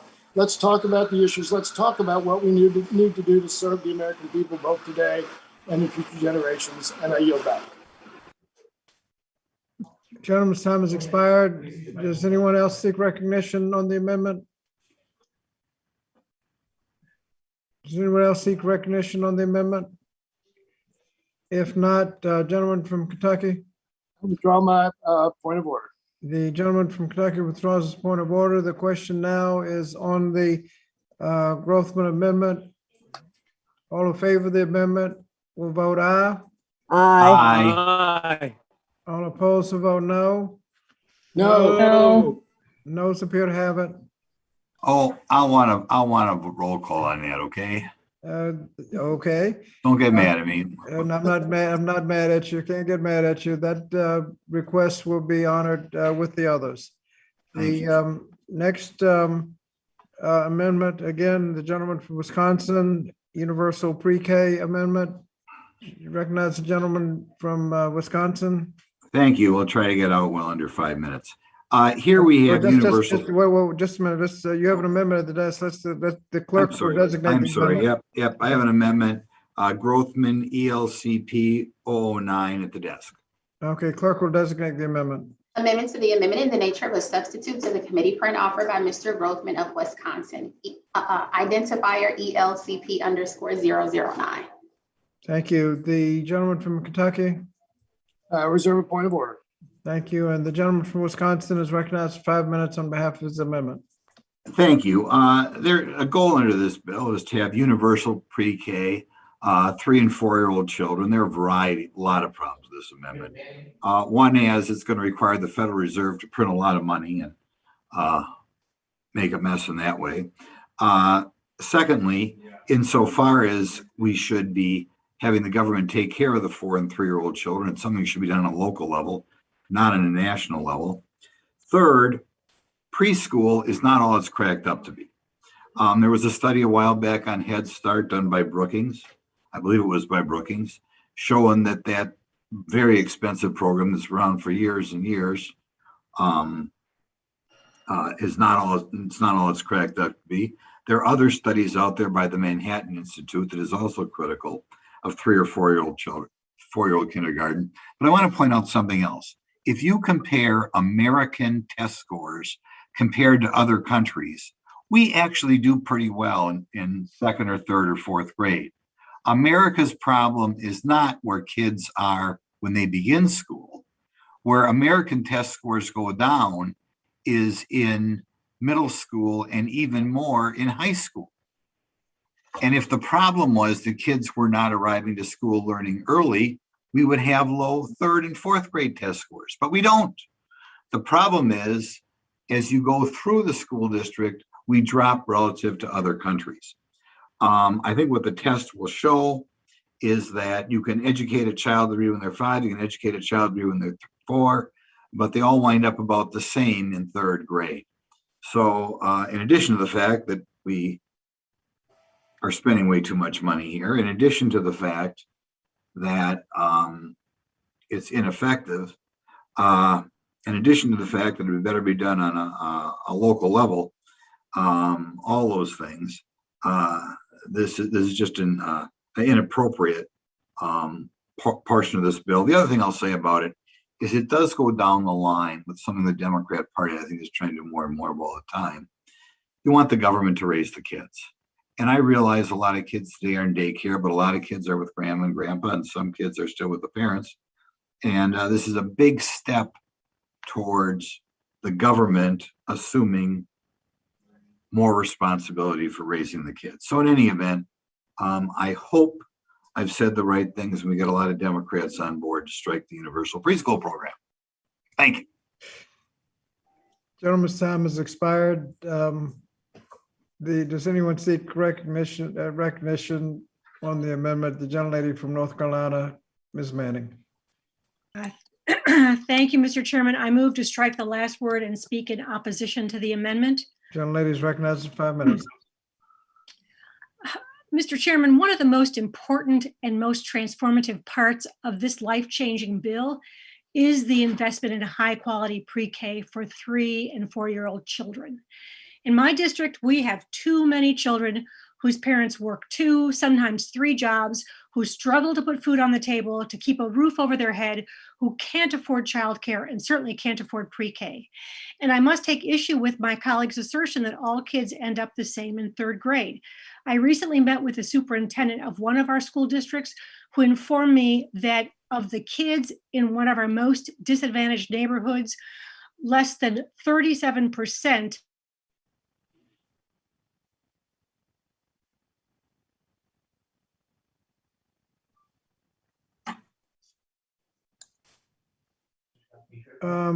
Ms. Manning, you locked up.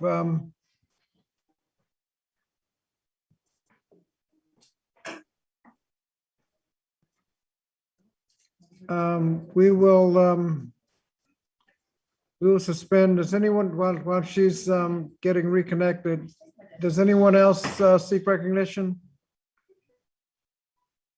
Does anyone else seek recognition? I'll recognize myself for 5 minutes to speak on the amendment. First of all, the idea that pre-K doesn't work contradicts all of the available research. All of the available research shows that when you get young people off on the right track, it's a lot easier to keep them on the right track than to catch up later on. That those with quality pre-K are much more likely to graduate, much more likely to stay out of trouble, much less likely to become a teen parent. All of that, the evidence is clear. And so if you want to improve educational outcomes, the best place to put your resources is in quality pre-K. You may have anecdotal information, but all of the available research shows that pre-K is clearly exactly where we need to put our money. This offers that quality pre-K, puts young people on the right track, and while it's doing it, allows parents to go to work. So I would hope that we would vote against the amendment, and yield back the balance of my time. Does anyone else seek recognition? I see Ms. Manning is back on the, she's muted, but did you want to resume your comments, Ms. Manning? I would love to, Mr. Chairman. I promise I didn't move. I didn't do anything. I'm not driving. I stayed exactly where I am, but my connection was lost. I don't know where it dropped out. Let me just pick up by saying universal pre-K programs for 3 and 4-year-olds will provide a quality of opportunity. It will allow all kids to get a strong foundation. It will also foster better long-term outcome, not only for our students, but for our society by ensuring racial and socioeconomic diversity from the earliest school years. And classrooms with children from diverse economic backgrounds have been found to improve children's learning as well as their lifetime earnings. For low-income children, for middle-class children, pre-K programs are the high to the right start. Finally, women's workforce participation increases when there's public preschool, and we all know how much we need to help women return to the workforce in wake of the pandemic. Investing in universal preschool is good for children, it's good for parents, it's good for our society. And I urge my colleagues to oppose the amendment, and I yield back. Thank you. Are the others, anyone else seek recognition on the amendment? If not, gentleman from Kentucky. I withdraw my point of order. Point of order is withdrawn. The question now is on the amendment offered by the gentleman from Wisconsin. All in favor of the amendment will vote aye. Aye. Aye. All opposed will vote no. No. Oh. The noes appear to have it. Oh, I'd like to ask for a vote on that. That was a key item. Okay, the request, the gentleman from Wisconsin requests a recorded vote, which would be honored with the others. The next amendment is again offered by the gentleman from Wisconsin. Does the gentleman from Wisconsin have an amendment at the desk? Yes, I have an amendment GROTWI/54 at the desk. The clerk will report the amendment. Amendment to the amendment in the nature of a substitute to the committee print offered by Mr. Grothman of Wisconsin, identifier GROTWI_054. 6th. The gentleman from Kentucky, Doing the right thing. I reserve a point of order. gentleman from Kentucky reserves a point of order. And the gentleman from Wisconsin is recognized for 5 minutes on behalf of his amendment.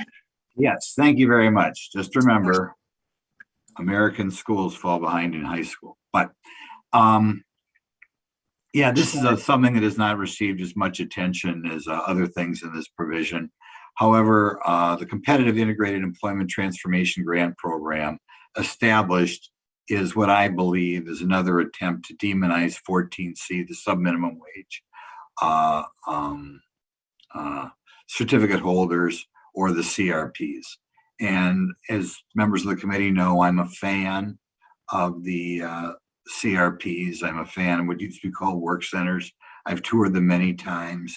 And I think this program will eventually result in them having to go out of business. For that reason, I ask that this provision be taken out and we continue down the current path we are at, in which people of all abilities, including people of very, wonderful people who contribute so much to society, but have maybe a little bit less abilities as far as value in the workplace, continue to allow these folks to have a place to work, to have a place in which they can have the social setting, in which they can establish lifelong friends, as well as get the satisfaction of earning a paycheck, in which they might not be able to pay for, full rent or whatnot, but there's always got other government subsidies available, but in which they can have the self-worth that their siblings or friends have. So I strongly encourage adoption of this amendment, review the change, get rid of the changes that this amendment proposes for people who have other abilities. So thank you very much. Thank you. The gentleman's time has expired. Does anyone seek recognition and on the amendment? The gentleman from New York, Mr. Morelli. Thank you, Mr. Chairman. I move to strike the last word and speak in opposition to the amendment. Gentleman is recognized for 5 minutes. Mr. Chairman, colleagues, the provision in the ANS, which Mr. Rothman's amendment seeks to eliminate, provides $268 million in grant funding to give states the resources they need to phase out the use of the 14C subminimum wage certificates, as well as an additional $30 million in funding to increase competitive integrated employment in the 9 states that have already stopped the use of 14C or in the process of doing so. I know Mr. Rothman and I have had a chance to speak about this during the question on the minimum wage that came out of this committee, but I think we disagree strongly. I also note that this section funds a technical assistance center to ensure the development and dissemination of best practices regarding the phase out of 14C and tradition of competitive integrated employment. This provision in the ANS makes investments to help states and the outdated, in my view, discriminatory practice of paying workers with disabilities subminimum wages. The discriminatory nature of 14C is why the U.S. Commission on Civil Rights has called for an end to subminimum wage employment as recently as last year. The provision of the amendment in the nature of a substitute does not compel states to phase out sheltered workshops, nor does it amend the Fair Labor Standards Act. Rather, it provides a carrot, an incentive to those states which want to phase out subminimum wages and sheltered workshops by providing 5-year grants. Its goal is to get individuals with disabilities into competitive integrated employment. 9 states have already phased out the use of 14C, as I said, or passed legislation establishing a date when employers in the state will no longer be able to pay subminimum wage to workers with disabilities. And many of these states have significantly higher rates of competitive integrated employment than the national average. New York, my home state, and close to a dozen states are considering or have recently passed legislation to eliminate the use of subminimum wage for workers with disabilities just this year. So these grants will provide an incentive for states to finally end this discriminatory practice.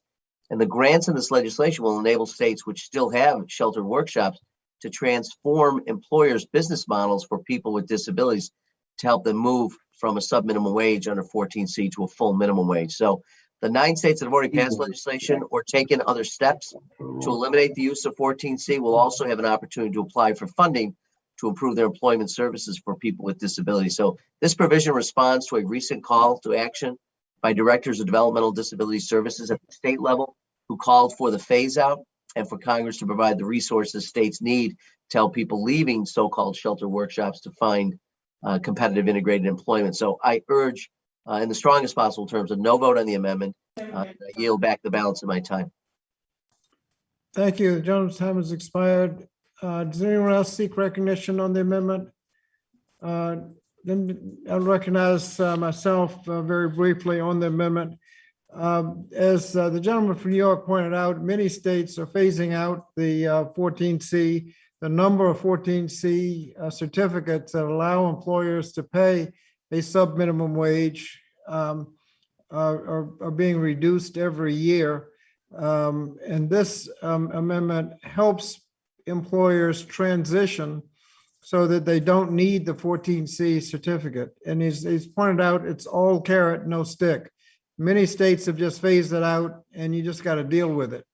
As the gentleman from Wisconsin pointed out, there is concern what's going to happen to those people who are now receiving the certificates if they can't overnight achieve jobs that have the minimum wage. Well, these resources will help the transition so that they can get the minimum wage.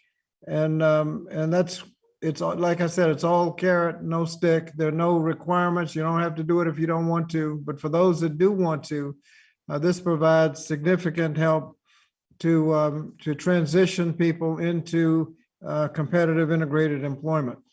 So I would hope we would oppose the amendment and allow this process to go forth so that we would have those resources. I yield back. Does anyone else seek recognition? If not, gentleman from Kentucky. Gentleman from Kentucky, you're on mute. Sorry, Mr. Chairman, I withdraw the point of order. Gentleman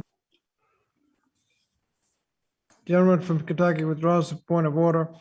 There being no further discussion on the amendment, the question is on the amendment offered by the gentleman from Wisconsin. All in favor of the amendment will vote aye. Aye. All opposed will vote no. No. And those appear to have it.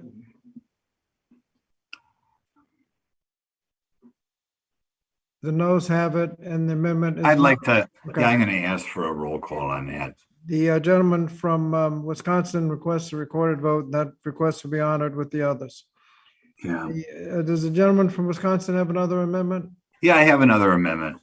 The gentleman from Wisconsin has an amendment at the desk. The clerk will report the amendment. Amendment to the amendment in the nature of a substitute to the committee print offered by Mr. Grothman of Wisconsin. Identifier GROTWI_058. Wait a minute. Which one, could you repeat the designation? Yes, I have the identifier GROTWI_059. 059, okay. 059.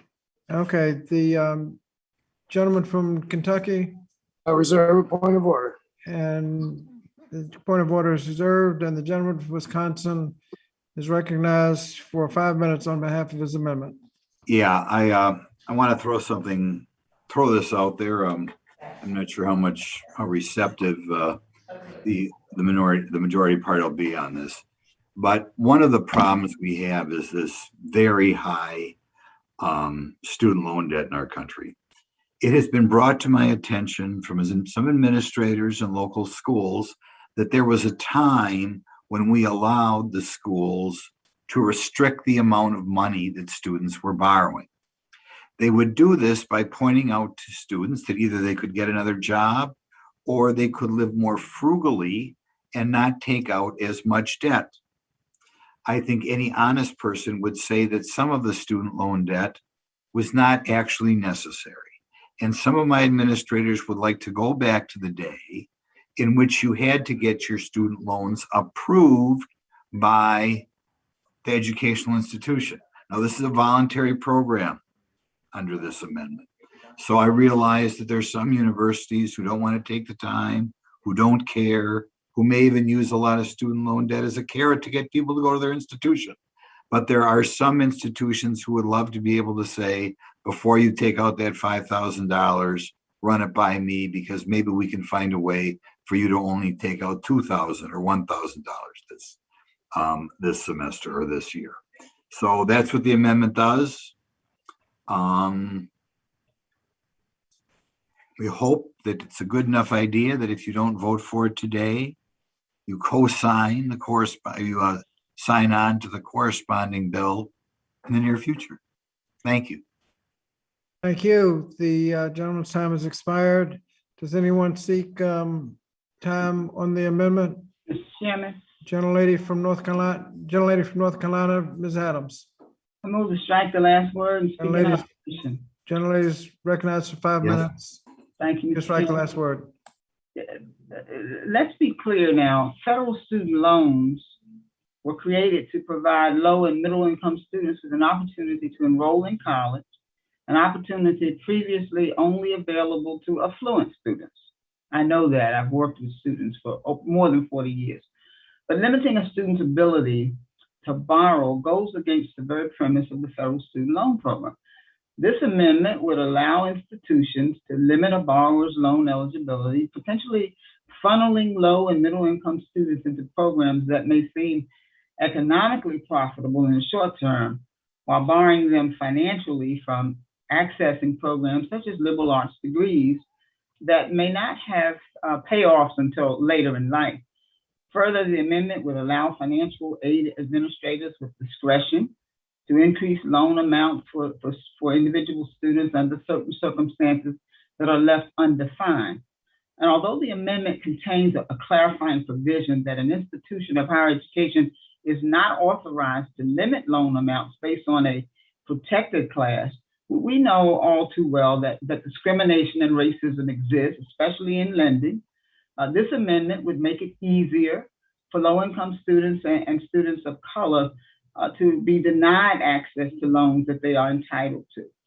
So if my colleague wants to curb student borrowing, I would encourage them to support the committee print, which would invest billions of dollars in higher education, providing students with additional federal financial aid to reduce the amount of debt that they take on. So I would urge my colleagues to oppose the amendment, and I yield back, Mr. Chairman. Thank you. Are there others that seek recognition on the amendment? Anyone else seek recognition on the amendment? If not, gentleman from Kentucky. I think I'm reading your lips. I think you. Sorry about that again. I withdraw the point of order, Mr. Chairman. The point of order is withdrawn. And the question now is on the amendment offered by the gentleman from Wisconsin. All who favor the amendment will vote aye. Aye. Aye. All opposed to the amendment will vote no. No. The amendment, it appears the noes have it. It appears the noes have it.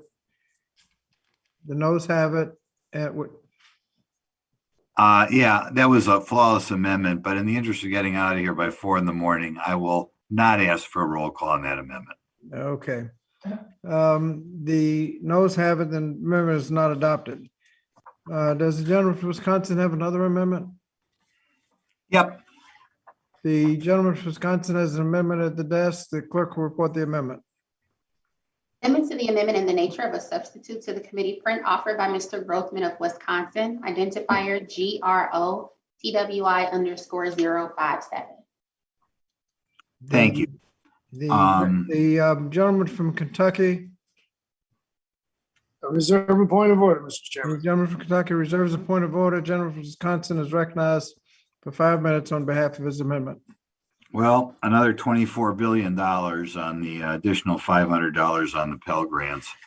There are a variety of reasons other than just the fact that there's an additional cost that I have a problem with this amendment. One of the things we have to look at when we look at Pell Grants again is I get complaints when I get around my district from what I'll call the middle class. Husband and wife are working, they both got a decent wage. And because of that, their children wind up going up, up, up, up, up on the amount of debt they have to take out. Whereas if they weren't working so hard or weren't married, that child would get what amounts to a good start on a free education. And this just encourages things down that line. As a matter of fact, I even talked to a woman in my district who knew a couple people who were not getting married just so they could get the Pell Grants. So I wish we'd redesign this program, not to penalize marriage and not to penalize work. And like I said, I think we don't have another $24 billion to put on the next generation, whether it goes through bankruptcy or not. So that's the bill. That's the amendment. Get rid of the $500 increase on a program that I think is, to a degree, fundamentally flawed, and like everything else in society, the rich are taken care of, the so-called poor are taken care of, the middle class, they're on the short end of the stick. Thank you. Thank you. Does anyone seek gentleman's time has expired. Anyone seek recognition on the Mr. Chairman, amendment? Gentleman from California, Mr. Takano. I move to strike the last word. Gentleman from California is recognized for 5 minutes. Mr. Chairman, I'd like to speak in opposition to this amendment. I am astounded that my colleague from across the aisle is attempting to slash the increase for Pell despite the program's proven success. The Pell Grant program has helped over 7 million low-income college students afford college each year. Pell Grants boost college enrollment, they reduce dropout rates, and improve student outcomes. So rather than slashing funding for the Pell program, we should be increasing the funding. And ideally, rather than reducing funding for Pell, we should be prioritizing doubling the maximum award of the grant. It's no secret that the COVID-19 pandemic significantly exacerbated the financial strain. Pell Grants make college more affordable for students and give students the support they need to succeed in the classroom. And while I applaud the committee's action to increase funding for the program, it's my firm belief that we're not increasing the funding enough. So I urge my colleagues to oppose this amendment, and I yield back the balance of my time.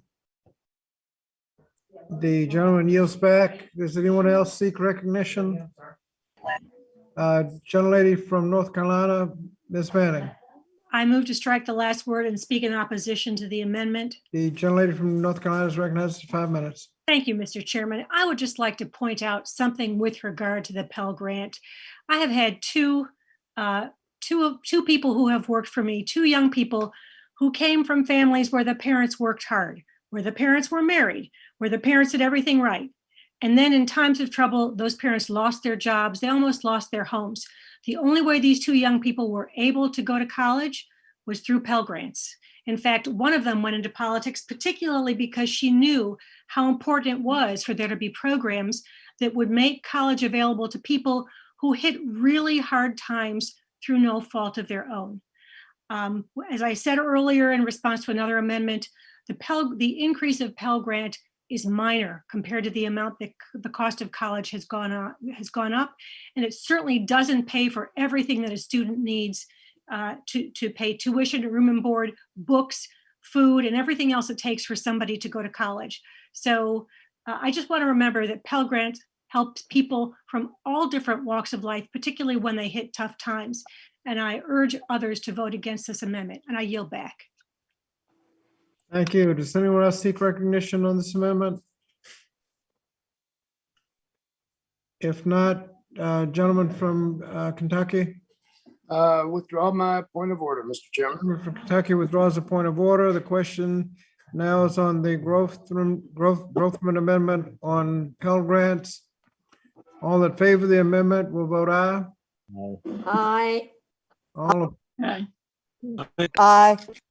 All opposed will vote no. No. No. No. Noes appear to have it. The noes have it, and the amendment is not adopted. Mr. Chairman, I'd like to ask for a roll call on that, but as a special 445 Central Standard Time gift to the rest of the committee. I will withdraw my next amendment. Okay.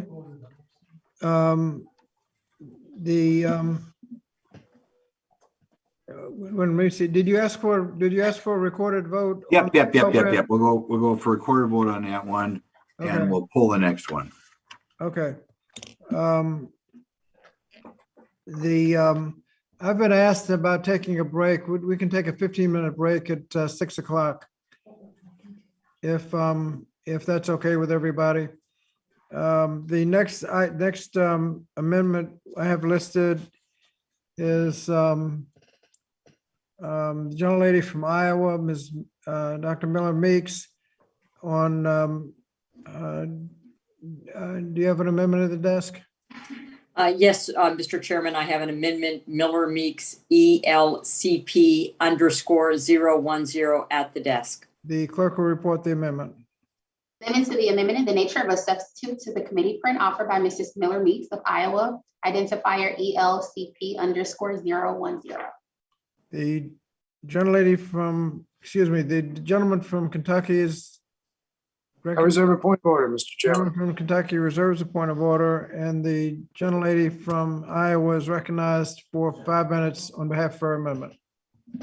Thank you, Mr. Chair. While I don't think we should be considering this bill at all today, I am offering an amendment in hopes that we can add a little bit of fiscal responsibility to this behemoth of reckless and costly childcare provisions. While we don't have an official cost for this bill because of the rushed process, I can tell you that this program is as unnecessary as it is duplicative. In addition to several childcare focused programs we have on the books already, our colleagues on the Ways and Means Committee are marking up another portion of the bill that includes even more childcare money. In addition to which, working with both public and private partnerships within my district, there are businesses that are in addition working on this issue. My colleague offered an amendment to strike this entire provision and that failed. So now I'm hoping we can at least try to pare it back. That begins by preventing the folks that the administration and the Democrats have talked about at length as being deemed wealthy from participating. That means ensuring child care funds do not support families making greater than $400,000 a year.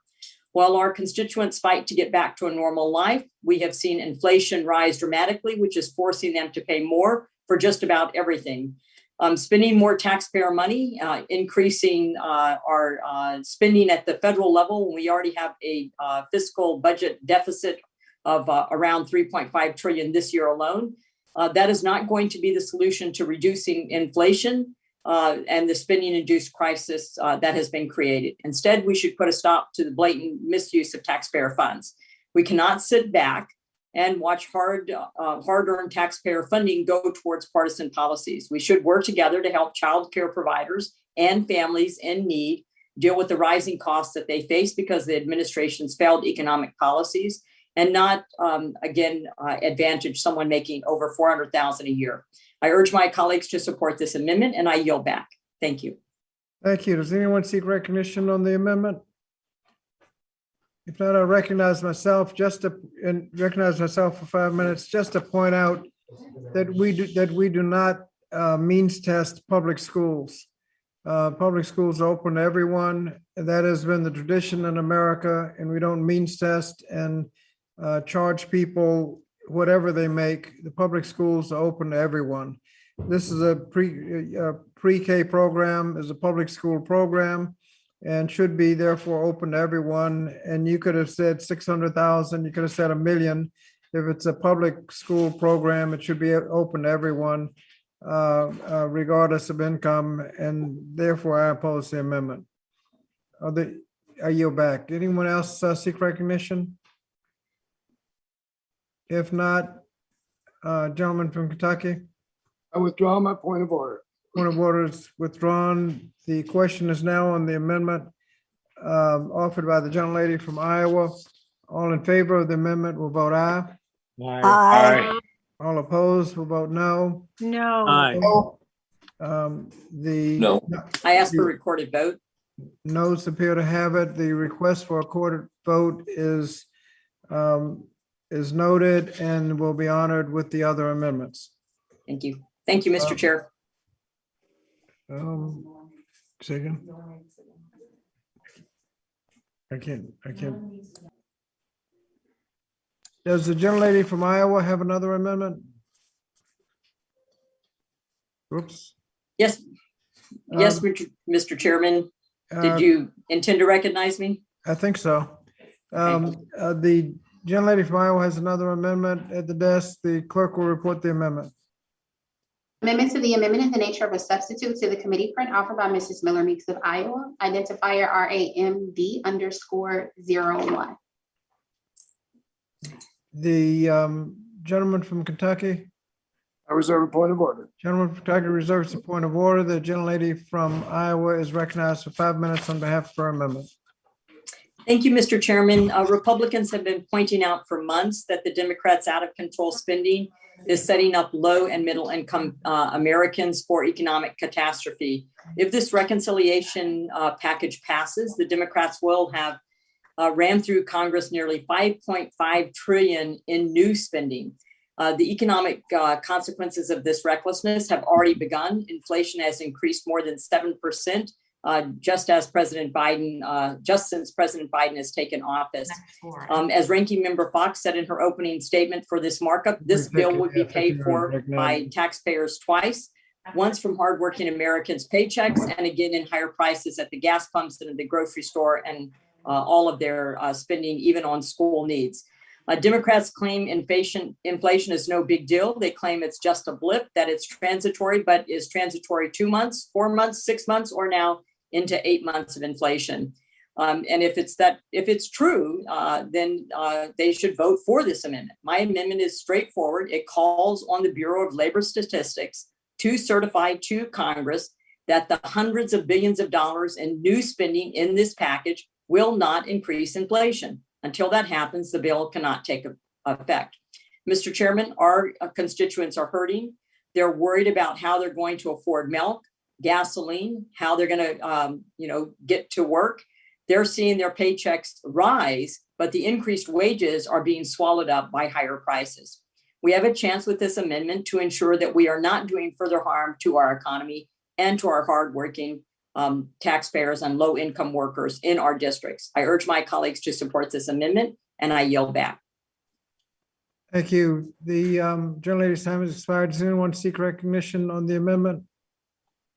If not, I recognize myself on the amendment and recognize myself for 5 minutes. This is an amendment that requires the Bureau of Labor Statistics to carry a function that is frankly outside its authority. While the Consumer Price Index program at the Bureau of Labor Statistics aims to collect, analyze, and disseminate economic information to support public and private decision-making, it does not analyze legislation or try to explain exactly why there is inflation or what caused it, whether it's this legislation or the $5 trillion in tax cuts during the Bush and Trump administrations. That might be a function of some other entities, maybe the Federal Reserve or maybe the Commerce Department, but the Bureau of Labor Statistics doesn't have the capability of doing that. Inflation has gone up just about every year for decades, and to suggest that this bill will not go into effect if inflation does what it's always done is just another way to say that the bill will not go into effect. So those who want the bill to go into effect should vote no, and those that don't want the bill to go into effect might as well vote yes. So with that, I yield back the balance of my time. Does anyone else seek recognition? If not, gentleman from Kentucky. Gentleman from Kentucky, gentleman from Kentucky, on mute. Sorry, thank you, Mr. Chairman. I just want to make a couple points. We could debate. The gentleman from Kentucky is recognized for 5 minutes on the amendment. Thank you, Mr. Chairman. We could debate inflation for hours here and the various components and so forth. And, one of the things that is pretty obvious, is that the numbers we're seeing now, the percentage gains are based on the depths of the pandemic last May, June, and July. So you're figuring your percentage off of a very low base, but I don't want to get into all that. I just want to make one point, and that is that if this bill, the entire Build Back Better Act were enacted, and if none of it were offset, that $3.5 trillion in spending would represent somewhere between 5 and 6% more than we are already going to spend over the next 10 years. And it seems to me that anybody who would say for just 5% more than we're already going to spend, that it's not worth having childcare, pre-K, senior aid, deal with climate change, expansion of healthcare, all of the things that we're doing here, I think most Americans would say that's a pretty good deal. And as a matter of fact, the components of this deal are enormously popular. They're all polling with significant majorities. So I think you have to put things in perspective. Yes, $3.5 trillion is a lot of money. We are going to offset a lot of that. But regardless, we're talking about a very small increase in what we're going to spend over the next 10 years. And to worry about inflation when the benefits of this bill are pretty much undeniable, I think is worrying about the wrong thing. And with that, I yield back. Gentleman yields back. Does anyone else seek recognition on this amendment? Yes, Mr. Chairman. Gentleman from Georgia is recognized for 5 minutes to strike the last word. I don't want to get in a debate with my friend from Kentucky, but I've been in the business world for, the company is now 45 years old. I ran it for 35 years. There are serious repercussions to government spending. One good question right now is, why do we have 10 million people out of work and 8 million job openings? I mean, was that the American Rescue Plan? I mean, when you look at the track record of this administration, it's not going very well. And y'all may be just following him right off the cliff here, because he has no idea how to create an economy and how to create jobs. He's never done it. The Biden administration knows nothing about this. All they know about is how to control and grow how to control people and grow government, which is the opposite of what the business community, and if you survey them out there, you're going to see some poll numbers, all right. I mean, I'm hearing it in my district, and I'm telling you, we're losing small business. 70% of the jobs created in the greatest economy in the history of this country prior to COVID, 70% were small businesses creating those jobs, and they're disappearing. These businesses are closing down. They can't get people. They've dealt with COVID. I mean, these people are sick and tired of this, of the policies of this government and this administration. It is not going well, folks. I don't know if you're in your districts, but it is not going well in the 12th district. And so, I don't know whether y'all want to follow this guy over the cliff or not, but this stuff will not work. I'm telling you, this kind of spending, like I said, I've been around a long time and I've been in the business world a long time. I have never seen nonsense like this. It's absurd. It is off the charts. And our allies and everybody's, the Chinese and everybody they must think this is a joke or something. I mean, we're just going to hand them the control of the dollar here. I mean, you talk to economists and they'll tell you, there's a lot at stake here, folks. I mean, you lose the value of that dollar and you're going to see inflation like you've never seen it. And I know that's been experienced around the world. So, I'd be very careful about, whatever this plan is called, the Great American Rescue Plan. I'm going to tell you, or whatever the new plan, the new jobs plan, because I'm telling you this, you raise the corporate tax rate, right now in Canada, you're paying 20%. Right now in Ireland, you're paying 10% corporate taxes. What is going to keep all these companies from moving back to those countries and selling their goods to the United States? What's going to keep that from happening? We got 600,000 manufacturing jobs in this country under our tax plan because because repatriation and all this. Don't tell me about economics, folks. I live it. I've hired people. I understand this stuff. And let me tell you, this is going to be the most damaging, disastrous piece of legislation in the history of this country. And I yield back. Gentleman's time has expired. Does anyone else seek recognition on the? Mr. Chairman, Gentleman from South Carolina, seek recognition to strike the last word. yes, strike the last word. Gentleman is recognized for 5 minutes. Thank you, Mr. Chairman. And indeed, Congressman Allen is correct. What we have before us, this piece of legislation, by putting so much money and throwing it around, the level of inflation is going to skyrocket, which affects everybody, and this could be so negative. And we already see that with the most recent job report in August, that there was an expectation of 720,000 jobs to be created. But in fact, what happened was there was 235,000. This is the weakest job report during the president's months in office. It seems like years. And this is incredible that there would be a 500,000 shortfall. Additionally, indeed, inflation is something that should be concerned, because we have a 30-year high in inflation that is going to affect every American family, and regardless of political party. And what we have, indeed, Congressman is correct. There's 8.4 million Americans remain unemployed in August, despite there being 10.5 million job openings in America. I know as I go around the district, business after business has no hiring out front. When I go to restaurants that I like to go to, i.e. McDonald's, they now are not serving inside. You have to go through the drive-by window. You cannot get in because they don't have employees.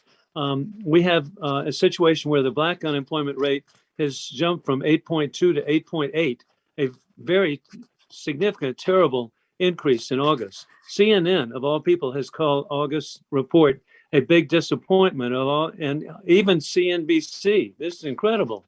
It said it was terrible news for the American economy and the destruction of jobs. The rate of inflation, again, in July, and now it's a 30-year high. Inflation is taxation and has gone up every month of Mr. Biden's presidency.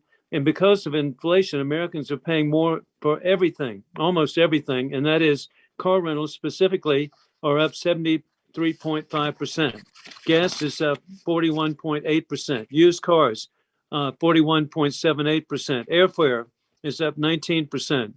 Something that I particularly like, bacon, is up 11.1. Fish, which again is a favorite to me, is up 8.5. And what we have is 50% of all small business owners reported job openings they could not fill in August. This is just so sad. And it's a record high reading according to the National Federation of Independent Business monthly jobs report. And to me, it's doing people no favor to create such dependency to keep them on their sofa with remote control. That's not a fulfilling life.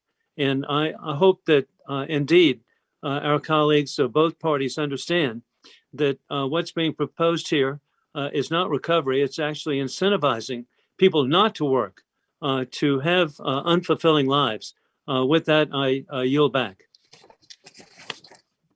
Thank you. The gentleman's time has expired. Are there anyone else seeking recognition on the amendment? If not, gentleman from Kentucky. I withdraw my point of order. Gentleman from Kentucky withdraws the point of order. The question now is on the amendment offered by the gentlelady from Iowa. All in favor of the amendment will vote aye. Aye. Aye. All opposed will vote no. No. Those appear to have it.